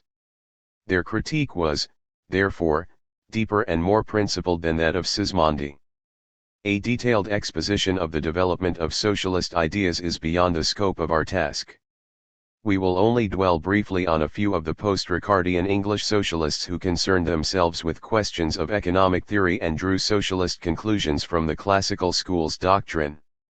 Among these economists we can distinguish 2 groups. The first includes Percy Ravenstone and Thomas Hodgkin.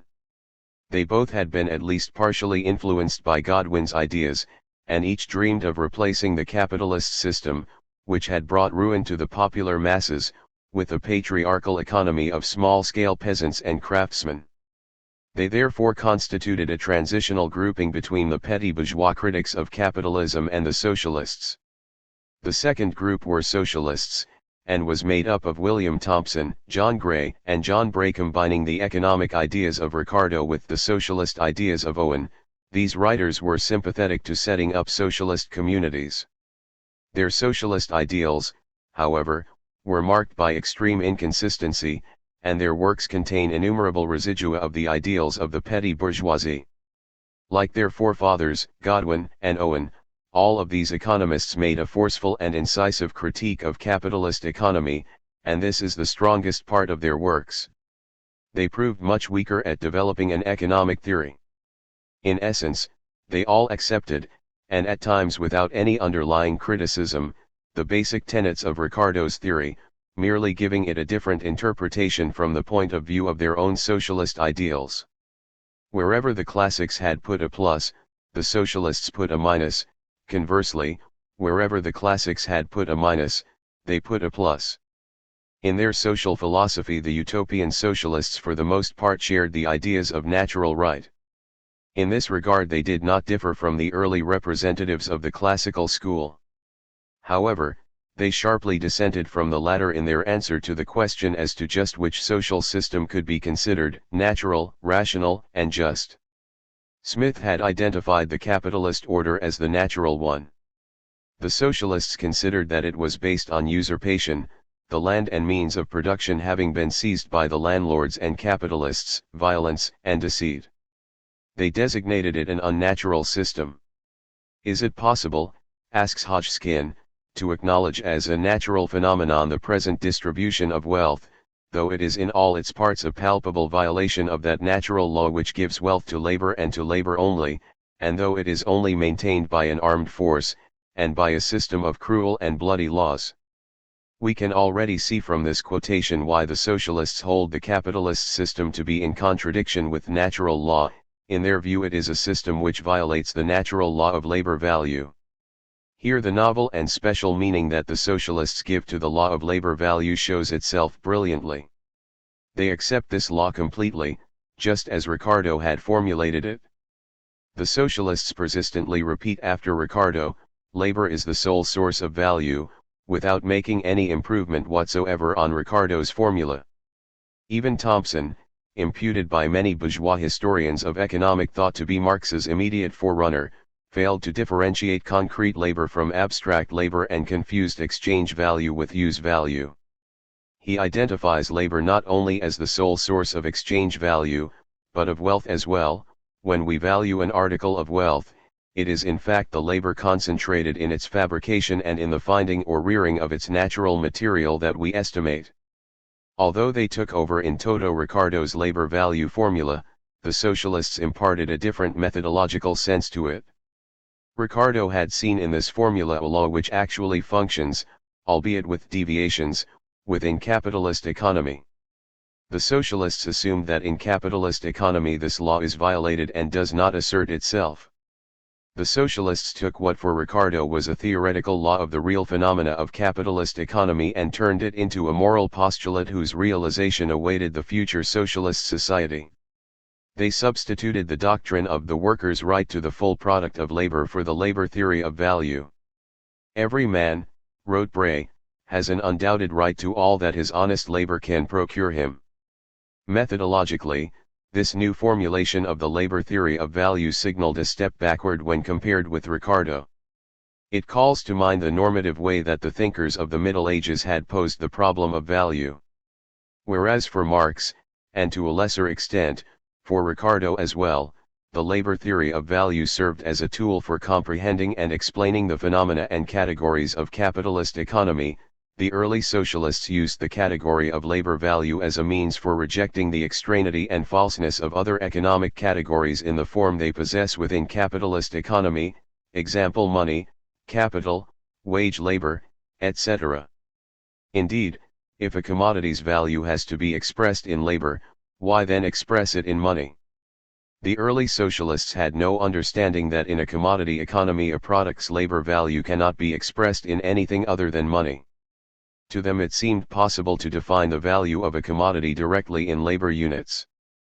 The natural standard of value is, in principle, human labor, wrote Owen, and hence came to the conclusion that it has now become absolutely necessary to reduce this principle into immediate practice. Following Owen's example, the idea of labor money and exchange markets became extremely popular among socialists. Gray proposed that a national bank be set up where each producer could hand in his product and in exchange receive a certificate for a determined number of labor units. The owner of the certificate would have the right to obtain any product from the bank's stores valued at the same number of labor units. This type of non-monetary transaction would assure the producer of being able to sell his product at any moment for its full labor value. The category of money would be abolished in order to realize more fully the principle of labor value. Regrettably, the exchange markets and banks rapidly went bankrupt, and demonstrated for all to see that it is impossible to abolish money so long as the products of labor retain their character as commodities and values. Organized exchange in the midst of disorganized commodity production proved a utopian undertaking. Yet if the principle of labor value was to triumph completely, it was certainly not just money that would have to be abolished, but all categories inherent in capitalist economy.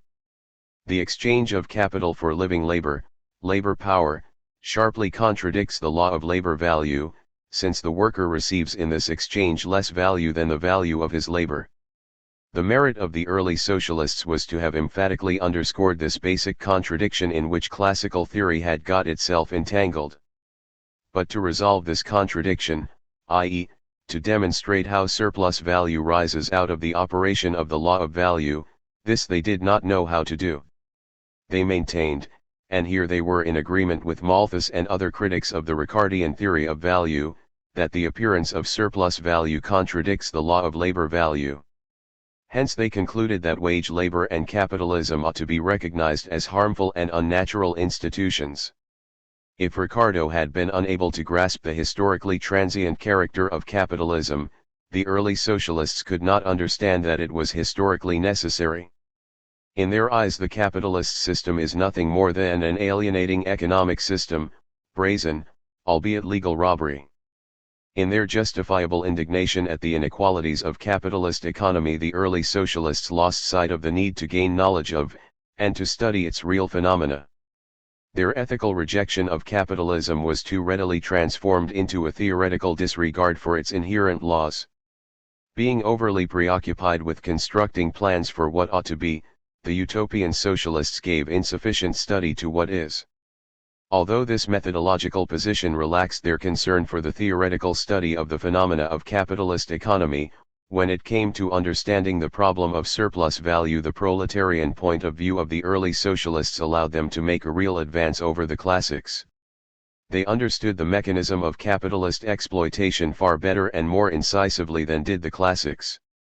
The idea that the landlords and capitalists receive their revenue out of the value of the workers' product, an idea that already existed in Smith, was placed emphatically to the fore by the early socialists. In this, which is at present the case, the laborers must share their produce with unproductive idlers, wrote Hodgkin. Tremendous credit is owed to the author of one socialist pamphlet, published in 1821, for having brought all forms of unearned income together under one category, though it must be admitted that he still called it interest, and not surplus value. The interest paid by the capitalists, whether it acquires the form of rent, monetary interest, or entrepreneurial profit, is paid out of the labor of other people. All species of unearned income are here united into surplus value, whose source is recognized as the surplus labor of the workers. We find virtually the same concept of surplus value in Thompson. There can be no other source of profit than the value added to the raw material by the labor, guided by skill, expended on it. The materials, the buildings, the machinery, the wages, can add nothing to their own value. The additional value proceeds from labor alone. The most important theoretical service of the early socialists was to have understood the nature of surplus value. In this realm they paved the way for Marx. We have included this review of the economic theories of the early socialists in our section on the breakup of the classical school, not simply because these authors used the Ricardian theory of value as a basis for drawing practical, socialist conclusions which diverged sharply from the doctrine of the classical school. Even from a purely theoretical point of view, the way that we find the early socialists posing economic problems testifies to the collapse of classical theory. Ricardo was unable to reconcile the law of labor value with the real phenomena of capitalist economy, the exchange of capital for labor power, the equalizing of the rate of profit on capital.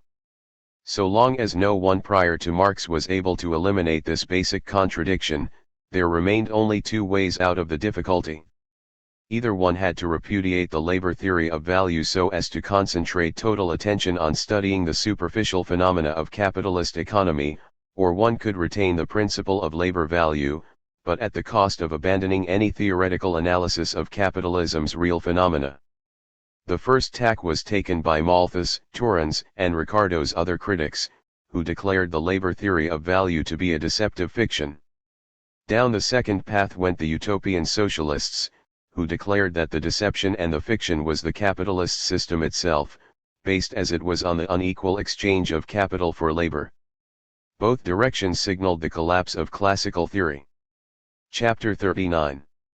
The Twilight of the Classical School. John Stuart Mill. The classical school is usually taken to have begun with the appearance of Adam Smith's Wealth of Nations, in 1776, and to have ended with the appearance, in 1848, of John Stuart Mill's Principles of Political Economy with some of their applications to social philosophy. Smith's book envisaged vast and optimistic prospects for economic progress. Ricardo's system, which marked the high point of the classical school's development, stood under the banner of the bourgeoisie's struggle against the landowning class and was already displaying presentiments, albeit weakly, of the impending struggle with the working class. After Ricardo, bourgeois economic thought was increasingly directed towards the defense of bourgeois, and landed property from attack by socialists. The classical school went through a period of vulgarization and apologetics, at the same time encountering more and more forceful opposition from the early socialists. Finally, the classical school, in the person of John Stuart Mill, in effect gathered together its last and finest forces in order to show itself once again to be in step with the times and to provide an answer to the new problems confronting humanity. It was a belated attempt. All it proved was that the classical school's creative powers had been spent, that the ideas and theories to which it had given birth were already out of date and no longer capable of providing a foundation on which to build a new, all-embracing system of social philosophy. As the title of his book shows, Mill, 1806–1873, dedicated himself to erecting just such a universal system. Mill wanted to exhibit the economical phenomena of society in the relation in which they stand to the best social ideas of the present time, as he did, with such admirable success, in reference to the philosophy of his century. It might have seemed that Mill, with his philosophical turn of mind, his all-round, we might even say, superhuman education at the feet of his father, James Mill, and, finally, with his sensitivity towards the most progressive social currents of his own age, would have been better fitted than other economists for fulfilling this grandiose task. Nevertheless, Mill never succeeded in writing a work similar in its object and general conception to that of Adam Smith. Although his book earned him enormous fame and was considered the best course in political economy right up to the end of the 19th century, both its social philosophical and theoretical economic ideas were shot through with glaring and unresolvable contradictions. Adam Smith had expressed the point of view of the most progressive class of his age, the industrial bourgeoisie, from whose social practice he had been able to extract and fuse together his social philosophy and his economic theory. By the middle of the 19th century, the ideas of economic and political liberalism that Mill had been brought up on were already outdated. The contradictions of the capitalist economy, the destitution of the lower masses of the population, the class struggle of the proletariat, and the critique of the socialist thinkers had already undermined faith in the capitalist system as the bearer of general well-being, harmonizing the interests of all members of society. Mill did not remain blind to the signs of the times. He showed ardent compassion for the fate of the Irish peasants, followed sympathetically the successes of the workers' movement, and studied the ideas of the Saint-Simonists and Fourierists with interest. He turned his back on the ideas of bourgeois liberalism that had been so dear to him in his childhood, and in his old age became increasingly inclined towards the ideas of socialism. But Mill never succeeded in shifting completely over to the standpoint of the working class. Caught in hesitation and doubt, he stopped halfway between liberalism and socialism, and it is from this that the multitude of contradictions in his social philosophy stem. The basic tone of Mill's social philosophical reflections is one of profound disillusionment with the capitalist system and its inherent competition and struggle between individuals and classes. The time when Adam Smith could write that the individual, by pursuing his own interest, frequently promotes that of the society more effectually than when he really intends to promote it had long since passed. Now Mill was counterposing himself to the economists of the old school and writing, "I confess I am not charmed with the ideal of life held out by those who think that the normal state of human beings is that of struggling to get on, that the trampling, crushing, elbowing, and treading on each other's heels, which form the existing type of social life, are the most desirable lot of humankind, or any but the disagreeable symptoms of one of the phases of industrial progress." It was not just Smith's naive faith in the universal harmony of interests that Mill no longer shared. The same applied to Ricardo's more modest hope that the capitalist system, by increasing the general mass of productions, diffuses general benefit. To point to the mighty growth of the productive forces inherent in capitalism was small comfort. Hitherto it is questionable if all the mechanical inventions yet made have lightened the day's toil of any human being. They have enabled a greater population to live the same life of drudgery and imprisonment, and an increased number of manufacturers and others to make fortunes. But where was there a way out?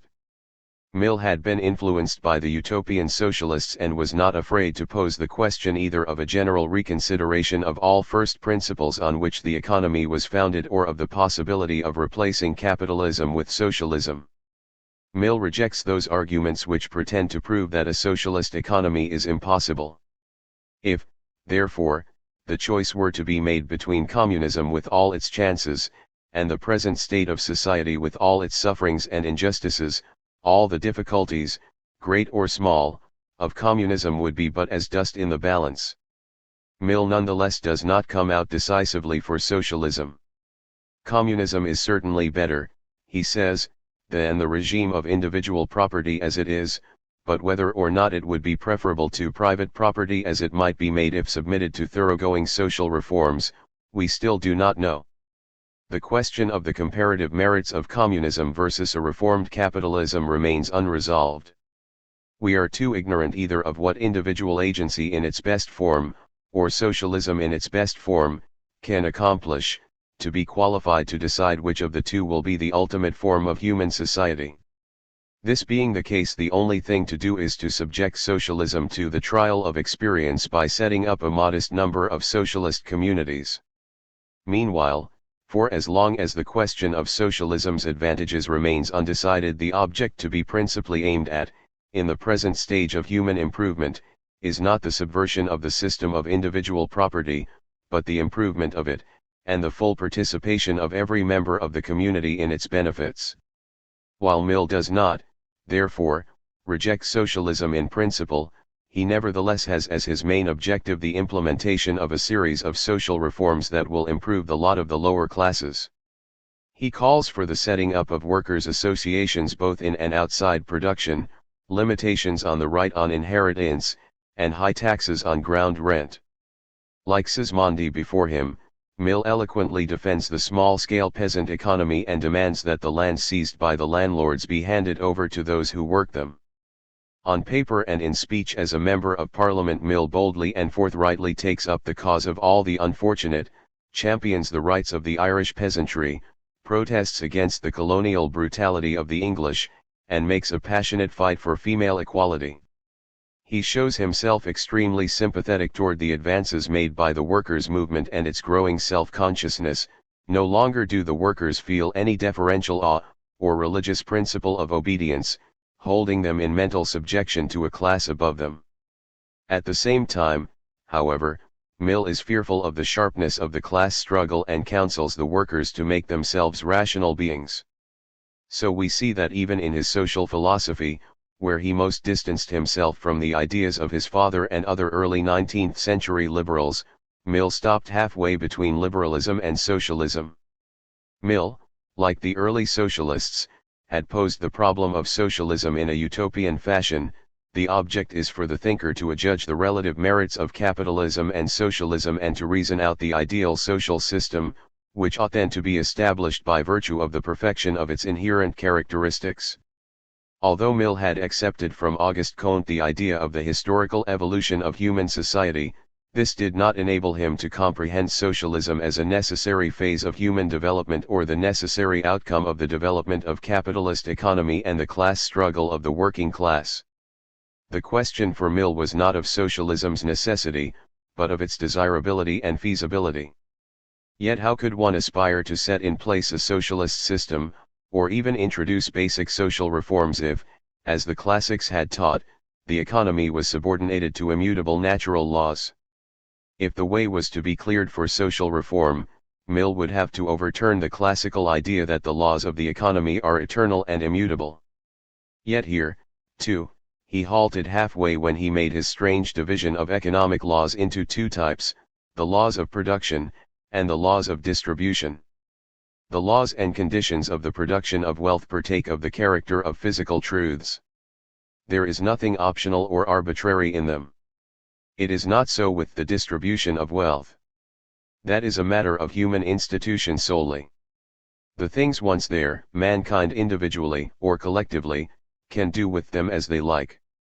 They can place them at the disposal of whomsoever they please, and on whatever terms.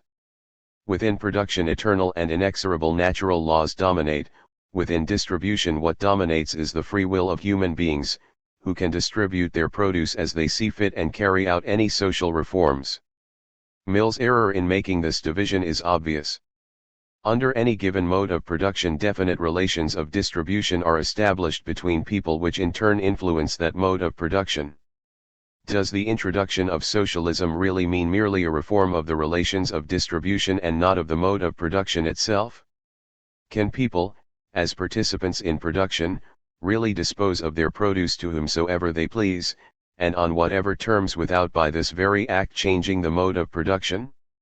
Instead of comprehending the economic process as a unified whole that embraces both the production and distribution of products, Mill artificially tore them away from each other. Instead of subordinating both production and distribution to the operation of laws that, while necessary, are nevertheless at the same time historically alterable, Mill subordinates production to the operation of eternal laws, but sees distribution as an arbitrary realm within which the different economic forces display no necessary law-determined regularity. For all its mistakenness, Mill was compelled to divide up economic laws in this way if he was to leave the door open for social reforms and at the same time preserve intact the system of natural economic laws as established by the classical school. This dualism between the laws of production and the laws of distribution reflects the fundamental dualism in Mill's entire system, the unresolved contradiction between his social philosophy and his economic theory. In his social philosophy Mill had left his father far behind, but in his economic theory he was merely repeating and systematizing the ideas of the Ricardian and post-Ricardian economists. The economic theories that he had accepted in the early days of his youth, his father had given him an exposition on political economy together with the works of Smith and Ricardo to read when he was 13, remained unaltered right into his old age despite the thoroughgoing revision that had taken place in his socio-philosophical outlook. This fervent advocate of social reforms at the same time zealously defended the Malthusian law of population, which argued that any reform of the social order was futile. This friend of the trade unions supported, up to 1869, the theory of the wages fund, which argued that it was fruitless and harmful for the workers to wage an economic struggle. This critic of capitalism failed to notice the basic contradictions of the capitalist economy and supported Say's doctrine on the impossibility of general crises. In economic theory Mill was not an original thinker and he broke no new ground. In his early work, Essays on Some Unsettled Questions of Political Economy, which he wrote in 1830 and published in 1844, Mill did attempt to make some sort of contribution to the development of classical theory, particularly to the theory of international trade. But in his main and famous work, The Principles of Political Economy, leaving aside his socio-philosophical ideas, Mill did nothing more than provide a full, systematic, and lucid exposition of the theory that had been developed by earlier classical economists. Although he based his book on Ricardo's system, it would be difficult to find a single major Ricardian or post-Ricardian economist whose theories Mill did not accept and work into his own system. From Malthus he took the theory of population, from Say his doctrine on crises. Like Torrens, he turned the labor theory of value into a theory of production costs. Following Bailey, he limited his analysis to the concept of relative value. From James Mill and McCulloch he accepted the wages fund doctrine, which he repudiated in 1869, and from Senior the theory of abstinence. Bursting in on this system of ideas developed by the classics were the critical ideas that Mill had got from that school's opponents. Following Sismondi's example, Mill fervently championed the small-scale peasant economy. Following in the footsteps of the utopian socialists, he developed a critique of the capitalist system.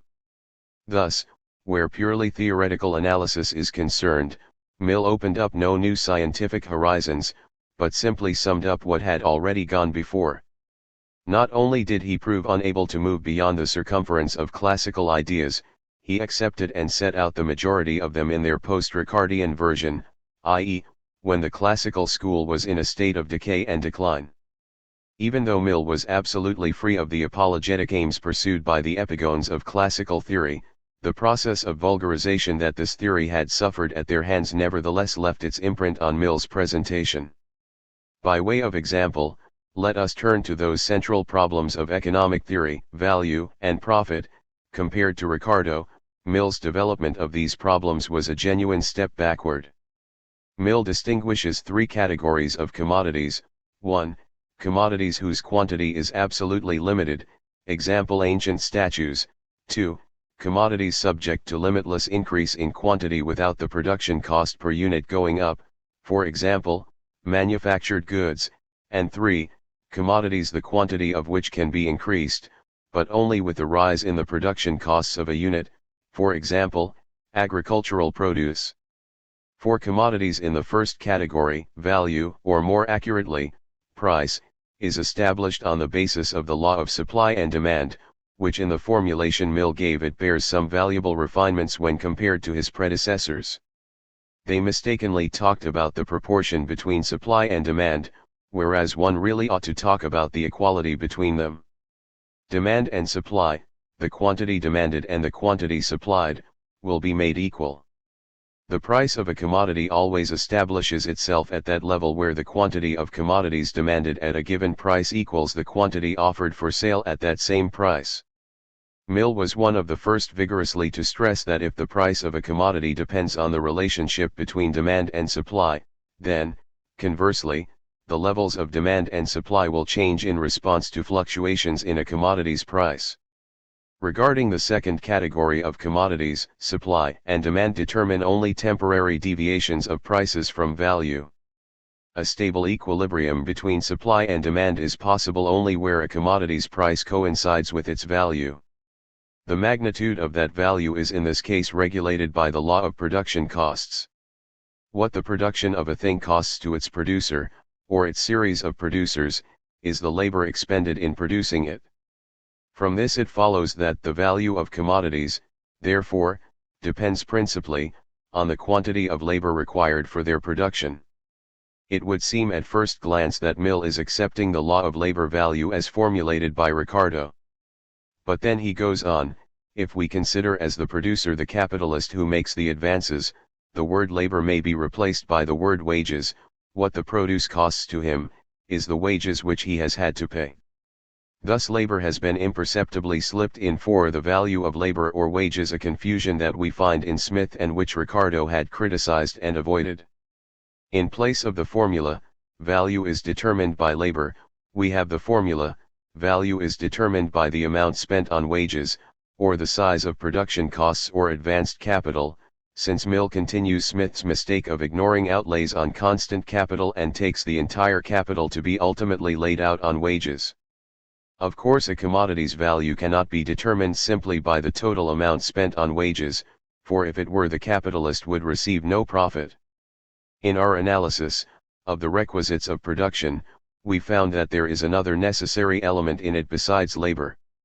There is also capital, and this being the result of abstinence, the produce, or its value, must be sufficient to remunerate, not only all the labor required, but the abstinence of all the persons by whom the remuneration of the different classes of laborers was advanced.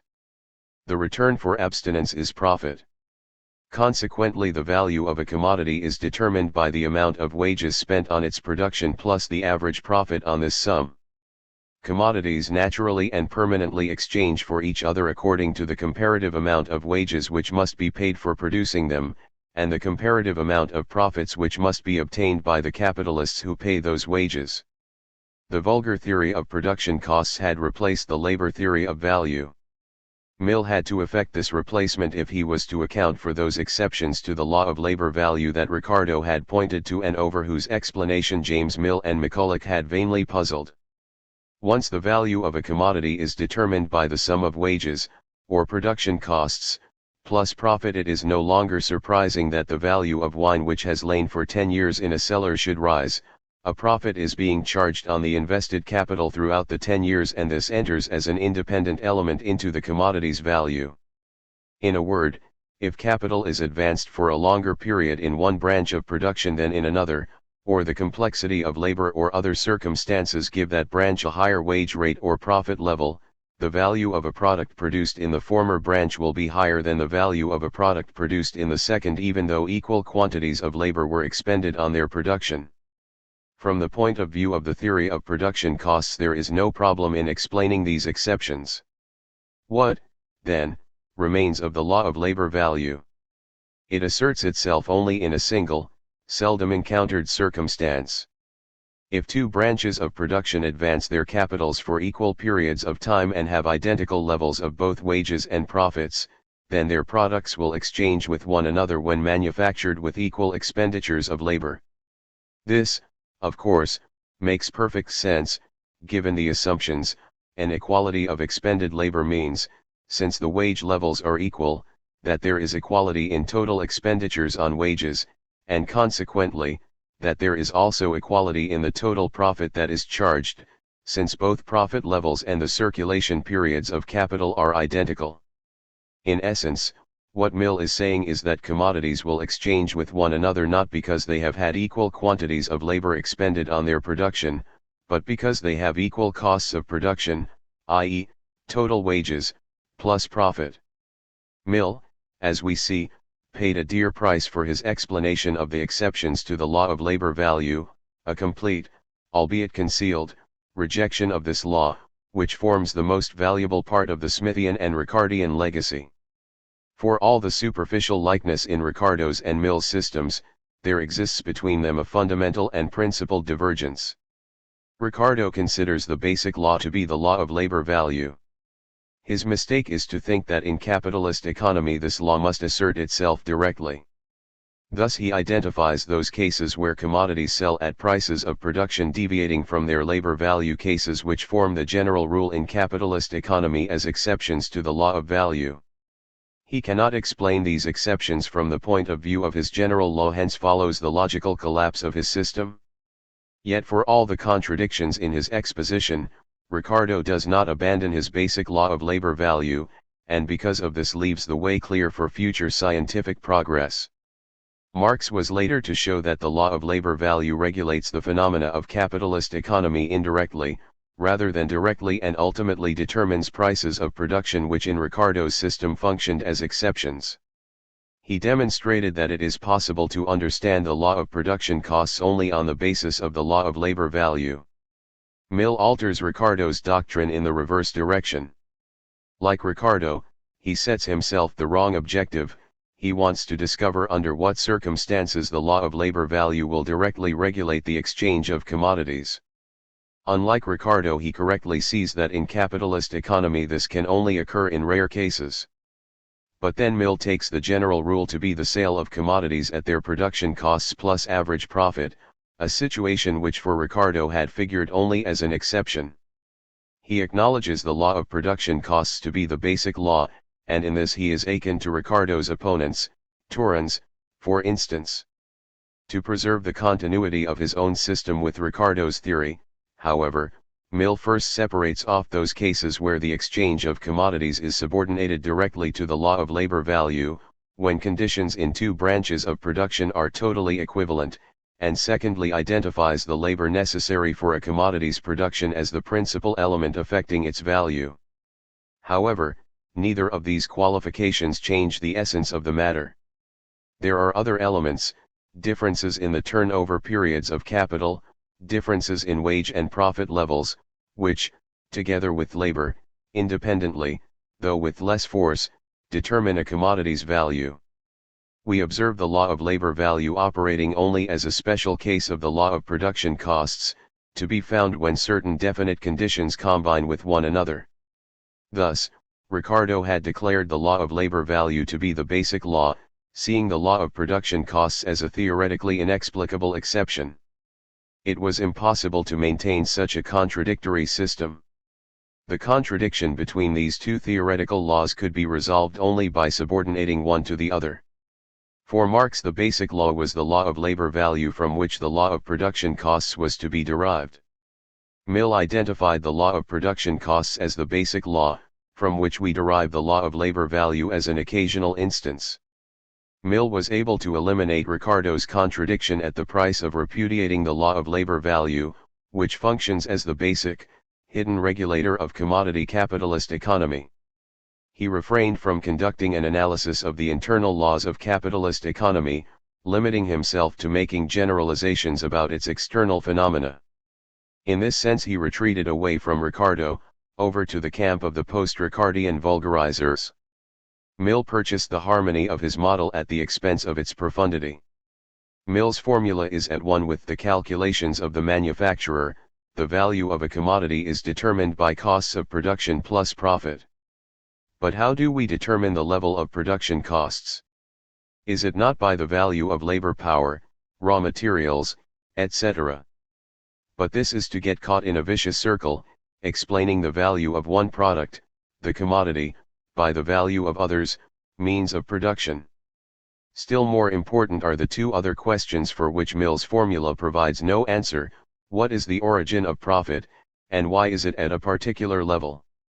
Whereas Ricardo was moving close to the idea of surplus value and regarded profit as a part of the value created by the worker's labor, profit for Mill emerges as a value added to the value of labor, i.e., wages. On this point Mill has not managed to break free from the influence of the post-Ricardian vulgarizers. In one passage he declares, in the spirit of Ricardo, that the cause of profit is that labor produces more than is required for its support. More often, however, he explains profit by citing Senior's theory of abstinence: as the wages of the laborer are the remuneration of labor, so the profits of the capitalist are properly, according to Mr. Senior's well-chosen expression, the remuneration of abstinence. Mill's work, which he had conceived of as opening a new era in the development of economic thought, was merely the signal that the classical school was in the final stages of disintegration. It testified to this fact in two ways. The part of Mill's work devoted to social philosophy made it clear that the ideas of economic liberalism developed by the classical school had become irrevocably obsolete and were no longer suitable for resolving the great historical task of abolishing a social system based on the exploitation of man by man. The economic portion of his work was graphic proof of the fact that classical theory was powerless to uncover the inherent law-determined regularity of capitalist economy and was going through vulgarization and retrogression even at the hands of its most progressive thinker. The enormous gulf between Mill's social philosophy and his economic theory testified to the fact that bourgeois economic theory could no longer serve, as it had previously, as the basis for a progressive social practice. Mill's practical activity was superior to his economic theory, and often contradicted it. Mill was able to bridge the agonizing gulf between theory and practice by giving social problems a utopian formulation. He would analyze the pros and cons of social reforms without thinking to ask to what extent these reforms were the necessary product of capitalist society's internal development. It was for just this reason that he was able to content himself with the outmoded theories of his predecessors when analyzing capitalist economy. A utopian social philosophy coexisted with an antiquated economic theory. If economic theory was to have new perspectives opened up for it, there had first to be a reformulation of the entire social problem. Once Karl Marx had made the transition from utopian to scientific socialism, he set himself the task of demonstrating that socialism is a necessary phase of human history which flows out of capitalist society's own internal development. For Marx to be able to place socialism on a scientific basis, he had to uncover the law-governed regularity behind the development of capitalist economy, which forms the basis of the whole of bourgeois society.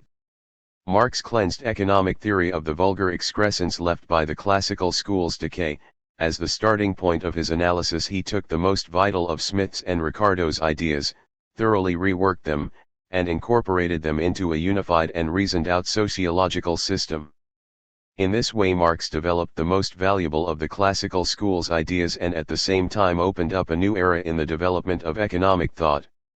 He fulfilled the difficult task that had been beyond Mill's grasp. He presented the economical phenomena of society in the relation in which they stand to the best social ideas of the present time. He synthesized scientific socialism with economic theory.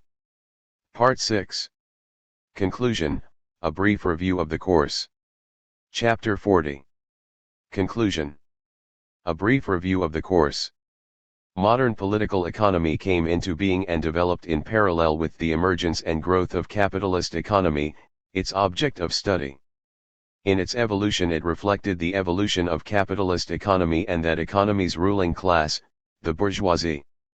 Mercantilist literature, for example, clearly expressed the concerns and requirements of merchant capital and the commercial bourgeoisie. From the middle of the 18th century, when strict state regulation and the monopolies of the trading companies had begun to put a brake on the growth of industrial capitalism, there was widespread opposition to mercantilist ideas. In agricultural France it was the physiocrats who took up the struggle against mercantilism, under the slogan of fostering productive agricultural capital. The efforts of the physiocrats ended in practical and, to a lesser extent, theoretical collapse. It fell to the English classical school, which expressed in the first instance the interests of the industrial bourgeoisie, to make the major practical and theoretical advances.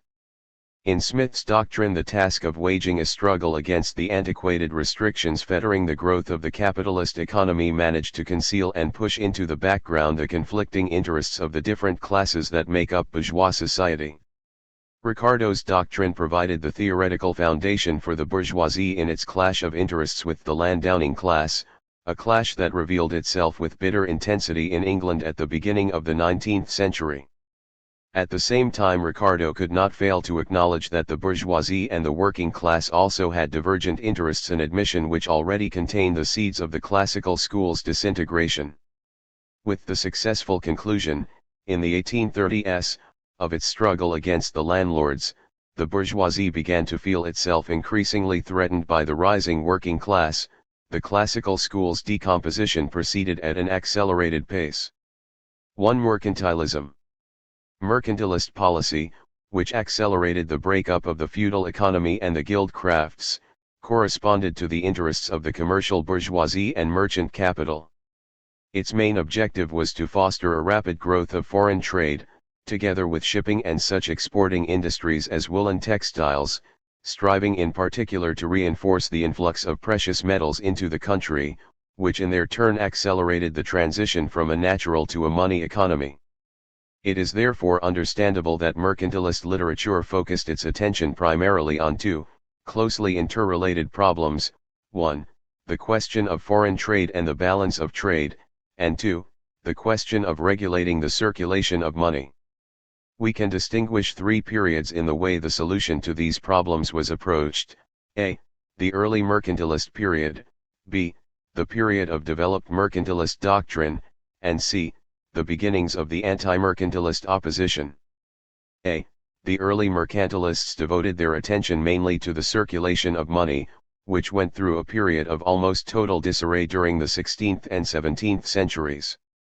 In part this was due to the price revolution which was taking place at the time, and in part because sovereigns were debasing metal coins. The debasement of metal coins, the worsening of the currency's rate of exchange, and the outflow of coins of standard value to other countries were severely affecting the interests of the commercial bourgeoisie. The early mercantilists of the 16th and early 17th centuries were advocates of the money balance system, and believed that it would be possible to extirpate these evils through compulsory governmental regulation over the circulation of money. In particular, they demanded an absolute prohibition on the export of metal coins, hoping that by this means the country's monetary balance would improve. b. The later mercantilists of the 17th century had already come to understand that fluctuations within the sphere of monetary circulation, a deteriorating rate of exchange and the export of metal coins, result from a country's unfavorable balance of trade. They did not believe it possible to regulate the flow of money directly, and so advised those in power to concentrate their energies on regulating the country's balance of trade by stimulating its commodity exports to other countries. In particular they recommended the development of export industries, so that more expensive industrial manufactures could be exported, rather than raw materials, and the transit trade, i.e., the purchase of colonial commodities in oceanic countries, such as India, to be sold in the European countries at higher prices. In England, the theory of the balance of trade was expressly developed in Munn's work, England's Treasure by Foreign Trade, written in the 1630s. c. With the end of the 17th century, an opposition to mercantilism had already begun to appear. North was one of the first free traders. He called on the state to refrain from exercising compulsory regulation both over the flow of money to and from other countries, and over the circulation of commodities between them. North demanded full freedom of foreign trade and believed it beneficial for both monetary and commodity circulation to be self-regulating. The economists who debated the problems of the monetary balance and the balance of trade were primarily interested in those practical questions which touched the interests of the commercial bourgeoisie. Alongside this merchant current in mercantilist thought, there appeared, at the end of the 17th century, a philosophical tendency whose representatives, Petty, Locke, Hume, exhibited great interest in working out theoretical problems, first and foremost those of value and money. As soon as economists directed their thinking toward the theoretical analysis of economic phenomena, they found themselves confronted with the problem of value. In the Middle Ages, when prices were compulsorily fixed by the town and guild authorities, the problem of value had been posed normatively. The scholastic writers argued over the just price, justum pretium, that needed to be compulsorily established to assure the craftsman his customary standard of living. During the age of merchant capital, the formation of prices via regulation gradually ceded to the spontaneous formation of prices through the market. The economists of the 17th century now found themselves facing a new theoretical problem: what were the laws that governed this market formation of prices? Answers to this question were still superficial and undeveloped. John Locke, the well-known philosopher, answered that the movement of prices depended on alterations in demand and supply. Rubin, his contemporary, advanced the theory of subjective utility. In his words, the value of all wares arise from their use, and depends on the wants and wishes of those who consume them. A more profound attempt to find a law-determined regularity to what was at first glance the disorderly and haphazard movement of prices was made by James Steuart, one of the later mercantilists and an advocate of the theory of production costs. In his view, a commodity has a real value equal to its costs of production. The price of the commodity cannot be lower than this real value, but is customarily higher, the surplus comprising the industrialist's profit. Profit, therefore, is something added onto the commodity's value and accrues to the industrialist because he has managed to sell it under favorable circumstances, i.e., it is profit upon alienation. The idea that profit is created within the process of circulation is encountered in almost all mercantilist writing and reflects the conditions within the age of merchant capitalism, when there were colossal profits to be made from foreign trade, the colonial trade in particular. From a theoretical point of view, the doctrine of profit upon alienation signified a complete repudiation of any solution to the problem of profit and surplus value in general. The most sophisticated solution to the problem of value came from William Petty, the ingenious progenitor of the labor theory of value. According to Petty's doctrine, a product's natural price or value is determined by the quantity of labor expended on its production. When a producer exchanges his product, he receives a quantity of silver, money, in which there has been embodied as much labor as he himself had expended on producing the product in question. The value of a product, bread, for example, will resolve itself into two components: 1. Wages, which equal the worker's necessary minimum of means of subsistence. Petty and other mercantilists were advocates of the iron law of wages, in the sense that they recommended limiting the worker's wages to a minimum of means of subsistence in the interests of capitalism's development. And 2. Ground rent. Consequently, Petty identifies ground rent with surplus value in general, a view which was widely held in a period when capitalism was only just developing, and which later on was explicitly adopted by the physiocrats. In making this identification, Petty prevented himself from posing the problem of surplus value, yet despite falling into innumerable contradictions in the way he stated it, in his labor theory of value, Petty laid the foundation on which the classics and Marx were later to construct the theory of surplus value. It is safe to say that Petty's theory of value is the most valuable theoretical legacy that mercantilist literature was to bequeath. The other theoretical problem besides the theory of value that attracted the mercantilists' attention was that of money. The entire body of old mercantilist literature had revolved around the practical problems of monetary circulation, debasement of metal coins, the export of money abroad, etc. By the end of the mercantilist period, however, we already find Hume and Stoyart making more or less mature reflections and formulations of the two conflicting theories of money which are still to this day struggling for scientific supremacy. The famous philosopher, David Hume, provided an explicit formulation of the quantity theory of money, according to which the value of a monetary unit depends upon the quantity of money in circulation. The value of money changes inversely to variations in its quantity. The quantity theory had first been formulated as early as the 16th century, under the impact of the price revolution provoked by the inflow of precious metals from America. Hume, however, deepened and refined it. Hume's opponent on this question was the man already mentioned, James Stoyart, who argued that the quantity of money in circulation depends on the needs of commodity circulation. Stoyart's ideas were later taken over by Thomas Tooke in the first half of the 19th century and subsequently developed by Marx. To the physiocrats. The term physiocrats came to be applied to a group of economists who had come onto the scene in the 1760s, primarily in France. The head of the school was François Quesnay, who grouped around himself a number of disciples and partisans. After a brief period of brilliant success, physiocratic doctrine was supplanted by the theories of the new classical school that had emerged in England and was for a long time regarded with scorn and even mocked. Marx was one of the first to note the physiocrats' scientific merits, and they were later to gain increasingly widespread scientific recognition.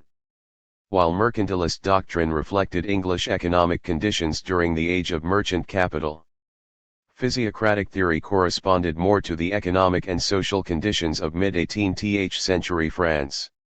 This was a time when France was involved in a global struggle with England for naval, commercial, and colonial supremacy and, after protracted wars, had been forced to cede first place to its rival.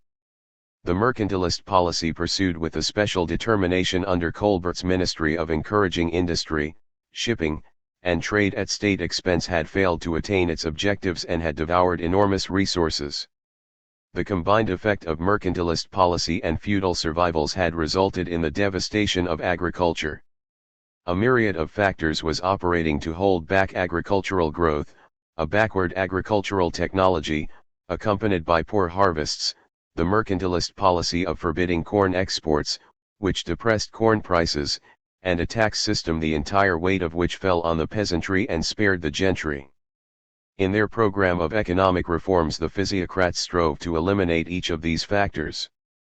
They fervently championed the type of rational agriculture that had met with remarkable success in England. They recommended that land be leased to large-scale farmers with abundant capital.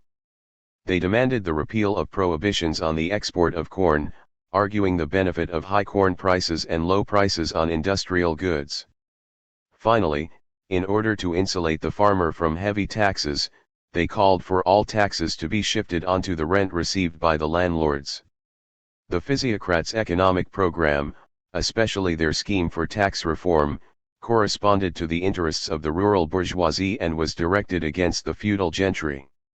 However, as they could not rely on any influential social class, the rural bourgeoisie in mid-18th century France being too small and inconsequential, the physiocrats pinned their hopes mainly on the crown, whom they expected to carry out the desired reforms. It is therefore quite understandable that the physiocrats did as much as they could to dull that edge of their program directed against the feudal gentry and instead sharpened the attack on mercantilist policy. They shunted the bourgeois character of their program to the rear and emphatically stressed its agrarian nature. The slogan of defending agriculture from the harmful consequences of mercantilist policy became the physiocrats' favorite watchword. The mercantilists had maintained that the best means for making a country wealthy was to extensively develop foreign trade. The physiocrats acknowledged the only source of a nation's wealth to be agriculture. The mercantilists had seen foreign trade as the miraculous source of the flow of precious metals and enormous profits into the country. In order to refute these mercantilist notions, the physiocrats had to construct a new doctrine of money and surplus value. It was their view that money was nothing more than a convenient aid in the circulation of products. A nation's wealth consisted of products, not money. But since industrial products were nothing more than raw materials obtained from agriculture and refashioned by the labor of the industrial population, and since the latter obtained its means of subsistence likewise from agriculture, a nation's wealth ultimately consisted of agricultural produce, or the material substance which the agricultural population extracted from the bountiful lap of Mother Nature. Wealth was created only in the process of agricultural production, and not in the process of circulation. Thus the mercantilist policy of one-sidedly and artificially encouraging trade and industry at agriculture's expense was both the height of absurdity and harmful, for such a policy of stringent state regulation and restriction places constraints on individual economic freedom and therefore violates the laws of natural right. To give their program of economic policy a more solid foundation, the physiocrats constructed their theoretical system, the central tenets of which were, 1. The doctrine of net product, and 2. The theory of the reproduction of social capital. To demonstrate the need to pump capital out of trade and industry and into agriculture, the physiocrats advanced the doctrine that only agriculture creates a net product, or revenue, i.e., surplus value. In agricultural production, nature's bounty provided man with a greater quantity of material substance than was needed merely to provide for the cultivator and to restore his costs of production. This surplus material substance, or net product, went to the landlords as rent on their property and formed the basis of the nation's wealth. It constituted the fund that fed the industrial population in the towns and covered the expenditures of the state apparatus. Thus, for the physiocrats, agricultural labor was the only labor that was truly productive. Industrial labor was sterile labor, in the sense that it yielded no net product over and above production costs. To illustrate more clearly the dependence that the landowning and industrial classes had on the class of farmers, which Quesnay viewed as being representative of the entire agricultural population, Quesnay created his famous theory of reproduction, which he set out in his Tableau économique, 1758. In the tableau, Quesnay showed how the total product of a nation's annual production moved. The entire corn harvest went first of all into the hands of the farming population, which retained part of it for its own provision and paid a part over to the landlord class as rent. A third part of the agricultural produce, raw materials for industrial processing and means of subsistence, passed into the hands of the industrial class, which in turn sent back finished products partly to the class of cultivators, partly to the landlords. Parallel with the movement of products between the individual social classes, but in the reverse direction, ran the movement of money, which functioned merely in a servicing capacity, to mediate the circulation of commodities. As depicted by Quesnay, the entire process of distributing the social product between the separate social classes was such that in the end all classes in society had their consumption needs met and a new cycle of reproduction was all set to begin. The Tableau économique represented Quesnay's most important theoretical legacy. It was the first, ingenious attempt to capture the entire process of social reproduction, embracing the production, circulation, distribution, and consumption of the social product within a single scheme. Whilst the mercantilists had occupied themselves with debating isolated, and usually practical problems, Quesnay made a bold attempt to uncover the mechanism of capitalist reproduction as a whole, an attempt which earns him the right to be called the father of contemporary political economy. In his theory of reproduction, Quesnay was far ahead of his time. Even the classical economists proved unable to grasp this theoretical achievement, only Marx was to develop it further. There is also a valuable theoretical idea in the physiocratic doctrine of net product, although it is hidden beneath a fantastic integument. For the mercantilists, the source of profit was trade, while profit was the surplus that remained after covering production costs. The physiocrats taught that the surplus, or net income, is formed strictly within the process of agricultural production. Consequently, they shifted the source of the formation of surplus value out of the circulation process and into the process of production.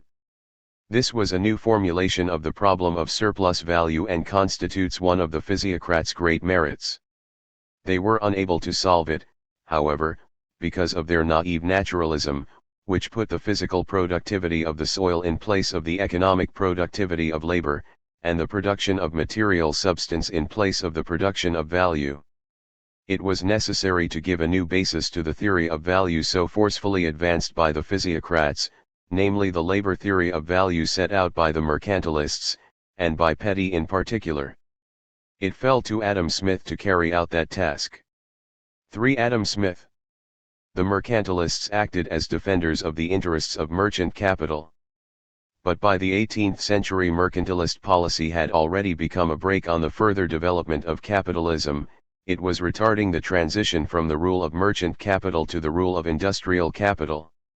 In France, the rural bourgeoisie, for whom the physiocrats acted as plenipotentiary, was numerically small and had little influence. Hence the physiocrats were powerless to crush merchant capital's domination. Only the industrial bourgeoisie in the towns had the power to smash the rule of mercantilism. Similarly, at the level of economic theory, it was only thanks to the efforts of the classical school, representing the interests of industrial capitalism, that mercantilism was vanquished as a doctrine. Adam Smith is considered the founding father of the classical school.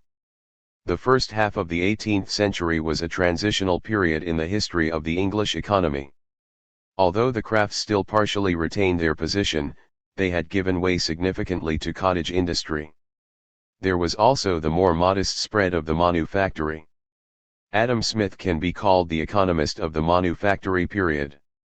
The birth of large-scale industrial capitalism, in the form of manufactories based on the division of labor, had made it possible for Smith a. to conceive of the whole of society as a gigantic workshop with a division of labor, hence Smith's doctrine on the division of labor. b.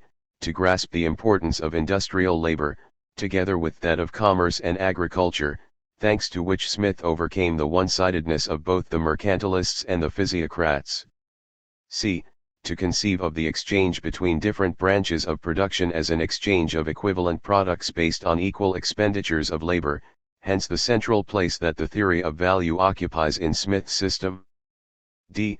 to classify correctly the different forms of revenue, wages, profit, and rent, that go to each of the different social classes. Smith begins his work by describing the division of labor, which he sees as the best means for raising labor productivity.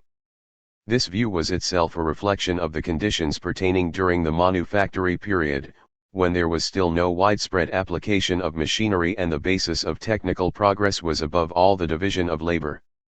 Since Smith is mainly concerned with the material technical advantages of the division of labor and not its social form, it is perfectly understandable that he should confuse the social division of labor between individual enterprises with the technical division of labor within the single enterprise. Despite this error, Smith's doctrine on the division of labor is of enormous value. Proceeding from this, Smith conceives of the whole of society as a vast laboring society of people who work for one another and mutually exchange the products of their labor. The conception of society as at one and the same time a laboring and an exchange society of individuals allowed Smith to grasp the importance of industry and to accord central place to the labor theory of value. Smith regarded society as a laboring society of individuals depending on one another by virtue of their productive activity. Unlike the mercantilists, he understood that the exchange of a commodity for money ultimately comes down to an exchange of the products of different producers' labor. On the other hand, he overcame the one-sidedness of the physiocrats, who regarded the movement of commodities as a movement of matter, or the material substance of nature, from the class of cultivators to the other classes of society, i.e., to the landowning and industrial classes. Beneath the exchange of products of labor, Smith perceived an exchange of the laboring activities of different producers. If all producers depend on one another, this obviously does away with the privileged position that the mercantilists had accorded to foreign trade and the physiocrats to agriculture. If industry depends upon agriculture, then the latter must depend upon industry to precisely the same extent. It is absurd to maintain that the farming population maintains the industrial population, which in and of itself is sterile. Agriculture and industry are branches of production with equal status. Exchange between them is an exchange of equivalence. Having dispensed with the physiocrat's error regarding the interrelation between agriculture and industry, Smith was then able to come to a more correct understanding of the productiveness of labor and capital. According to Smith, all labor is productive that yields value or surplus value, independently of whether it is applied to agriculture or to industry. Smith vacillates in his definition. Sometimes he defines productive labor as that which gives rise to surplus value, at other times as labor which embodies itself in material products possessing value. Parallel to extending the concept of productive labor, Smith also expanded the concept of capital.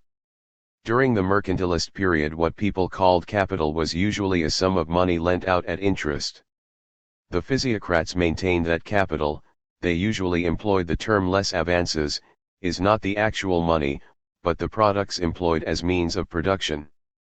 On top of this, they had in mind only that capital which is invested in agriculture and, in addition, looked upon capital primarily as a means for increasing the net product, i.e., rent. Smith broadened the concept of capital and extended it equally to industry and commerce. Further, Smith linked the concept of capital closely to the concept of profit, viewing capital as profit-yielding property. By doing this, he placed a private economic concept of capital as a means for extracting profit alongside the national economic concept of capital, in the sense of produced means of production, that we find with the physiocrats. Proceeding from his doctrine on the division of labor, Smith placed the theory of value in a new and central position. The physiocrats, with their limited, naturalistic vantage point, had confused value with material substance. Smith accepted the ideas that we find already embryonically present among the mercantilists, especially in Petty, and developed the labor theory of value further. Smith's train of thought goes approximately as follows: in a society founded upon the division of labor, each person produces products for other people and, by entering into exchange, receives those products that are necessary for his own subsistence. In acquiring the products of someone else's labor, our producer is really disposing over, or commanding the labor of another. But how does our producer determine the value of the product that he himself has produced? By the quantity of other people's labor which he can obtain in exchange for his own product, answers Smith. But how do we determine this quantity of labor? In a simple commodity economy, this will equal the quantity of labor that our producer expends on producing his own product. Thus Smith sometimes correctly determines the value of a commodity by the labor expended on its production, while at other times he determines it, mistakenly, by the labor which the commodity in question will purchase when exchanged. So long as Smith stays within the bounds of simple commodity economy, this conceptual confusion is of little harm, since these two quantities of labor will coincide. In capitalist economy, however, this coincidence disappears. The capitalist purchases the living labor of the worker, i.e., labor power, for example, 8 hours of his labor, in exchange for a product containing a smaller quantity of labor. Being unable to explain the laws of this exchange of capital for labor power, Smith mistakenly concludes that in capitalist economy the value of the product is greater than the quantity of labor expended on its production, and is equal to the sum that the capitalist has laid out to hire workers plus the average profit, in certain circumstances plus rent as well. Consequently, when it comes to capitalist economy, Smith denies that the law of labor value operates. Here he grounds himself on the vulgar theory of production costs. Because of his vacillations on the theory of value, Smith was to become the forebearer of the two currents within economic thought at the beginning of the 19th century, the classical tendency, which achieved its highest expression in Ricardo, and the vulgar current, represented by Say. The inconsistency of Smith's theory of value impeded him from providing a fully worked-out theory of distribution. It is true that he did make a major advance when compared to the physiocrats. He replaced the physiocrats' false schema of social classes, landowning class, productive class, and sterile class, with a correct schema of landlords, industrial capitalists, and wage laborers. He correctly enumerated the three forms of revenue that each of these classes receives: wages, profit, and rent. Smith especially deserves credit for having clearly distinguished the category of industrial profit, which the physiocrats had ignored. For all the advances that Smith made in the theory of distribution, on the whole his treatment of the latter remained highly incomplete, partially because he did not hold to the standpoint of the labor theory of value, but abandoned it in favor of the theory of production costs. Had Smith held fast to the doctrine that the value of a product is created by human labor and is divided up between the separate social classes, the interdependence of the revenues of the various classes would have leapt to his eye and demanded elucidation through a theory of distribution. But so long as Smith grounded himself on the theory of production costs, according to which the product's value is the result of the sum of the various costs of production, or the revenue of those participating in production, wages, profit, and rent, these revenues stood out as something prior to value and independent from one another. Instead of regarding the product's value as primary and revenue secondary, Smith looked upon value as a secondary magnitude deriving it from revenue. But if this were the case, the question would immediately arise: how is the size of these revenues, i.e., wages and profit, determined? Smith found no better answer to this question than to make a covert appeal to the theory of supply and demand. In his view, the level of profits depends on the abundance of capital, or, to be more precise, upon its rate of accumulation. When capital is growing rapidly, the rate of profit falls; when a country's total capital declines, the rate of profit goes up. But a rise in capital indicates a simultaneous growth in the demand for labor power, and is thus accompanied by a rise in wages.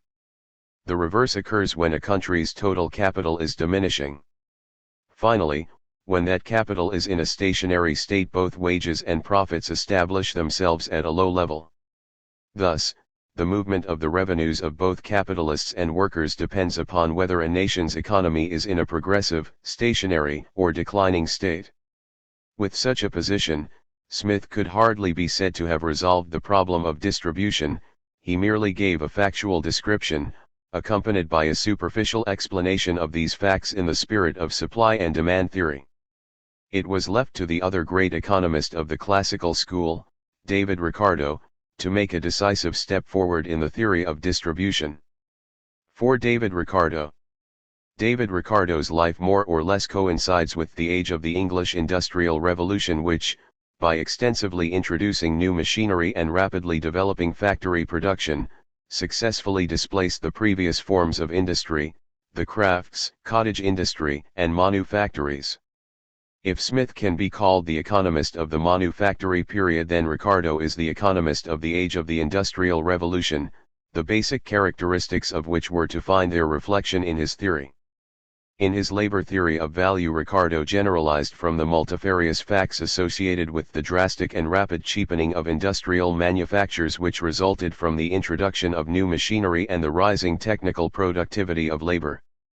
In his theory of distribution, and most notably in his doctrine on rent, he reflected the condition of sharpening class struggle between bourgeoisie and landlords that went side by side with the first successes of factory industry. Ricardo's primary merit is to have freed the labor theory of value of the internal contradictions from which it had suffered in Smith's formulation of it, and to have attempted to use this theory to explain the phenomena of distribution. Smith had failed to make a sufficiently clear distinction between the quantity of labor expended on the production of a product, and the quantity of labor which that product will be able to purchase when exchanged.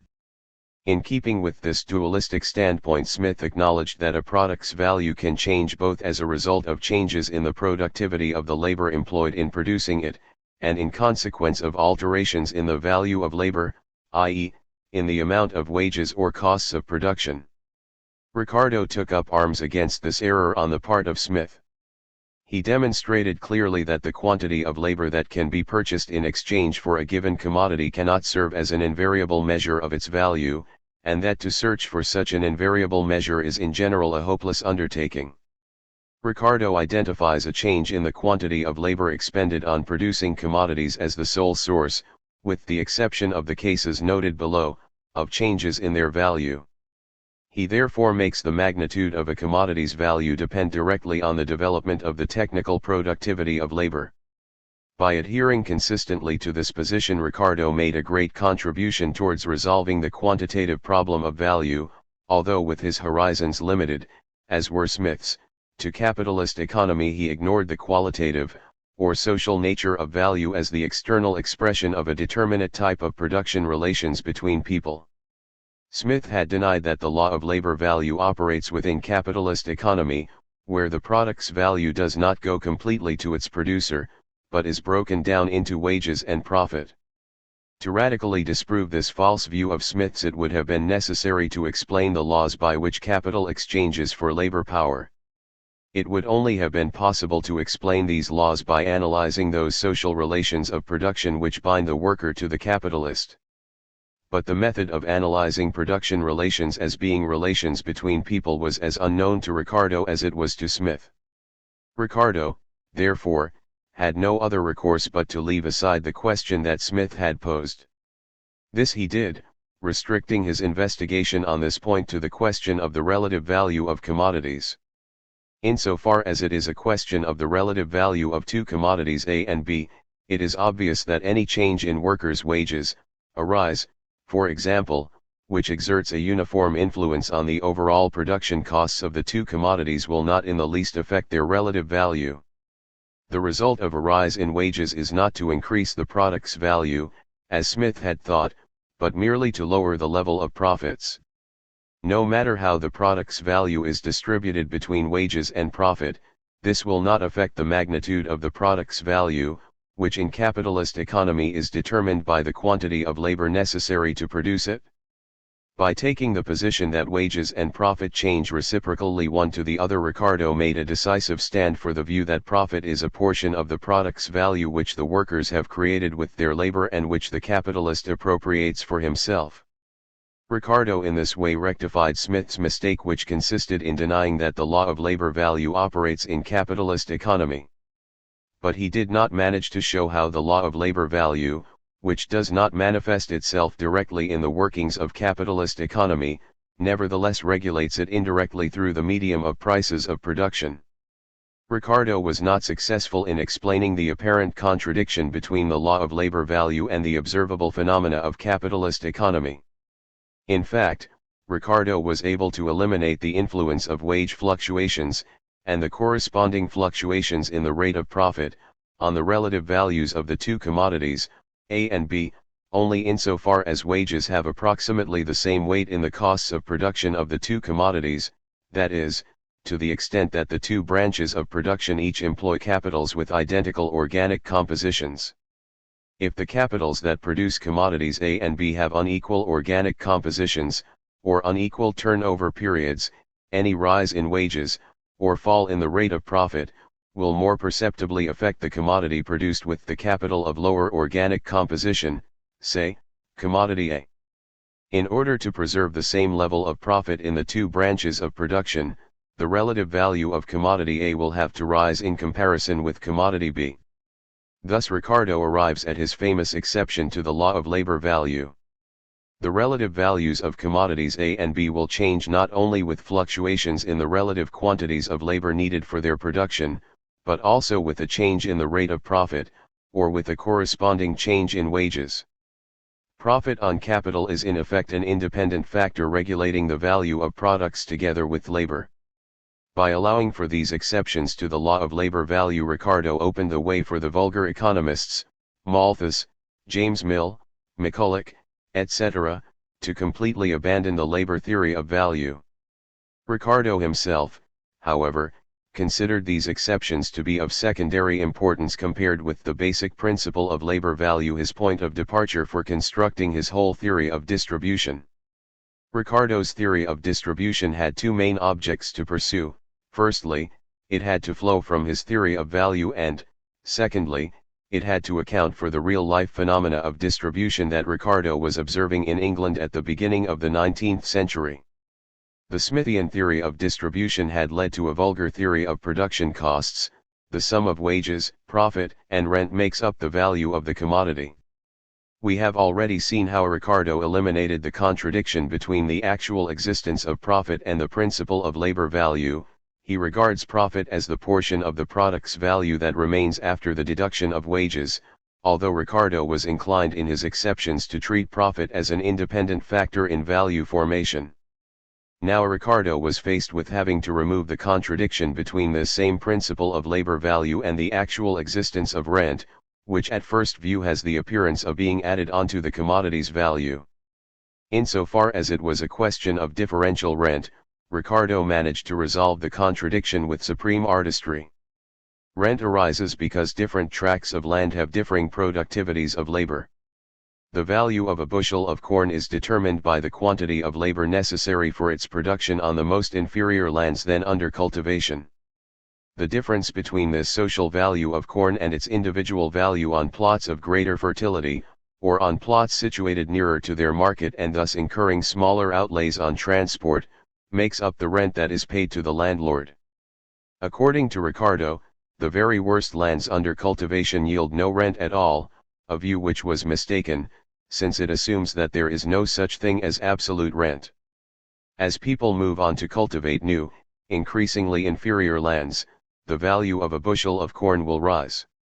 So, too, will ground rent, both in real terms in corn, since the difference in productivity between the best and worst lands will be growing, and even more so nominally, in terms of money, since the value of each bushel of corn will have risen. By treating rent not as an addition to the social value of corn, but as the difference between this social value and the value of corn on the particular plot of land in question, Ricardo was able to make his theory of rent consistent with the principle of labor value. At the same time he attempted to derive from his theory of rent those logical conclusions that would conform to real events.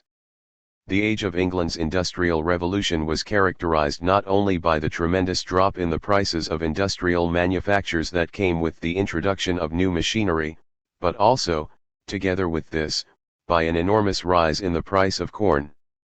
This rise was in fact explainable by the country's rapid industrialization, Napoleon's continental blockade, and by the high duties on corn imports that had been put in place to benefit the English aristocracy. It was a temporary phenomenon, but Ricardo made it into a permanent law of capitalist economy. In his view, the growth of the population would make it increasingly necessary to transfer cultivation to worse and worse plots of land, which would be accompanied by rising corn prices and an upward trend in both real and nominal ground rent. All the advantages of the country's industrialization would accrue to the landlord class. The workers would not share in any of the benefits because though their nominal wages would go up with the rise in corn prices, their real wages would at best remain stationary, i.e., at that minimum level of means of subsistence required by the worker and his family, what Lassalle was to term the iron law of wages. As for profit, this would exhibit a tendency towards an inexorable fall, thanks to the inevitable rise in nominal wages. The fall in profits would dampen the capitalist's drive to accumulate capital, and the nation's economic progress would inevitably slow down, coming nearer and nearer to a total halt. Ricardo's entire portrait of revenue movements among the different social classes flows from his assumption that corn prices would be necessarily rising. Ricardo underestimated the possibilities for a powerful growth in the productivity of agricultural labor. His doctrine of a necessary and inexorable rise in the price of corn was not borne out by events, and neither were the conclusions drawn from it. In spite of this, his theory of distribution represented an enormous scientific advance. It portrayed the vast sweep of the movements in income of all the social classes, and their close interconnection. It depicted this dynamic as a necessary consequence of the law of labor value, and it clearly revealed the conflicts that exist between the interests of the individual classes. 5. The disintegration of the classical school. Ricardo had been courageous enough to acknowledge openly and directly the conflict of interests between capitalists and workers. As the struggle between these two classes flared up and pushed the struggle between capitalists and aristocracy into the background, bourgeois economists increasingly began to switch from a forthright description and explanation of capitalist economy to presenting a justification of it. Bourgeois political economy became increasingly apologetic, that is, it set itself the aim of justifying capitalism, and vulgar, i.e., it restricted its investigation to superficially studying phenomena as they might appear to the capitalist, instead of probing into the internal connection between them. Around about the 1830s there began the period of the classical school's disintegration. Bourgeois economists of that period repudiated the labor theory of value developed by Smith and Ricardo. In order to show that profit is not a part of the value created by the worker's labor, they concocted new theories as to its origin. Say's doctrine was that profit is created because of the productiveness of the means of production belonging to the capitalist. The theory of the productiveness of capital, Senior saw profit as the reward for the abstinence of the capitalist who accumulates capital by refraining from directly satisfying his own personal needs, the theory of abstinence. As bourgeois political economy became apologetic and vulgar, there also began to be opposition to it. Opposing it were the representatives of the landowning class, pushed into the background by the bourgeoisie, Malthus, who taught that only the existence of a wealthy class of landowners could create a market for industrial manufactures, the defenders of the petty bourgeoisie, peasantry, and handicrafts, Sismondi, who argued that capitalism, by bringing ruin to the peasantry and handicrafts, reduces the purchasing power of the population and thereby creates the conditions for constant crises. And, finally, the first defenders of the working class, the utopian socialists. Afterward. By Catherine Colliot Thelene. Afterward. Those acquainted with II. Rubin's essays on Marx's theory of value are in a position to appreciate the author's remarkable knowledge of Marx's thought. The History of Economic Thought is the first English translation of a work which is an important complement to the essays. It is devoted to the study of economic doctrines prior to the writing of Capital, doctrines which were therefore known to Marx and discussed by him. It is not, however, just a convenient textbook, taking up perhaps with greater systematicity the elements of analysis scattered throughout a contribution to the critique of political economy, capital, and theories of surplus value. On the contrary, it contains original contributions such as the first 8 chapters on mercantilism, a doctrine which Marx frequently invokes, which he knew very well, but which never constitutes the object of an ordered study in his texts. Further, and this distinguishes the present work from traditional histories of economic thought, Rubin has applied himself to placing the theories he deals with in their respective contexts. Generally with great wisdom, he shows how the particulars of each theory reflect the social and economic state of the country and the period in which it had its day. Of course, this historical perspective is not absent from Marx's texts. Witness the remarkable example of the study of the physiocratic current. TSV pages 44-68. But Marx usually takes the discussion of his predecessors' theses as a pretext for the development of his own conceptions, so that his approach to those theses pertains rather to internal critique, and his references to the historical context occupy only a subordinate position in comparison. Rubin's history is an original work, then, but it owes much to Marx's analyses and borrows its reading grid from them. Rubin's exceptional knowledge of Marx must not be understood as superior scholarship.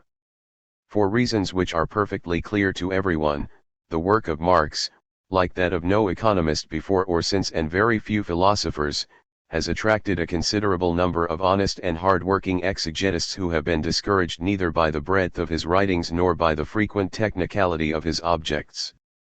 But the difficulties peculiar to his thought, such as the ambiguity or the awkwardness of some of his formulas, and the weight of the traditional questions of academic political economy, to which it was supposed his theories were meant to be an answer, combine to form an obstacle to the effective appropriation of the very questioning that gives sense and coherence to the project of capital. Rubin has mastered precisely this questioning.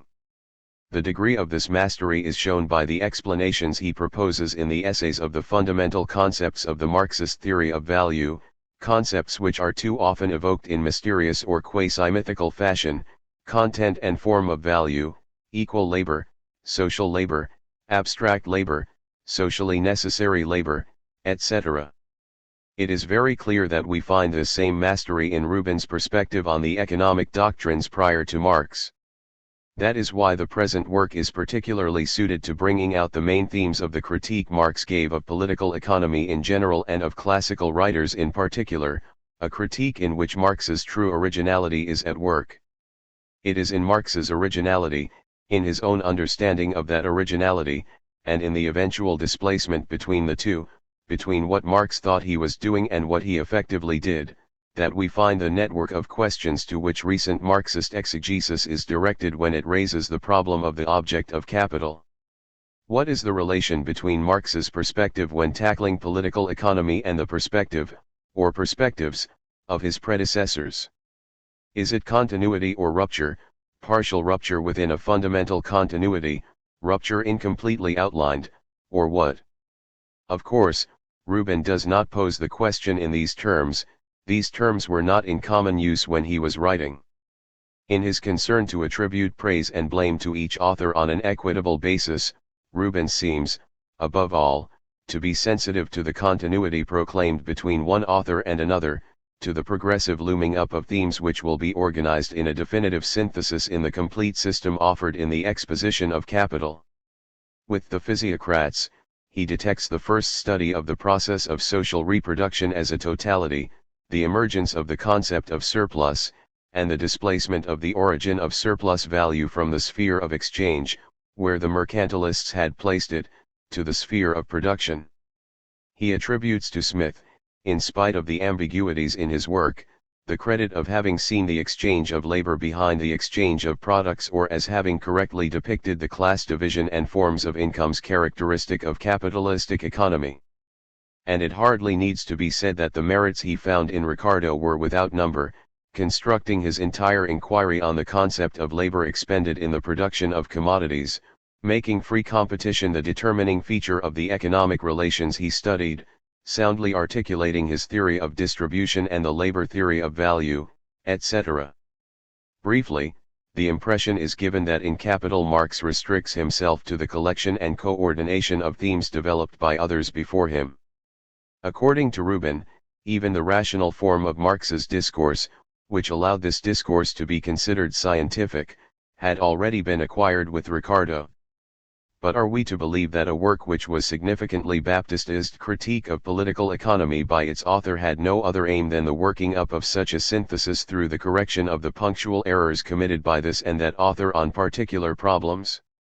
And yet Rubin's generosity with respect to pre-Marxist doctrines only reproduces Marx's own generosity. It will be said, it is true, that is no justification, because Marx's reflective consciousness may not have been equal to the theoretical revolution he was effecting.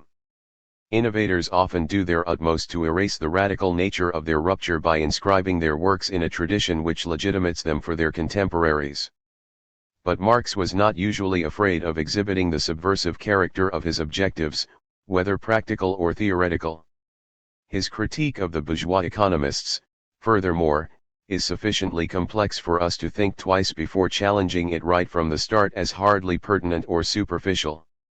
And since Rubin has shown in his essays that he has grasped what is at stake in Marx's critique perhaps more clearly than any other commentator, we will follow him for a while in the reading he proposes of the pre-Marxist theoreticians. But we must not put aside the hypothesis that Rubin's ambiguities are directly inherited from Marx, and that Marx himself, do we dare formulate this blasphemy, had effectively shared with his predecessors a fundamental presupposition which at the very least assured the existence of a common theoretical space within which it was possible to maintain a dialogue between his theory and the economic theories coming before and, indeed, after his own. 1. The normative conception and the practical conception of the object of political economy, the search for an invariable measure of value. Rubin unquestionably contributes to the clarification of the problem of value by pointing out that, according to the authors, two distinct objectives have been identified under this one heading, implying in their turn two completely different conceptions of the finalities inspiring the elaboration of an economic theory. One objective can be qualified as normative or as practical. It hopes to provide solutions to the problem of equilibrium posed by any system of production. To do that it seeks to determine the reciprocal relations which have to be respected by elements entering and leaving the global process of reproduction. It therefore proposes an ideal norm of the functioning of economic systems. This approach requires that materially different objects be compared and reciprocally measured, namely, wages, social product and, within the social product, heterogeneous commodities. It can be pursued, therefore, only on condition that an artificial instrument be constituted which makes possible the comparative quantification of the objects in question.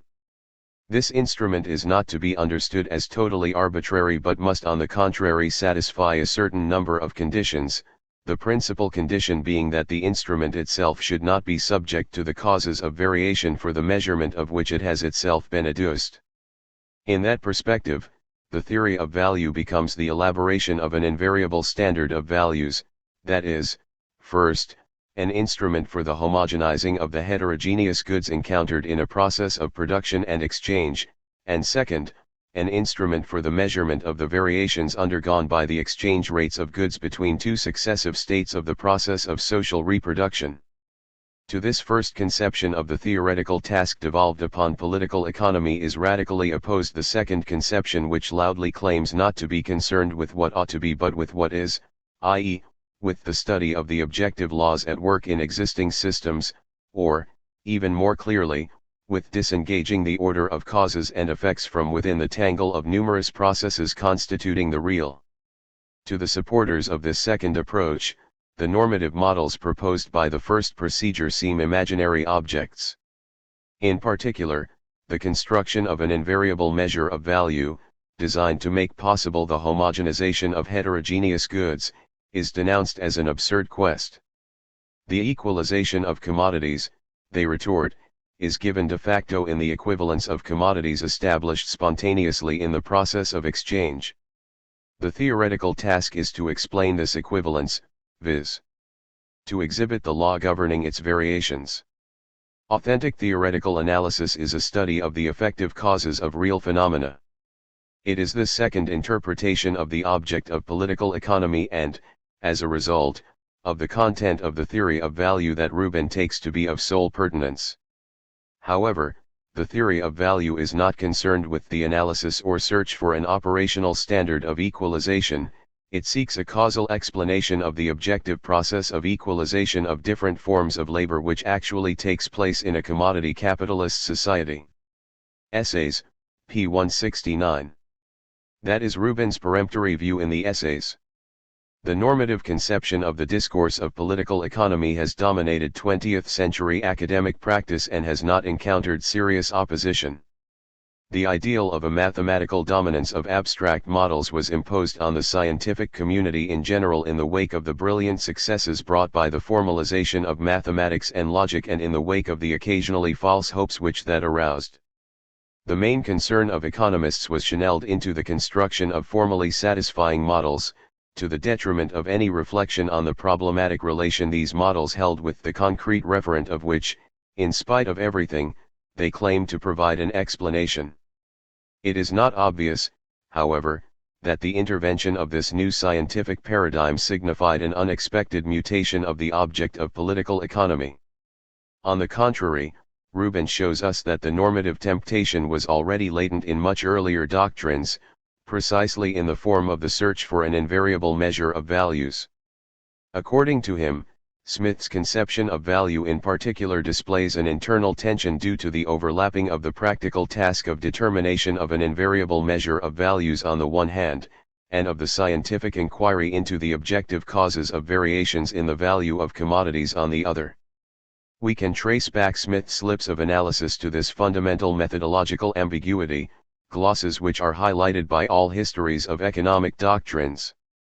They include the erroneous identification of the labor expended on the production of a commodity, incorporated labor, with the labor which that commodity can buy, purchasable labor, an identification which Ricardo had already noted and vigorously denounced.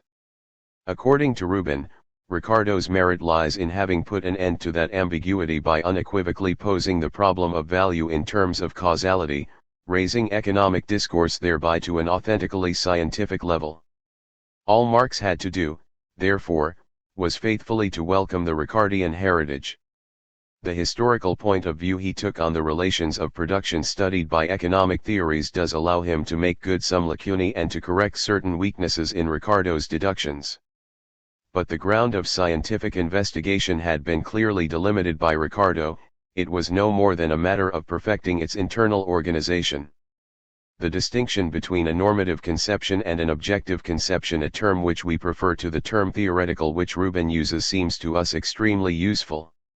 One of its main interests is to make it possible to make short work of a traditional objection to the Marxian theory of value advanced by academic critics. We are referring here to the famous problem of the reduction of complex labor to simple labor, a reduction which, after Baumgart's critique of capital, has been considered one of the thorny issues of any attempt at the determination of value by labor. We are not surprised that academic economists have regularly taken up this objection, because their formation did not predispose them to consider that the object of political economy could itself be disputed. For them the questions a theory ought to answer are supposed to be self-evident. For any theory to be taken seriously, it must be capable of answering these specific kinds of questions, such as the rules governing the determination of prices, the magnitude of the surplus in relation to the capital advanced, or the distribution of resources. But the most significant fact about the confusion surrounding the issue of the theory of value is that economists of Marxist persuasion were to be found and are still to be found who accept the requirement of coefficients of reduction of complex labor to simple labor as well-founded, that is, who make the validity of the Marxian labor theory of value hang on the possibility of producing such coefficients. Rubin is quite right to emphasize in the essays that such a requirement is in part tied to the normative conception of political economy. As long as one seeks to determine the proportions according to which different goods ought to be exchanged independently of any consideration of the effective process of exchange, the necessity is felt for a comparative scale of different labors. Essays, ch. 15. For an author who, like Marx, aims to explain the real process, there is no need of recourse to such an artifice. Far from expecting the economist's ingenuity to provide the conditions to bring it about, the reduction of different concrete labors to a homogeneous substratum, what Marx called the equalization of labors, can be discovered in the relations of exchange, as an already realized process. Nothing is more alien to a normative conception of the theory of value than the first pages of Capital, the analysis of exchange value, or, an even better example, the arguments about the value form, which invite us to scrutinize the relation of equality constituted by a relation of exchange in order to disengage its implicit significances. The language of commodities is hardly clear, but it is a language all the same, a language in which something is said which the theoretician has to elucidate. This said thing is the abstraction of all concrete characteristics of acts of labor, the reduction of concrete labor to abstract labor, of which the reduction of skilled labor to simple labor is only a subsidiary moment. Experience shows that this reduction is constantly being made. A commodity may be the product of the most skilled labor, but its value, by equating it to the product of simple unskilled labor, represents a definite quantity of the latter labor alone. Capital, p. 51. The academic critique has seen in this assertion the sign of a circularity in Marx's thought. That would indeed be the case if Marx were aiming to provide an instrument or a criterion permitting the anticipation of the relations of exchange of commodities. But that is not his project, as emerges from the following quotation from the second German edition, in which Marx makes the point more precisely. Hence, when we bring the products of our labor into relation with each other as values, it is not because we see in these articles the material receptacles of homogeneous human labor. Quite the contrary, whenever, by an exchange, we equate as values our different products, by that very act, we also equate, as human labor, the different kinds of labor expended upon them. Capital, p. 78. The result is that it is impossible to determine a priori, that is, before the exchange is effected, the amount of social labor represented by a determinate mass of whatever products. It is the relations of exchange of commodities, established on the market by the mechanisms of competition, that is, in a process over which no conscious agent has control, that constitute the index of the proportions in which the different concrete labors are equalized. But our attention should be drawn by something else which explains in part the persistent equivocation on this question to be found both amongst bourgeois critics and amongst Marxist economists themselves. Before arriving at a formulation of the theory of value which absorbs the problem of the reduction of complex labor to simple labor into the more general problem of the process of abstraction of different concrete acts of labor, Marx sought to resolve it by invoking the different value possessed by various kinds of labor according to their degree of skill, that is, the differences in wages insofar as they sanction real differences of formation and not simply subjective evaluations. That temptation is manifest in a contribution to the Critique of Political Economy, CCPE, where, side by side with the argument according to which the homogenization of labors of different complexities is a given within daily practice, we find the allusion to the laws governing this reduction. CCPE p. 31. The study of these laws is postponed until later. The allusion disappears in the text of Capital, where Marx even takes the trouble to emphasize in a note that we are not speaking here of the wages or value that the laborer gets for a given labor time, but of the value of the commodity in which that labor time is materialized. Capital, I, p. 51 and 2. Plainly, the problem of the different exchange values possessed by differently skilled labor powers, which the scale of wages is to ratify, is distinct from the problem of the different values produced by those labor powers. This restatement is just as much an indication of a clarification finally achieved in Marx's thought as it is a critique of other authors or a precaution against possible misinterpretations. To be completely rigorous, Marx ought to have eliminated all mention of this problem from his analysis of value, for it is not a matter of a problem which would receive an original solution in his work, but rather a question which, allowing for the new content he gives to the theory of value, has no sense. In virtue of what are these detailed discussions on the exegesis of Marx's texts of interest to our general objective, that is, the relation between Marx and earlier economic doctrines? As we have said, and on this point we are only repeating Rubin's convincing demonstration, to make the reduction of complex labor to simple labor the condition of the validity of the Marxist labor theory of value is to reveal an incomprehension of the terms in which the problem is posed in Marx. Does the same hold for the Ricardian labor theory of value? It seems that the answer must be negative here. For Marx has inherited both the very question and the temptation to answer it by invoking differences in wages from Ricardo himself.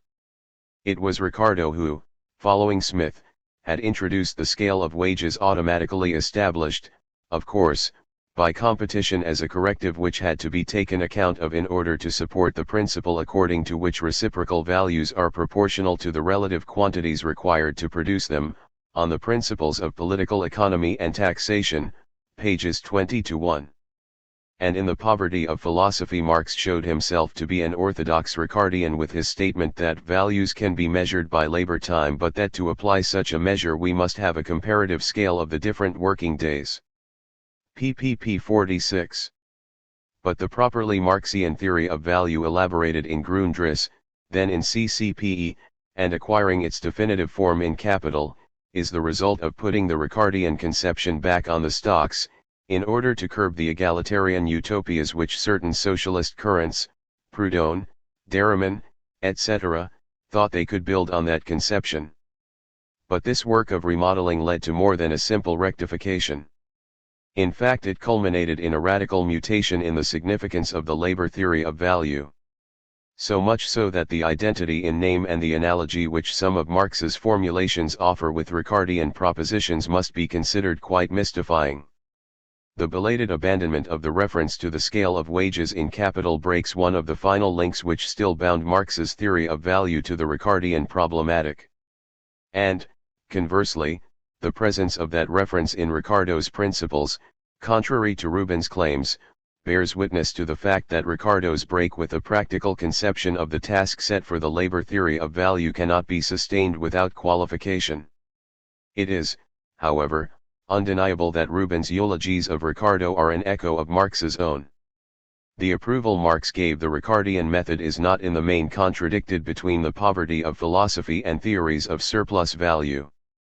Against Proudhon's claim to build a new world on the basis of the equation, labor time equals exchange value, Marx emphasized in pp that in Ricardo the theory of value was not a regenerating idea but the theoretical expression of the real movement, the scientific interpretation of actual economic life. Pp 43. The theory of value, then, is the theoretical formulation of a law immanent in the real world. And if, later on, in TSV, Marx notes certain inadequacies in Ricardo's deductions in the principles, they are not in his view sufficient to compromise the solid foundation of their general approach, an approach which presents us with the whole bourgeois system of economy as subject to one fundamental law, and which extracts the quintessence out of the divergency and diversity of the various phenomena. TSV 2p 169. With respect to the more particular question of the search for an invariable measure of values, Marx certainly did not confirm Ricardo's break with that problematic in the peremptory way Rubin does, but, equally, it must be recognized that his remarks in this respect are equivocal. In fact, Marx, showing here a blindness common to many who pore over the same writings for too long, never grasped what was specifically at stake in the search for an invariable measure of value.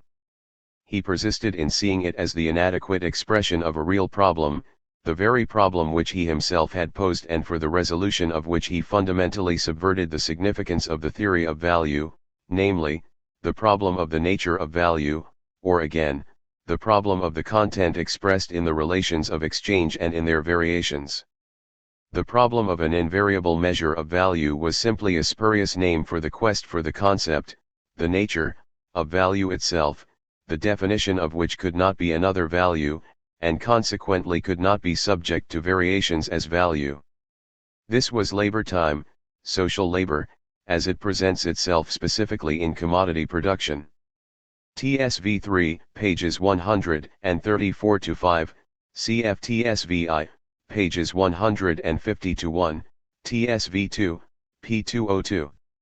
Because of this distorted reading, leading Marx to interpret this false problem of the economists as an unskillful approach, Marx never questioned the finalities of the economic theory entailed by the search for an invariable standard.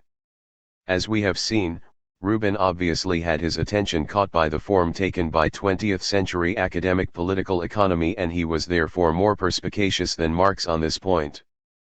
But the conviction with which Rubin states that Ricardo decisively rejected any and all attempts to find an invariable measure of value, returning time and time again to show that such a measure could not be found, p. 248 above, leaves more than one contemporary reader perplexed. For Sraffa's efforts in publishing Ricardo's last text, Absolute Value and Exchange Value, have brought to light evidence that the determination of an invariable measure of values was far from alien to Ricardo's preoccupations but on the contrary became the main object of his reflections towards the end of his life. Further, the general thrust of his final work, its questions and answers, was already contained in the Principles, in particular in Chapter I, Section 6, which has this very title, On an Invariable Measure of Values. Contrary to Rubin's thesis, and Rubin obviously knew this text well, Ricardo does not question at all the principle of the search for an invariable standard but he merely underlines the difficulties of the enterprise and poses the conditions such an instrument would have to meet. And the solution he outlines is identical to the one he was to develop later in Absolute Value and Exchange Value. He argues that it is not possible to find a perfect instrument of measure, but only as near as an approximation to a standard measure of value as can be theoretically conceived. Principles, p. 45. He goes on to consider gold as a commodity produced with such proportions of the two kinds of capital as approach nearest to the average quantity employed in the production of most commodities and suggests that those proportions might be so nearly equally distant from the two extremes, the one where little fixed capital is used, the other where little labor is employed, as to form a just mean between them. Principles, pages 45-6. The most commonly accepted interpretation today of Ricardo's problematic has been given by the commentaries and personal labors of Sraffa who edited the publication of Ricardo's complete works. For him, it is self-evident that the search for an invariable standard of values is so much at the center of Ricardo's system. Introduction, the works and correspondence of David Ricardo, I.P. Slicks, that mastery of that standard alone allows him to ground his theory of distribution. It is easy to see that this interpretation is diametrically opposed to Rubin's. It is of interest in that it brings to light a dimension of Ricardian theory of which Marxists, in their haste to assimilate it to Marxian theory, have been generally unaware. But it seems to us to do serious damage to Ricardo's thought. Sraffa believes he can solve the questions Ricardo does not answer by elaborating a commodity standard which no longer involves any reference to labor time but which meets the conditions which derive from the instrumental function assigned to this measure. Now Ricardo was equally concerned to establish a relation of cause and effect between the variations in productivity in the different branches of production and variations in prices. It is this aspect of his preoccupations that held Marx's attention and the attention of all Marxist commentators after him. It completely disappears in the Sraffian reading. How are we to interpret the fact that representatives of both these antagonistic conceptions of political economy claim the Ricardian heritage? It might be simply assumed that the distinction between an objective conception and a practical conception of the theory of value had still not been made by Ricardo, and that, in Ricardo as in Smith, the objective conception was encumbered with residues of a prior problematic to which he unfortunately returned at the end of his life. This means that Rubin's judgment must be slightly qualified. The normative and objective conceptions of economic discourse were still mixed in the principles, so that Marx and Sraffa, from their respective stances, might develop one of the virtualities existing in a contradictory way in the thought of the master. But although seductive in its simplicity, this answer would miss an element which is crucial to the understanding of Ricardian theory and its relation with Marxian theory. In truth, the search for an invariable measure of values, whilst distinct from the attempt to assign their cause, is not something extrinsic to the logic of the principles, something independent of the determination of price variations by modifications in the productivity of labor. On the contrary, the search derives from the manner in which Ricardo conceives the relation of causality linking the expenditure of labor to the fixing of exchange values. According to him, relations of exchange between commodities are established in proportion to the respective quantities of labor effectively expended in their production, with the proviso of this single corrective, the homogenization of labors of different skills. The variations in productivity due to different causes, the main one of which is technical innovation, affect different branches of production unevenly and consequently involve modifications in the terms of exchange. If at the moment T2 the production of commodity A requires half the time required at T1, while the time needed for the production of commodity B remains the same, commodity A will be exchanged at T2 against commodity B in a relation which is a half of that prevailing at T1. Whatever the precautions we ought to have taken when stating this principle, if it is to escape the objection that it proposes an excessive schematization of real processes, it remains the case that its acceptance implies that the variation in productivity in a branch of production, all other things being equal, directly affects the value of the commodity issuing from that branch, and it alone. Now we must notice that variations in productivity stem from the labor time effectively expended in production, i.e. concrete labor. For Ricardo, it is the respective durations of concrete labor time that govern the relations of exchange of commodities. It is true that in one place Marx says that, while classical political economy had never made the distinction between concrete and abstract labor explicit, it nonetheless made it unconsciously, from the moment that it attributed to labor the property of being the source of value. Capital, I, pages 84-5. This statement does not endanger our thesis, provided the terminology used is made more precise. It is accurate to say that for Ricardo, when, for example, the product of a day's labor by a jeweler exchanges against the product of a day's labor by a grand couturier, the equivalence of these products is a function of the labor time alone, on the single condition of an identity of skill of the labors concerned. The particular forms these labors assume do not intervene in the determination of the relations of exchange, but it is the equality of the real durations of labor or the durations of real labor time that is the basis of the relation of equivalence of the products. Now this version of the principle of the determination of values by labor time expended on the production of commodities gives it a particular epistemological status.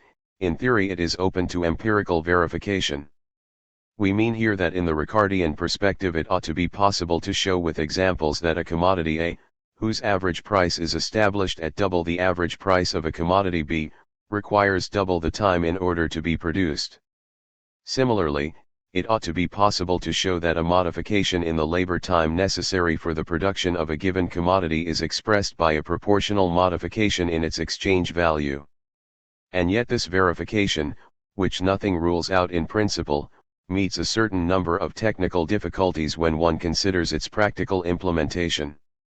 Indeed, when we try to estimate the price variations which follow from changes in the productivity of labor, we meet with a host of obstacles which thwart the possibility of an empirical verification, the different proportions according to which fixed capitals and circulating capitals are distributed according to the branches, as well as the time differences in the turnover of capitals, combined with the identity of the rates of profit which Ricardo accepts as a given within the functioning of the system.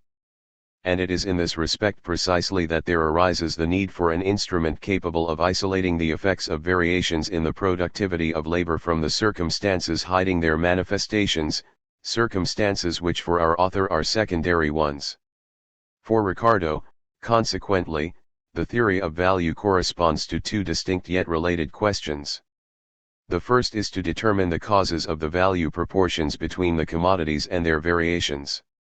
The second question is to provide ourselves with an instrument of measure which, given a certain alteration in the terms of a relation of exchange, would enable us to identify which commodity is responsible for it, and, in the event that each commodity being considered has undergone a change in its conditions of production, to assess what amount of the variation in the exchange relation is to be attributed to one commodity and how much to the other.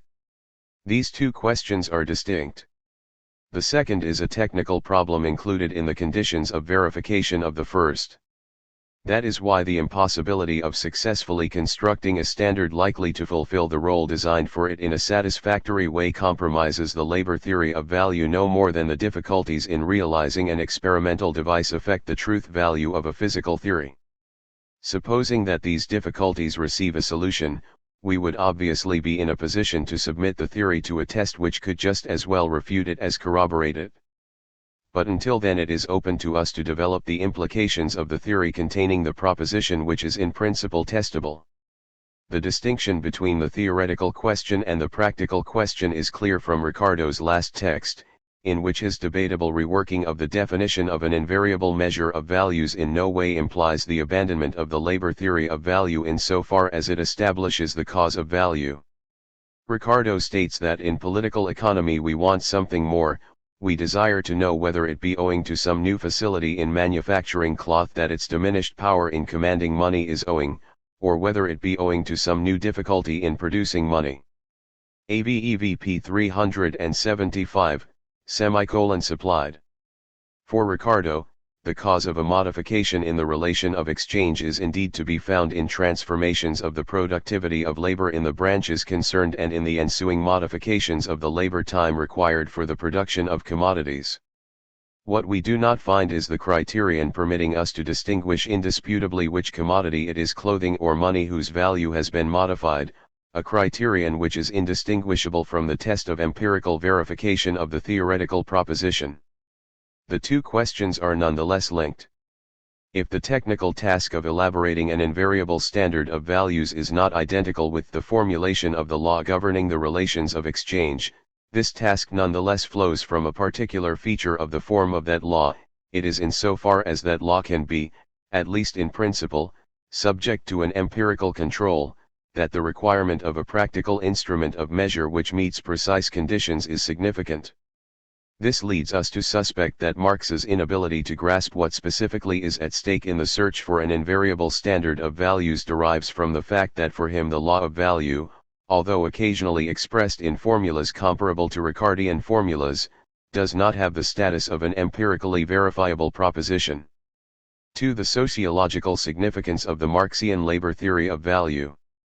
Marx himself gives his readers an indication that he considered his highlighting of the dual character of labor, that is, the distinction between concrete labor and abstract labor, to be one of the most original aspects of his thought.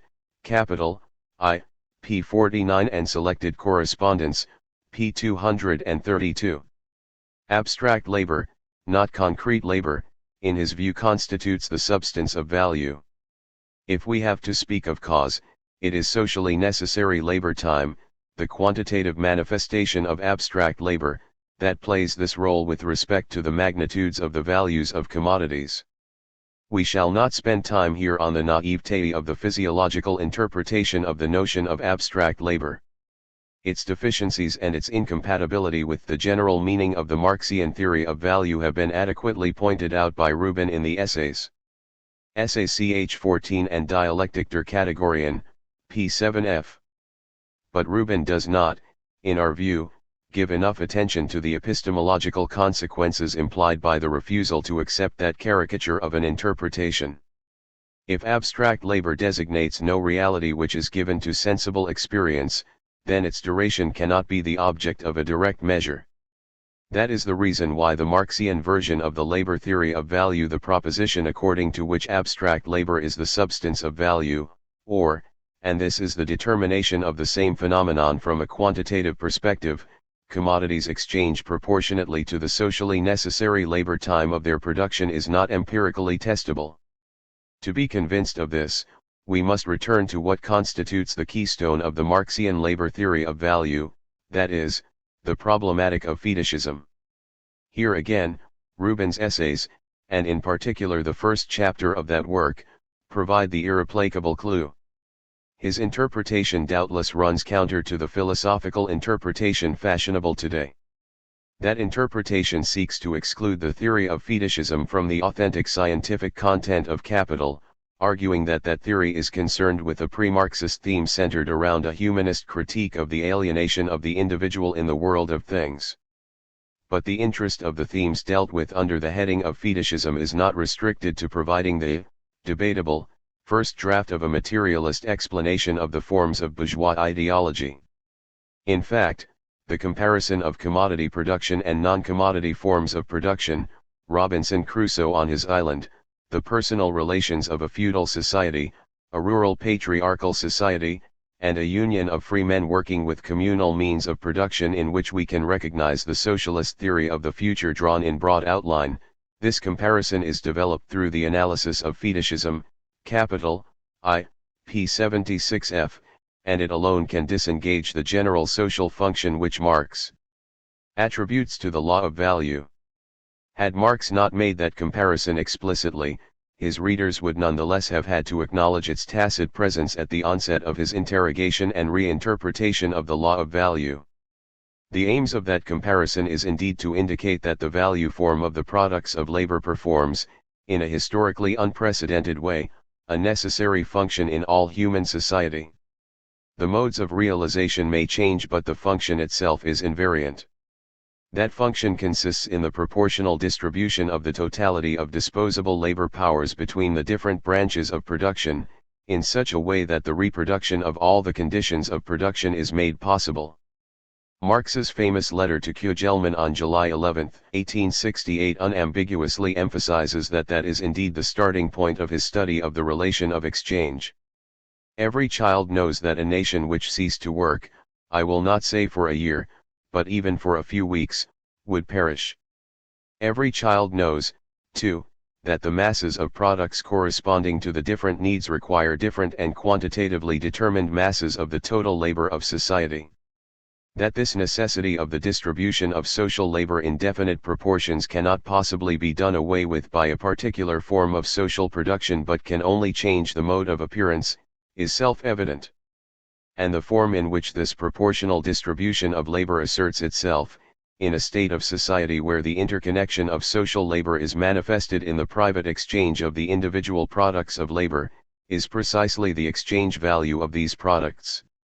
Selected correspondence, pages 251-2.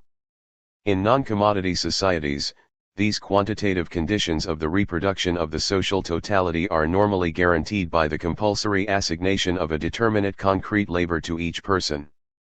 The weight of custom or the authoritarian intervention of institutionalized powers here determines the allocation of producers between branches distinguished by a definite historical state of the social division of labor. In a possible socialist society, it would be for a central management body to effect this indispensable distribution in a rational way. But, one of the most important specific social characteristics of commodity relations of production, of which capitalist relations of production are the most developed form, is the absence of any instance whatever to assure the proportional renewal of the social division of labor. The private character of production signifies the reciprocal independence of economic agents. How can unity of production arise from the conjunction of the numerous, uncoordinated initiatives of economic agents? To understand how, Marx invites us to consider the sole relation which these agents establish amongst themselves, the exchange of commodities.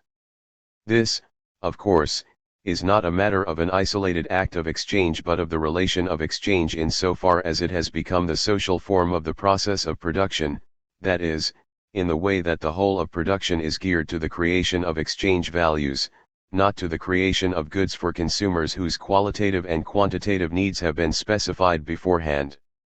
The complex phenomena operating in the relation of exchange, for example the abstraction and equalization of different concrete labors, are the means thanks to which the unity of social production, a condition of reproduction, is realized without the producer's knowledge. Through the confrontation of commodities in the act of exchange, therefore, a process takes place which, according to a particular modality, is common to all societies, namely the distribution of social labor between the different branches comprising the totality of production. Questioned from a perspective which Marx has many times emphasized as a crucial characteristic of his approach, cfpp pages 28 to 31, and Capital, I, p. 84n1, the labor law of value acquires a sociological significance which it did not possess in the other economic doctrines in which it featured. It is a particular means for realizing a universal social function, affecting social cohesion in a society which no customary or juridico-political instance unifies. And this is not to say that such an instance does not exist, but that the specific mode of intervention which it does have consists in not intervening, or in suspending all regulation which might appear to present an obstacle to the freedom of agents producers to produce or trade. Thus, Marx seizes on the labor theory of value only because he sees in it the possibility of indicating the presence, behind the structure of the proportions of exchange of commodities, of a second structure on which the first is based, viz. the distribution of socially available labor power between the various branches of production. In his own vocabulary, the exchange of commodities converts private labor into social labor. But this interpretation of the labor law of value really constitutes a total subversion of the meaning and aim of the law in comparison with what it was in the bourgeois doctrines, up to and including what it was in Ricardian theory. And it implies that between labor and value there exist far more complex structural relations than the mechanical unilateral relations which we have in mind more or less consciously when we talk about a relation of cause and effect.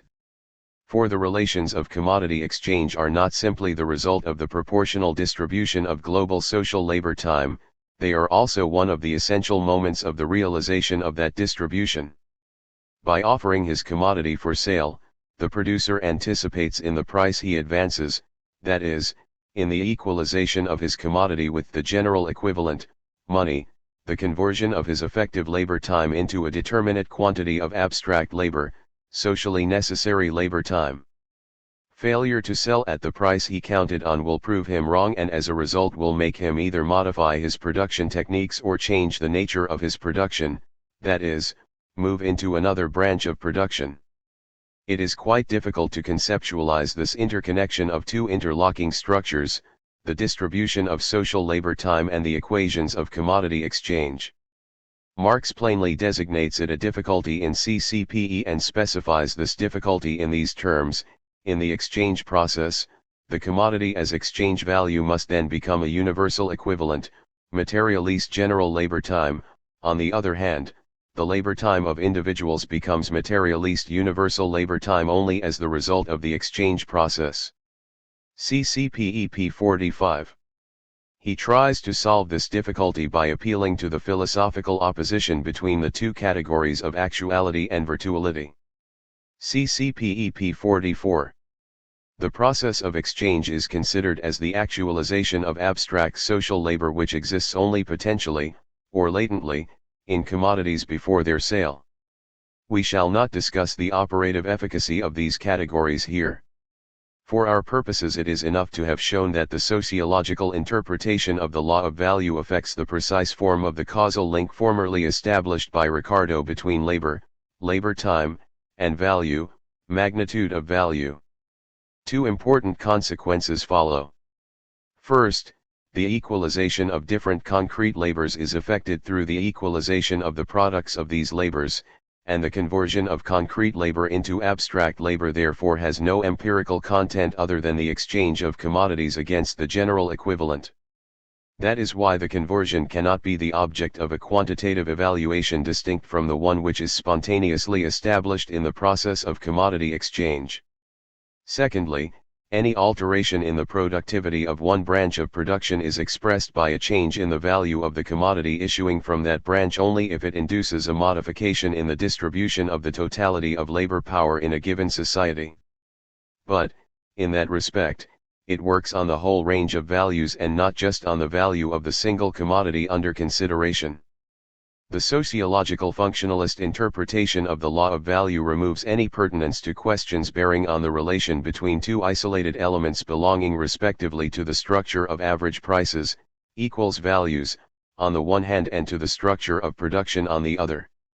These two consequences combine, each would be enough by itself, to deprive of any meaning any attempt to test the Marxian labor theory of value empirically. To what should we attribute the fact that Rubin totally neglects the difference in epistemological status between the Ricardian version and the Marxian version of the determination of value by labor time? First of all, there is a methodological ground for it. The opposition he establishes between a practical determination and a theoretical determination of the goals of political economy, an opposition which has indisputable interest as a preliminary delimitation of objectives, is not enough to exhaust the various implications of the different understandings of the theory of value. In a word, Rubin's epistemological conceptions seem to us to be characterized by an excessive schematism in that he obviously imagines that the concept of theory possesses an unequivocal significance. He endows every approach which aims at the discovery of the causalities at work in reality with the quality of theory or science, both these terms being synonymous for him. He never doubts that the notion of causality could itself be problematic and have different acceptations according to the nature of the objects between which the existence of a causal relation is being posited.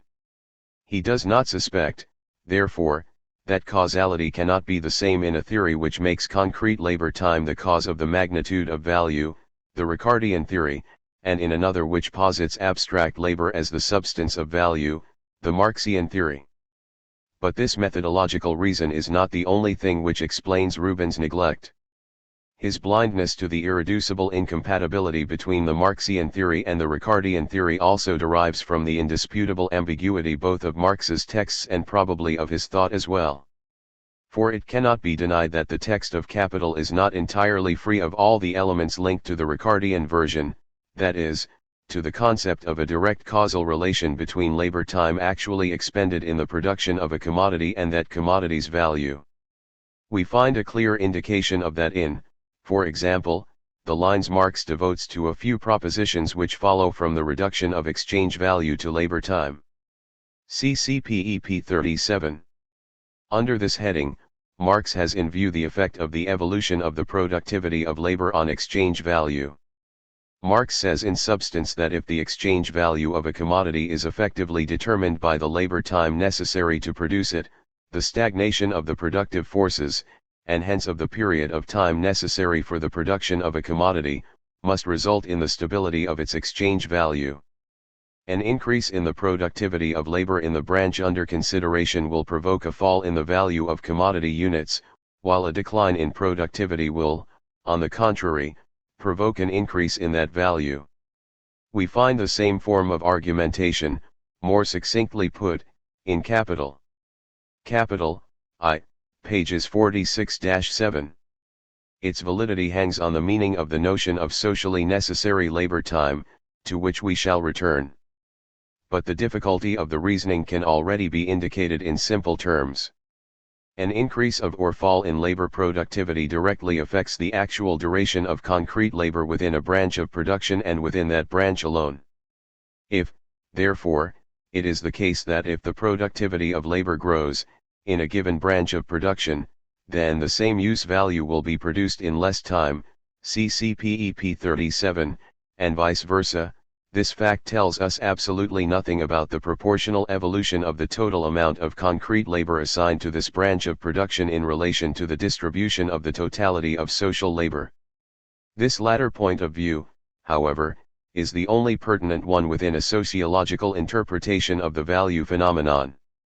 The statement that the amount of labor time contained in a commodity is consequently a variable quantity, rising or falling in inverse proportion to the rise or fall of the productivity of labor, CPEP 37, results from an improper identification of abstract, socially necessary, labor time determining value, on the one hand, and concrete labor, the only labor immediately affected by a change in the productivity of labor, on the other.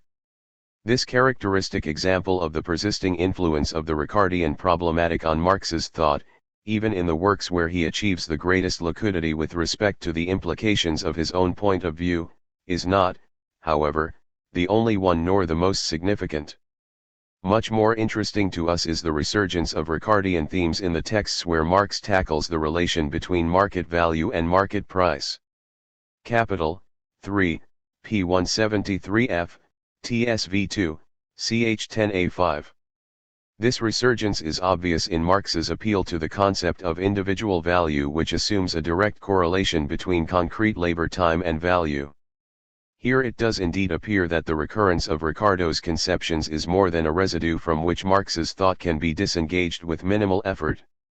In fact, such conceptions crop up as pseudo-solutions precisely where Marx's thought stumbles over its own internal limits.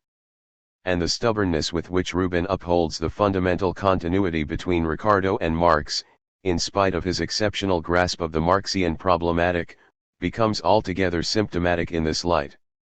Only by paying such a price can he, perhaps unconsciously, hope to shake off the intrinsic difficulties of the sociological approach.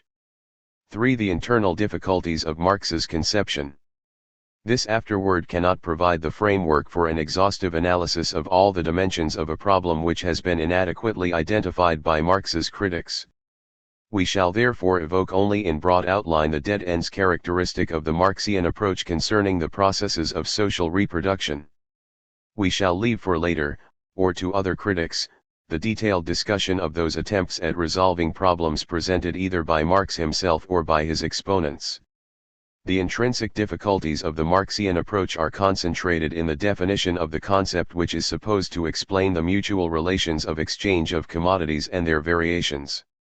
We are referring to the concept of socially necessary labor time.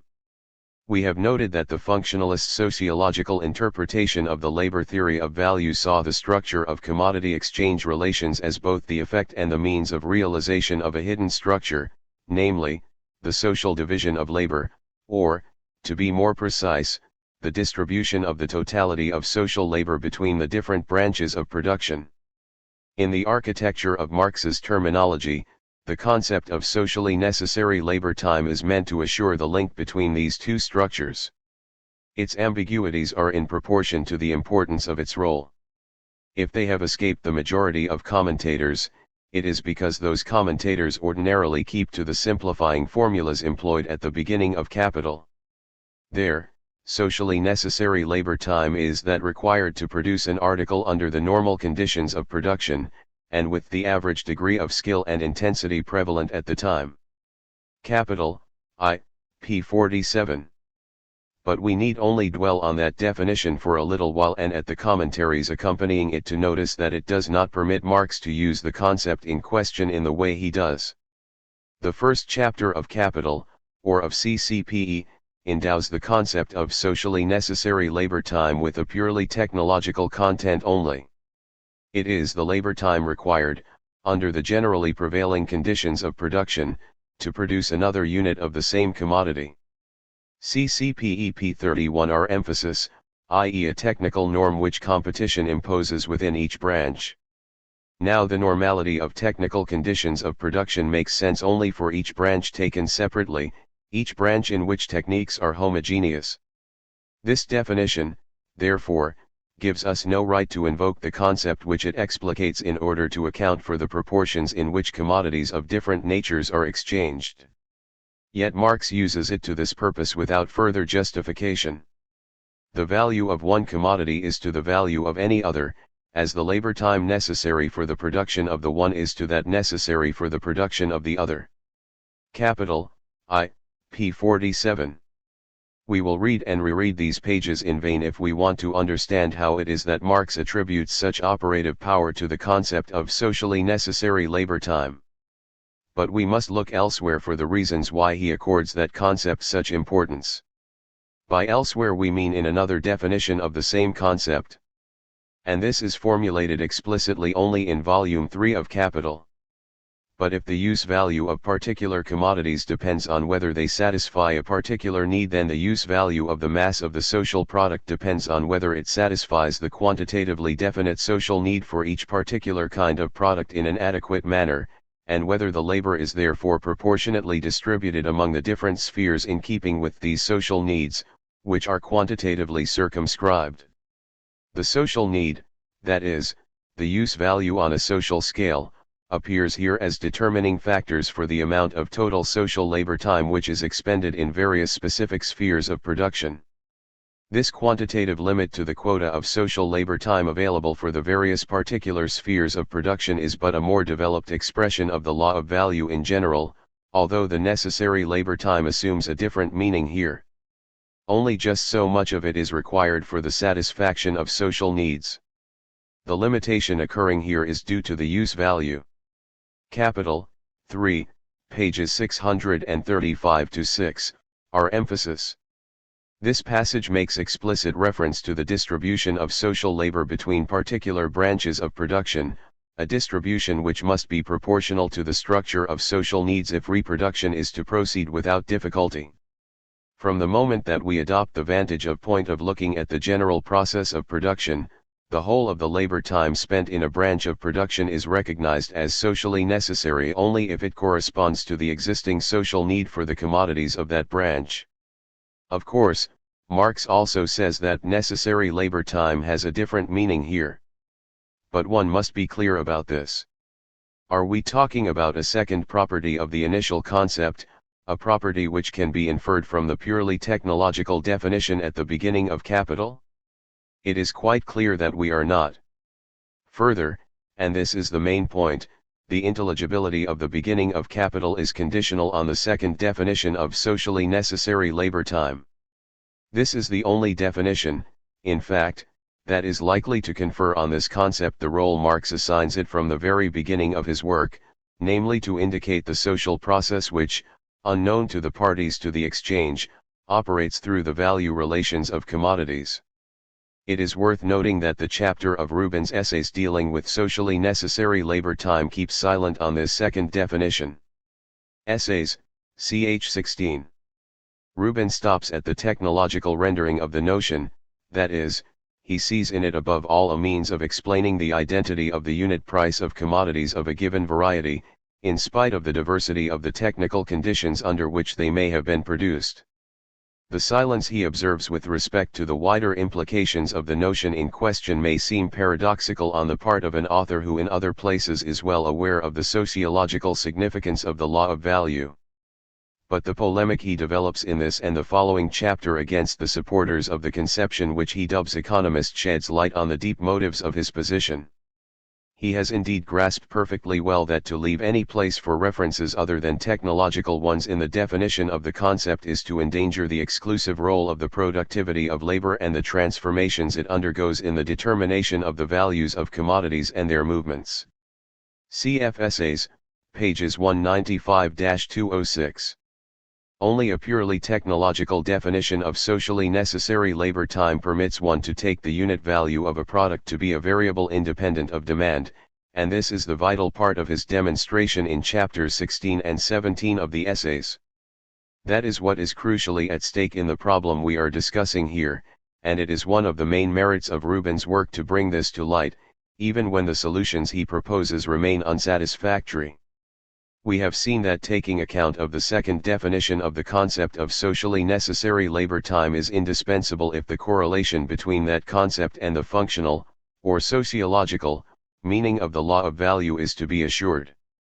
At the same time, however, this definition forces us into a confrontation with the most contentious aspects of the internal logic of capital, namely the exact place occupied by the reference to needs. The law of value is the immanent law of regulation of a society of private producers, since it stipulates that through the reciprocal adjustments of the exchange values of commodities, a social division of labor adequate to the structure of social needs spontaneously imposes itself. In conformity with this general law, the labor time spent on the production of the whole range of commodities of a given variety is recognized as socially necessary on the single condition that the total volume of these commodities corresponds to the social need to the solvent, and therein lies the rub, social need which exists for them. It follows from this that the definition of the fundamental concepts of the Marxian theory of value cannot be made without a preliminary reference to a given structure of social needs or of the demand for commodities. Now this implicit hypothesis can be considered as compromising Marxist theory from two different points of view. If we tackle it from the angle of its philosophical presuppositions, the problematic of economic discourse seems to be suspended in an ahistorical anthropology. If we focus our attention instead on the internal coherence of the theory, the causal determinations it proposes appear to constitute a circle, and as a result the theory can be challenged on grounds of formal incoherence. Let us look first at the philosophical approach of Marxist theory. The fact that an economic theory deals with the content and organization of needs before even starting the study of the forms of production has often been held to denote a fundamental anthropologism at the root of this theory. On this point the works of Louis Althusser have simply updated a classical thesis in Marxist exegesis. Cf. Reading Capital, Chs. 2, 8, IXI. This anthropology is suspected of concealing, right from the start, the historical character of economic phenomena, since the needs thus mentioned at the start of the theory seem necessarily to have to receive determinations independent of the conditions of production, i.e., to be defined according to a hypothetical human nature untouched by all historical specification. And it is undeniable that Marx criticized this ideology of homo economicus, emphasizing on more than one occasion that the content of men's needs varies according to historical periods, and even that they are determined by the forms of production, as much because these forms of production influence the forms of satisfaction of even natural needs, and create new desires, as because the only economically significant needs, in a commodity-producing society, are ones the satisfaction of which can be paid for. Is the entire system of needs founded on estimation or on the whole organization of production? Marx was already asking in pp. More often than not, needs arise directly from production or from a state of affairs based on production. Pp 37. In particular they depend on the distribution and level of incomes, distribution and level that are themselves a function of production. Now, the way the theoretical exposition of capital was arranged was meant to reproduce the supposed real order of determinations, namely, distribution of products and consumption dependent on production, production being the real point of departure and hence also the predominant moment. 1857 Introduction, p. 94. That is why production must be studied first. But this famous text, in which the preeminence of the moment of production in relation to the other moments of the functioning of the economic system, consumption, distribution, and exchange, is confirmed in this way, also contains a number of remarks which rule out a linear conception of the order of causalities at work. In particular it emphasizes that consumption mediates production in the same way that production mediates consumption, and it clarifies this formula by means of this commentary, a product becomes a real product only by being consumed. For example, a garment becomes a real garment only in the act of being worn. A house where no one lives is in fact not a real house, thus the product, unlike a mere natural object, proves itself to be, becomes, a product only through consumption. 1857 Introduction, p. 91. The difference Marx introduces here between product and natural object, trivial as it may seem, is in fact the nub of the most important structural difficulties in capital. This is because it implies that a product which finds no consumer, that is, in a commodity-producing society, no buyer, is thereby denied its quality of use value, and as a result its quality of value as well. The actual realization of the sale is the sole condition under which the commodity is said to possess a value, a use value and therefore a value. It follows that the concepts developed in the section on production, capital volume I, presuppose the existence of a solvent need for the entire range of commodities, that is, a division of incomes and a series of acts of exchange, the structure of demand, on which the supply of commodities must be regulated. One cannot, therefore, understand either the elementary questions of Marx's political economy, or his fundamental concepts, without positing the existence of a human community which, through a specific organization of its productive activity, provides for the satisfaction of an articulated totality of needs in such a way that the conditions of the perpetuation, or expansion, of that productive activity are reproduced. This is the conclusion which we had already reached with the analysis of the concept of socially necessary labor time. The anthropological content of this hypothesis, however, remains pretty thin. True, the existence of needs is posed at the beginning of the analysis, but their nature is not in any way specified, nor is that specification necessary so long as we do not try to translate the mode of functioning of the economic system advanced by the theory into a concrete quantitative interpretation. The precise content of our opening presuppositions is simply the following: there exists a given structure of needs composed jointly of the demand of industries, productive consumption, and the demand of private individuals, and, because of an immanent regulation, production tends to adjust to it spontaneously. This structure is itself the result of the prior cycle of production, in the same way that the cycle of production now opening will in its turn determine the distribution of needs for the next cycle. In fact, this reciprocity of determinations, the structure of the allocation of labor between branches of production being determined by the structure of demand, and the latter being determined by the former, avoids one from having to resort to an anthropology in the strict sense. From another point of view, however, it does pose a problem. Can we say of a theory which is incapable of isolating, from the totality it studies, one element as the final starting point of the chain of causes implied in its functioning, that it can have an explanatory value? It is on this interpretation of the internal difficulties of Marx's theory, that economist readings of Capital more readily lay stress when, although this is unusual, they are pushed sufficiently far for the functional significance of the law of value to be perceived. An example of this type of interpretation is offered in a recently published collective work by Cutler, Hindis, Hurst, and Hussein, Marx's Capital and Capitalism Today. This work presents one of the most pertinent critiques of the systematic of capital. Its undeniable superiority over traditional critiques of capital by academic economists is due to the fact that it does not demand of Marx's theory answers to objectives which are alien to it, such as the capacity to provide the immediate basis for a theory of prices, but rather respects the original meaning of the theory, in particular where it relies on Rubin's essays.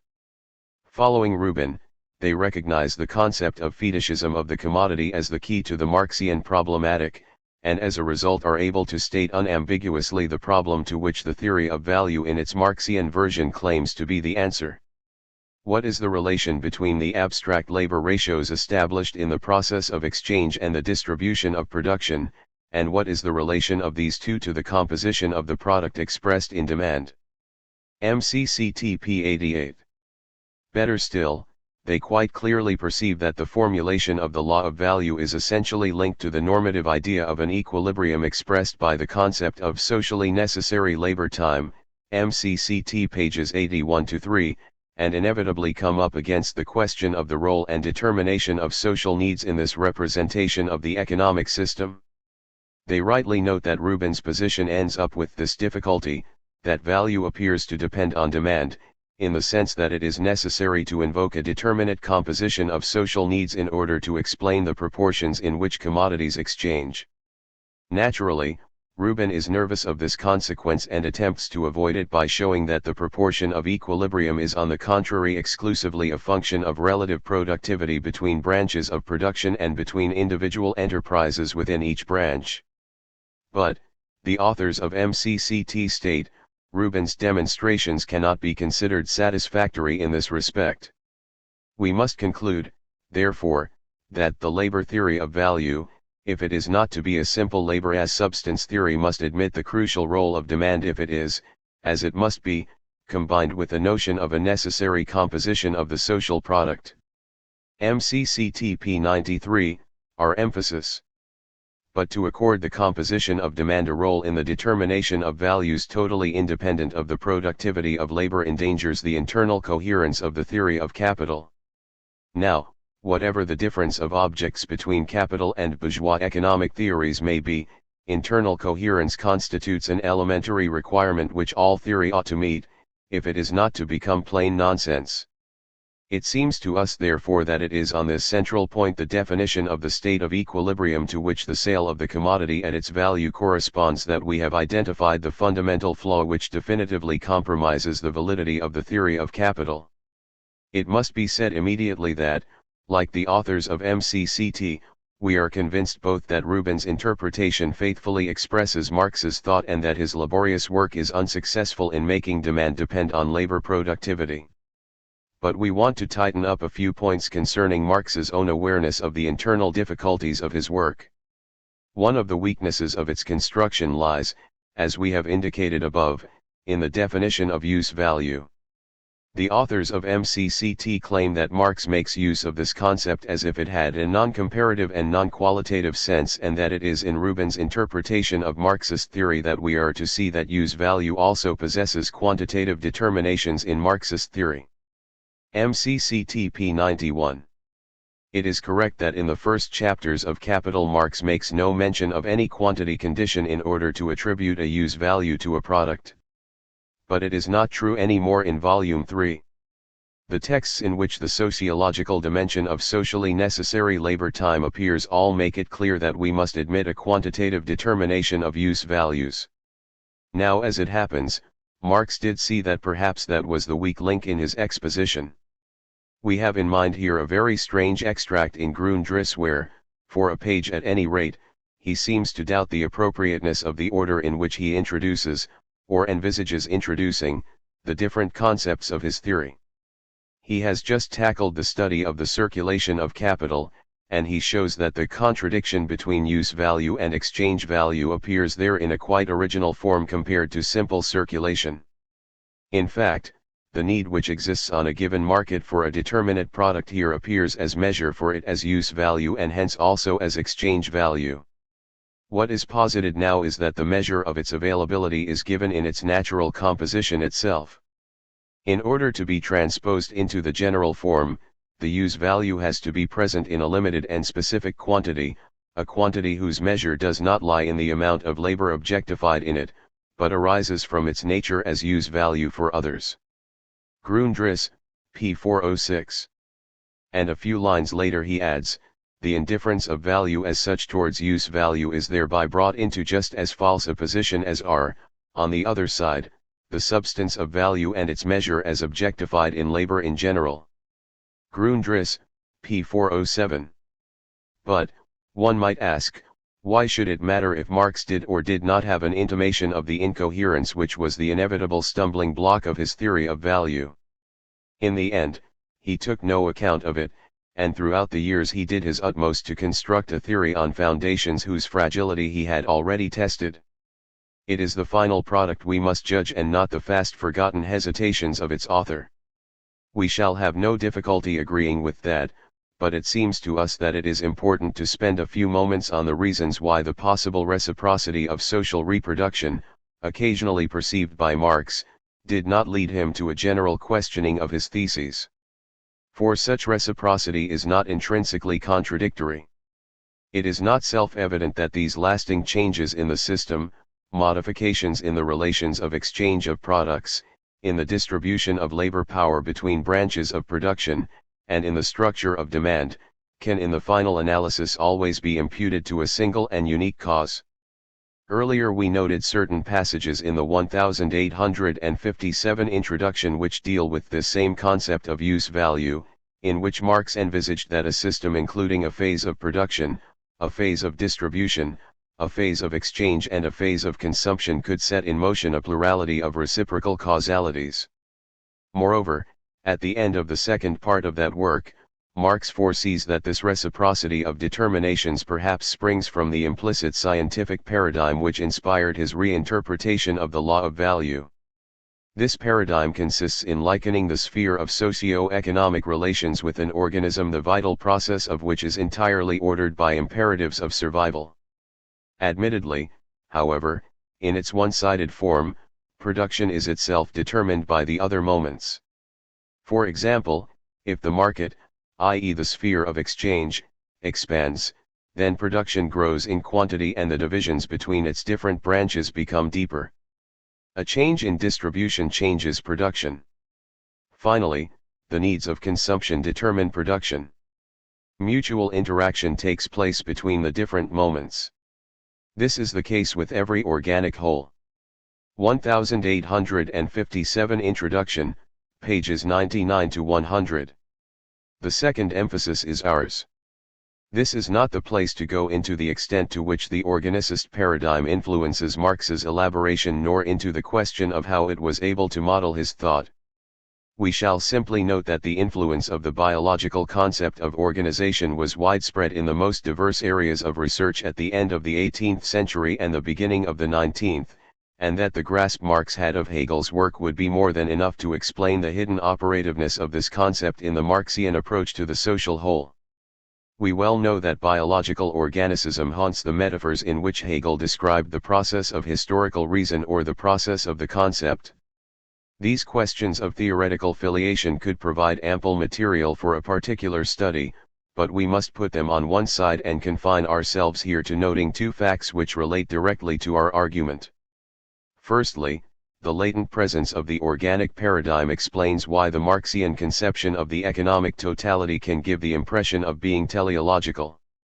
The authors of MCCT return to this characterization of the system on two occasions.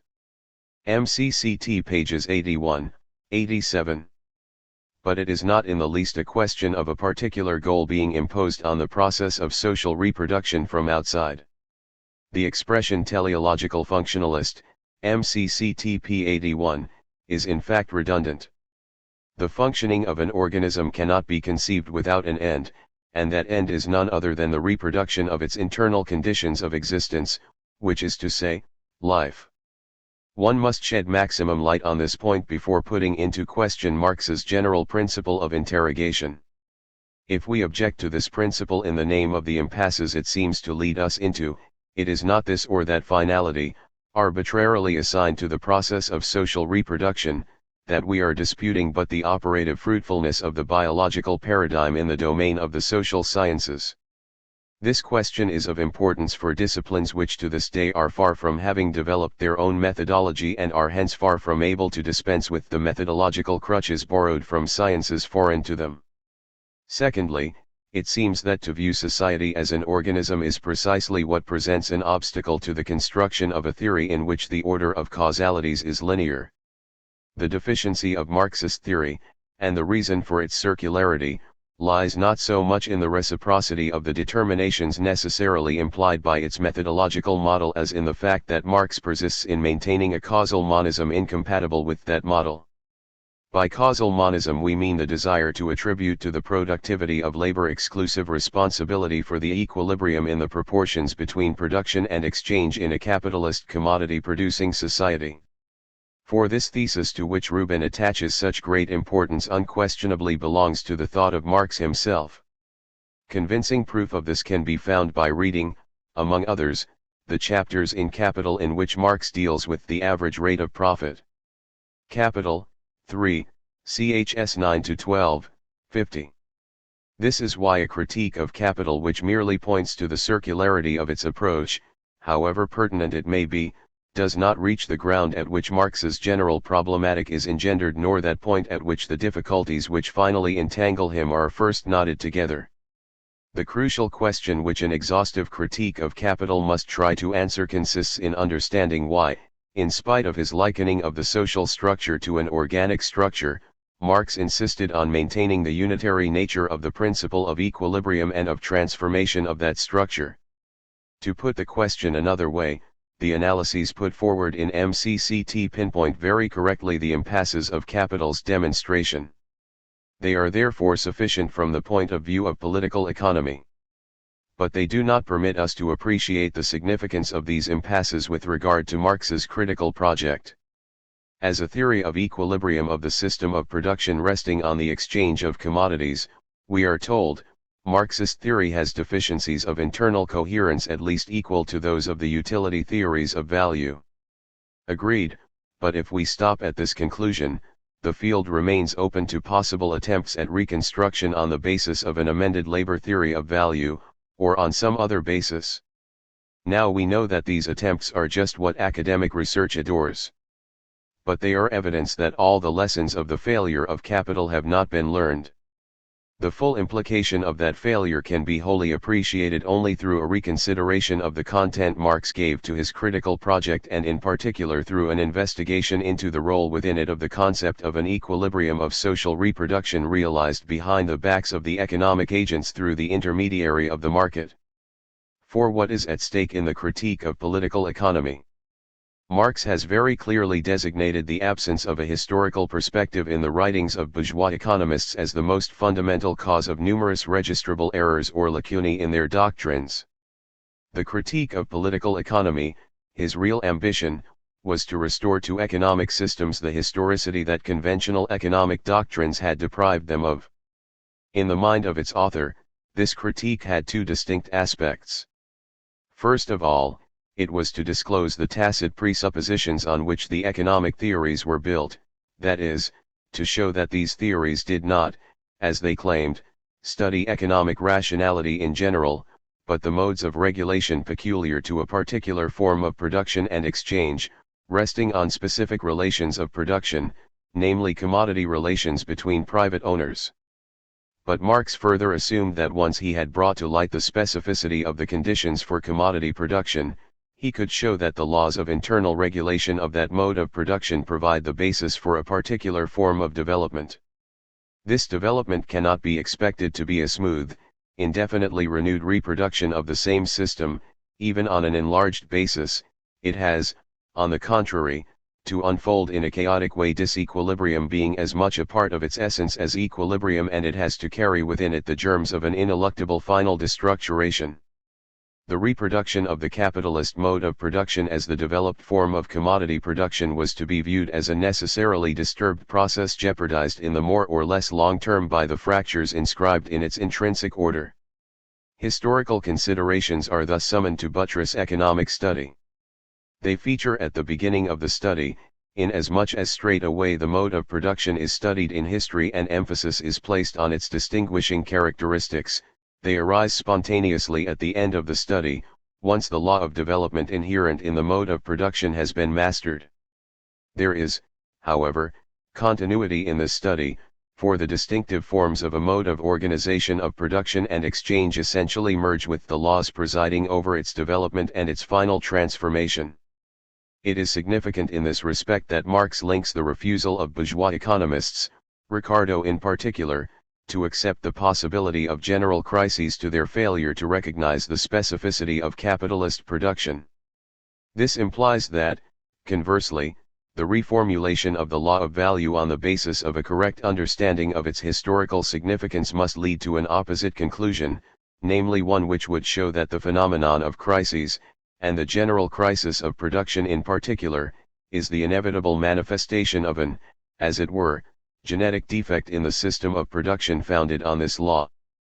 Thus the deductive chain from the formulation of the concept of value to a highlighting of the conditions wherein the system would become destructured ought to feed itself out in an unbroken series of links. The first aspect of the critical task was satisfactorily realized in the theory of fetishism. It has not been so with the second. Marx never got to the bottom of his theory of crises. No doubt a remark as peremptory as that will meet with many a Marxist economist ready to contradict it. The majority are agreed that the theory of crises is incomplete in Capital, but many nonetheless hold it to be a solid basis for further elaboration. We, however, think that the constitutive hypotheses of Capital are an obstacle to that. It is out of the question to entertain the idea that within the limited framework of this afterword we could tackle the various theses held on this matter and anticipate all the possible objections to our own position. We shall restrict ourselves to indicating the decisive problem that is, in our view, the inevitable stumbling block for all attempts to provide a sequel to Capital which would seek to bridge the gulf between the abstract plan within which its analyses are deployed and the study of concrete conjunctures. It is true that, in Grundriss just as much as in Capital or TSV, we find the scattered elements of a study of crises. Part 2 of TSV even provides us with a synthesis which is sufficiently complete for us to be able to rely on it entirely. Among others, two successive stages in this study are distinguished, as was already the case in Capital. Capital, I, p. 145. The first consists in disclosing, step by step with the increase in understanding of the regularities peculiar to the capitalist system of production, the forms in which the possibility of dysfunctionings is already inscribed.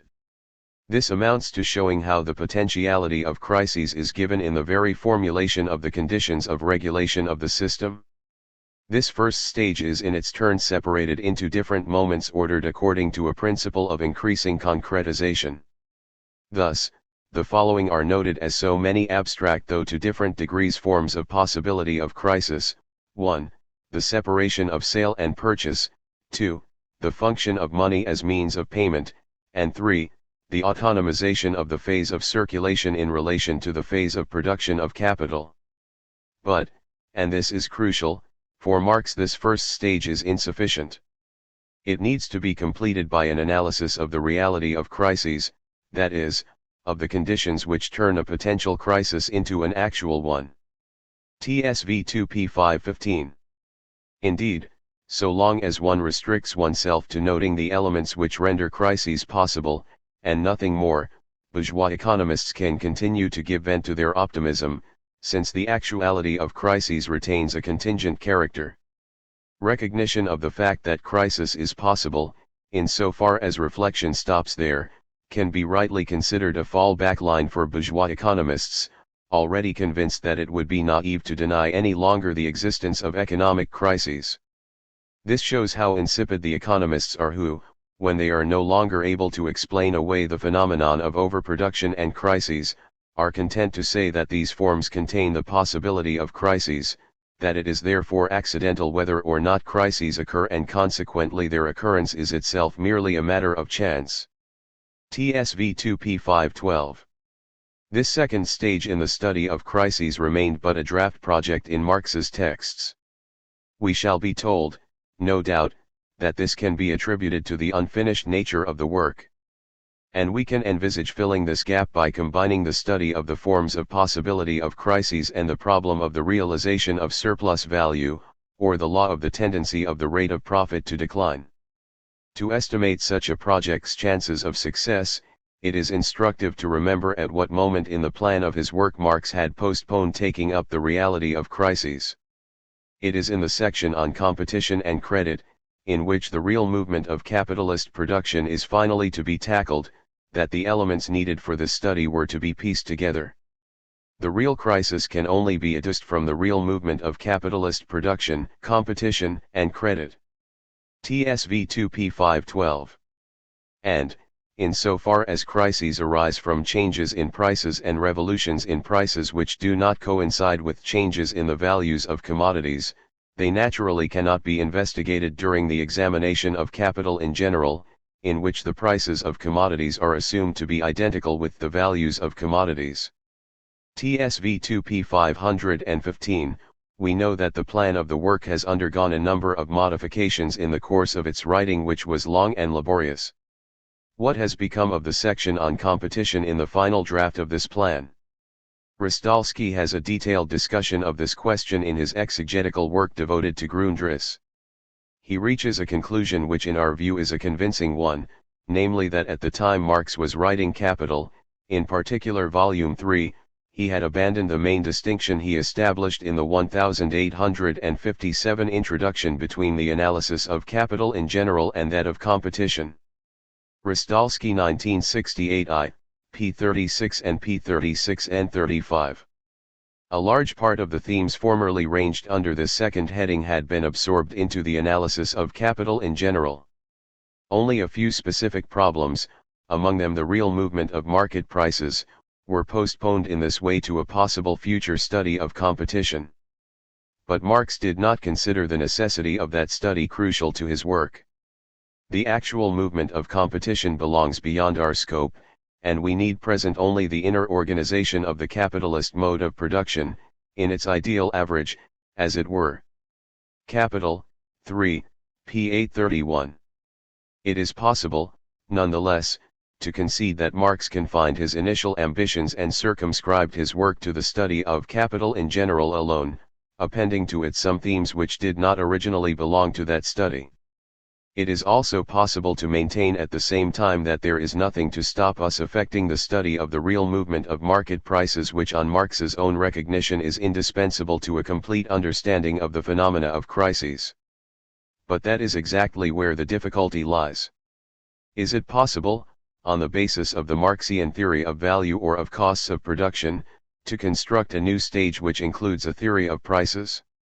Or, to formulate it differently, can the process of concretization alluded to in particular at the beginning of Volume 3 of Capital, a process which is brought close to us step by step under the form which it assumes on the surface of society, in the action of different capitals upon one another, in competition, and in the ordinary consciousness of the agents of production themselves, Capital, 3, p. 25, can this process be pursued without any break, by adding new parameters and come to explain the causes of price movements? We must look at what those authors who put forward the methodological particularities of the Marxian approach, we mean here the method of rising from the abstract to the concrete, 1857 introduction, p. 101, have in mind when they invoke the new parameters to be taken into consideration for dealing with the problem of market prices at an opportune time. Quite simply, competition, and particularly its effects, constant fluctuations in the relation of supply to demand. They take it as given that the study of capital in general presupposes that fluctuations in supply and demand are bracketed off, as it were a legitimate theoretical abstraction as a first step, but one that must necessarily be abandoned later. On this point, they have plenty of quotations from Marx to draw on to guarantee the orthodoxy of their interpretation. Thus, in Chapter X of Capital Volume 3, which is fundamental for the study of this question, Marx reasserts his long-held conviction that it is impossible to explain the laws of capitalist production by means of the interaction of supply and demand. He then states the thesis which is ordinarily taken to be the key to his methodology: these laws cannot be observed in their pure state until supply and demand cease to act, i.e., are equated. In reality, supply and demand never coincide. But political economy assumes that supply and demand coincide with one another. Why? To be able to study phenomena in their fundamental relations, in the form corresponding to their conception, that is to study them independently of the appearances caused by the movement of supply and demand. The other reason is to find the actual tendencies of their movements and to some extent to record them. Capital, 3, pages 189 to 90, our emphasis. Here the cause seems to be understood.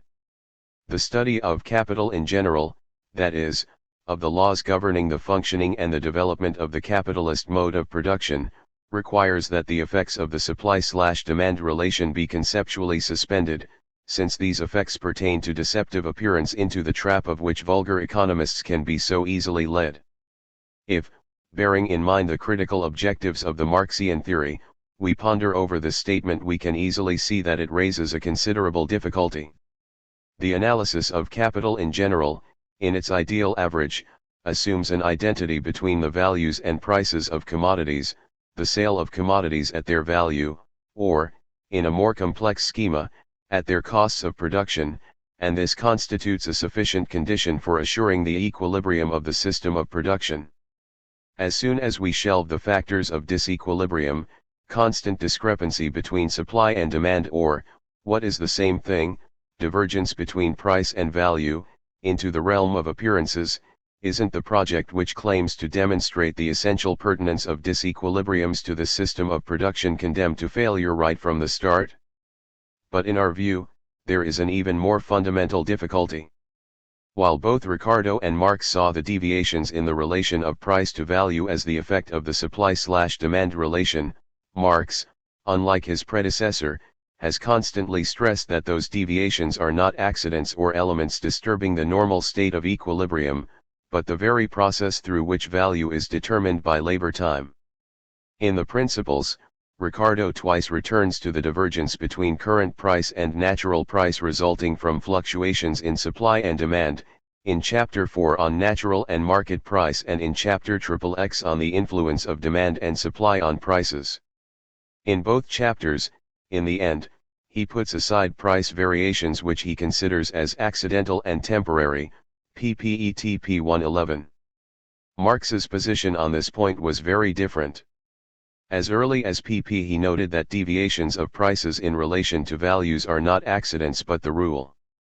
And if, with Ricardo, he recognized that it is only when supply and demand are evenly balanced that the relative value of any product is accurately determined by the quantity of labor embodied in it, pp. 52, he added immediately that this equilibrium is never produced, that there is in fact no ready-made constituted proportional relation, but only a constituting movement, and that this fluctuating movement alone makes labor the measure of value. pp. 56. Clearly, the ideal situation or ideal average which we are invited to envisage under the concept of capital in general results from corrections responding automatically to discrepancies existing between supply and demand, so much so that it is just as legitimate to consider the corrections as being the effects peculiar to competition as the discrepancies themselves. The function which competition assumes in relation to the abstraction capital in general thus becomes extremely problematic. In this respect, it is symptomatic that this extract from capital, in which we find expressed the crude and extremely oversimplified opposition between concept and appearance, is immediately followed by a passage in which the ambiguity of the role played by competition appears with full clarity. Indeed, Marx states that the constant discrepancies between supply and demand automatically produce economic processes to compensate them. And it is precisely from the interaction of these contradictory movements that there arises a tendency for an equilibrium situation to be realized. Since, therefore, supply and demand never equal one another in any given case, their differences follow one another in such a way, and the result of a deviation in one direction is that it calls forth a deviation in the opposite direction, that supply and demand are always equated when the whole is viewed over a certain period. Capital, 3. p. 190. If we follow Marx in this reasoning, we are led to invoke the supply/demand relation in order to explain two directly opposed phenomena: on the one hand, the gap between the market price and market value, hence the persistent discrepancy between reality and theoretical hypothesis, and on the other hand, the equally persistent tendency towards the reduction of that gap, hence the closeness with which the theoretical abstraction accords to reality itself. Marx comes straight out with the ambiguity of the role given to the supply/demand relation. On the one hand, the relation of demand and supply, therefore, only explains the deviations of market prices from market values. On the other, it explains the tendency to eliminate these deviations, i.e., to eliminate the effect of the relation of demand and supply. Capital, 3, p. 190. To put it more rigorously, it is therefore false to say that the effects of competition are provisionally suspended in the analyses of capital. If its hidden action were not in fact assumed, the state of equilibrium to which the concept of capital relates would be a pure product of the imagination. In the absence of some planning body or other, it is this hidden action which constrains the possessors of capital to alter the distribution of their investments in such a way that social labor is distributed among the different branches of production in proportions adequate to the structure of social needs. This hidden action of competition is the indispensable mediation for the realization of the law of value in the sense in which Marx understood that law, an immanent principle of organization of the productive totality. The main point had been made in this connection in Grundriss. Competition in general is the crucial motor of bourgeois economy. It does not establish its laws but it executes them. In the case of the economists, to presuppose, as Ricardo does, that unlimited competition exists, is to presuppose the full reality and realization of bourgeois relations of production in their specific difference. Competition, therefore, does not explain these laws, it makes them visible but it does not produce them. Grundriss, pages 649-52. The means through which the laws peculiar to bourgeois relations of production impose themselves are to be found in the free and individual choices made by the multiple protagonists on the economic chessboard, all these choices being governed by an immanent rationality which ensure their interconnection without the subject's knowing. Marx attributes to competition, and to fluctuations in supply and demand concrete manifestations of the specificity of the capitalist mode of production, a role which is roughly comparable to that played by human passions in the Hegelian conception of history. They are means in the service of a finality unknown to themselves, but far from impeding it they help in its design. We were wondering earlier whether we could envisage bringing Marx's critical work to completion by demonstrating, as he wanted to, that the conversion of the possibility of crises into reality was inevitable because of the laws governing the capitalist system of production. It seems that the answer must be negative. For competition cannot assume without contradiction the dual role assigned to it by Marx's formulations. If the automatic compensations induced by the mechanisms of competition impose an adjustment of capital distribution which meets the requirements of the qualitative and quantitative structure of social needs, it is impossible to introduce the fluctuations in supply and demand as a new factor which would permit one to leave the study of capital in general in order to deal with competition. For the existence of these fluctuations has been tacitly presupposed throughout the work on capital in general. The hypothesis of equilibrium on which the formulation of the law of value or of the sale of commodities at their costs of production rests, bars the route, then, to a theory of the conditions of realization of crises. There is, of course, nothing to prevent the carrying out of an empirical study on this question. But the hiatus separating political economy from economic history cannot be abolished. Crises are destined to remain a contingent phenomenon for theory.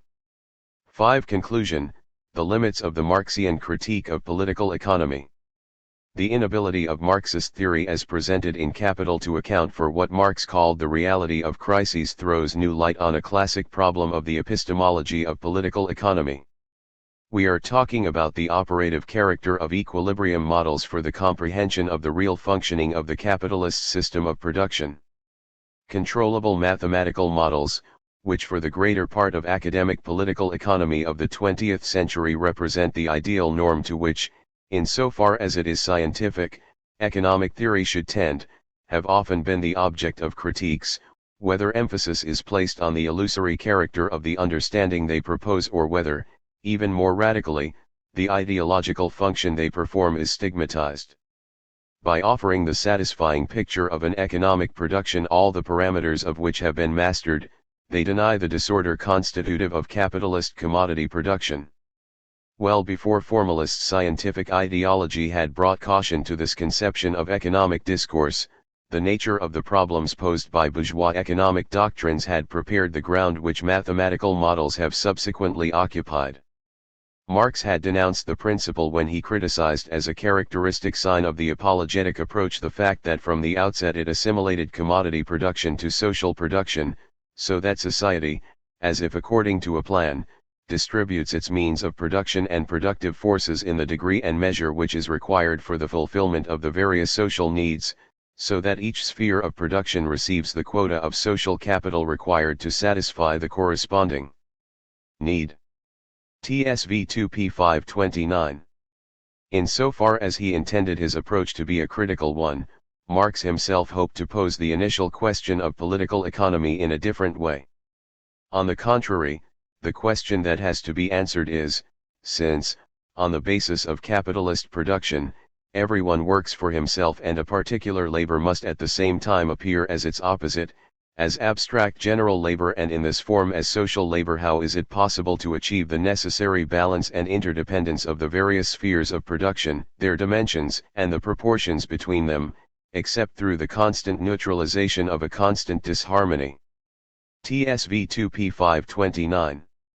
We have seen, however, that representations of the system of production elaborated on the hypothesis of the sale of commodities at their value or at their costs of production are far from fulfilling the program announced by this question. In fact, those representations, just like bourgeois theories, assume that the distribution of the means of production and labor power or the distribution of social capital among the various branches of production is adequate to the structure of social needs, a condition which must be satisfied, in particular if the concept of socially necessary labor time is to have sense. So, Marxist theory seems to constitute direct proof of the independence of the theoretical tool provided by the equilibrium model in economy with respect to every ideology justifying the existing economic system. Do we have here a sort of demonstration ad absurdum forcing us to conclude that the capitalist system of production is really a system in equilibrium and that the upheavals periodically affecting it can be attributed to factors outside its intrinsic logic? In fact, that would be to make the same mistake as those who employ abstract models in political economy, namely to confuse the operative capacities of the theoretical model with the properties of the real object. We think that it is possible, and legitimate, to interpret the impasses of Marxist theory in another way. The center of interest of that theory is, of course, different from that of the majority of bourgeois economic doctrines. Making sense of the conjunctural fluctuations of prices is of little importance to Marxist theory.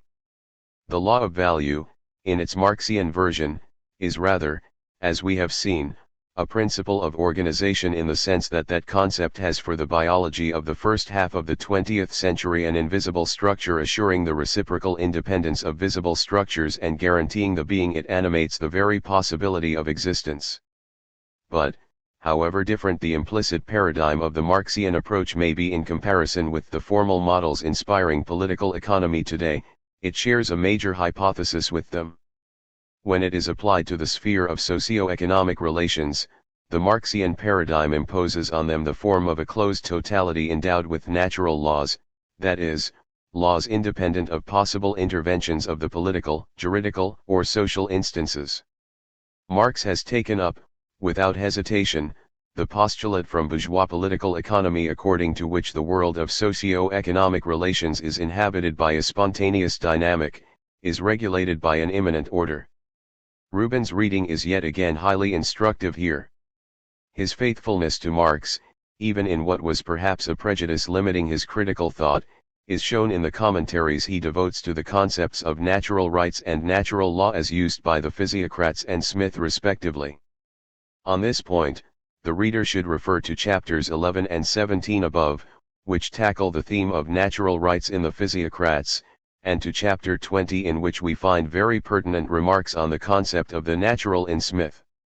In Smith as in the physiocrats, Rubin notes, the concept of a naturalness peculiar to the field of socio-economic relations merges both theoretical and axiological significances, theoretical in that the concept designates a regularity expressible in scientific laws, a regularity spontaneously discharged by the free play of individual desires and initiatives, axiological because this order, being independent of all institutional intervention, is supposed to bring maximum well-being for the individual and for society alike. But if Smith still juxtaposes a theoretical use and an ideological use of the term natural, he does not usually confuse them. According to Rubin, A. Smith was the first to clear the ground for a purely theoretical study of natural phenomena.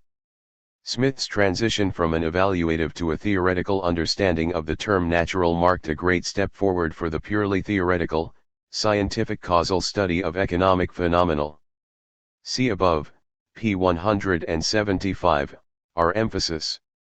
It was indeed a deep conviction of Marx himself that it should be possible in principle to clear away the semantic wool surrounding the concept of natural and to isolate a purely theoretical meaning of the apologetic interpretations. For him the great merit of classical political economy was to have recognized the Naturwuchsigkeit of the processes of commodity-producing economy. Its main defect was to have ignored its historical character. But we must emphasize this: the Naturwuchsigkeit, the quality peculiar to the phenomena of commodity-producing economy, is the means by which those phenomena can be the subject of reflection within a closed system of scientific laws.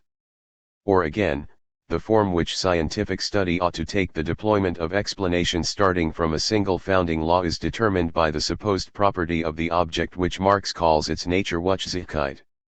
As a result, to acknowledge this property meant the limitation, right from the start, of the possibilities of the critique of political economy. Doubtless this critique could reveal the sociological presuppositions of bourgeois economic theory. There was no great difficulty in showing that the behaviors of economic agents, which that theory took to be the expression of natural passions, in particular the search for the maximization of profit, are imposed on them by the specific historical structures of capitalist commodity production. But it was not possible to go beyond the stage of putting into historical perspective the capitalist system of production and the internal arrangements of the economic theory it permitted. In particular, after having posited that the system of capitalist commodity relations was endowed with a law of internal regulation, it was quite out of the question to demonstrate that its destructuring was inevitable. One wonders whether the supposed autonomy of the field of the economic, that is, the attribution to the sphere of economic relations of an intrinsic legality which isolates it in an abstract way from the other modalities of social relations, in particular the juridical and political modalities, is not an excessively narrow interpretation of the theses of historical materialism as they are presented in the first part of the German ideology or in the classic formulation in the preface to a contribution to the critique of political economy. In the social production of their life, men enter into definite relations that are indispensable and independent of their will, relations of production which correspond to a definite stage of development of their material productive forces. The sum total of these relations of production constitutes the economic structure of society, the real foundation, on which rises a legal and political superstructure and to which correspond definite forms of social consciousness. Preface, p. 181. Now these relations of production are defined as entailing juridico-political, even ideological, conditions as well as economic ones. The free subjects who meet in the act of exchange of commodities or in the labor contract, a particular form of exchange, are free only through the agency of a legislation and a power which appear in this light to be just as much conditioning as conditioned. Marx in fact is on occasion ready to recognize that certain types of relations of production can have extra economic constraints as their condition of existence, for example in the more or less primitive communal production in India, or when the state itself owns the land, as in Asia, an example he invokes briefly in the chapter of Capital devoted to the genesis of capitalist ground rent. Capital, 3, pages 782-813. Comparable examples can be found in the long passage of Grundriss which is concerned with forms which precede capitalist production, Grundriss, p. 471. No doubt some people will argue that Marx's attitude to non-commodity relations of production does not contradict his approach to commodity relations of production in Capital. Indeed, for him, the autonomy of economic laws was not a general rule, valid for all historical forms of social production, but, on the contrary, a property characteristic of commodity relations of production alone. It is just this property that in his view explained and justified the birth and development of economic theory, a development which follows step for step the appearance of the various elements which became integrated into the fully fledged capitalist mode of production: commerce, wage labor, manufacturing cooperation, mechanization, etc. These are the conditions of commodity production, and these alone, which assert themselves without entering the consciousness of the participants and can themselves be abstracted from daily practice only through laborious theoretical investigation, which act, therefore, like natural laws, as Marx proved to follow necessarily from the nature of commodity production. Engels, Supplement to Capital 3, p. 899, the concept of commodity fetishism, once again, had the task of accounting for the reifying mystification undergone by the relations of production in the commodity-producing economy. Yet how are we to understand this mystification? If the naturalness of economic laws is definitely illusory, the critique of political economy must deny the very existence of the object of political economy and not simply its claim to validity for all historical epochs. On the contrary, by according the categories of bourgeois economy an objective validity, even if a relative one, capital, I, pages 80-1, it may be that Marx himself has in the end fallen into the trap of the ideology secreted by the functioning of capitalist society, an ideology which assigns to the economic precisely that place where the discourse of capital is still situated.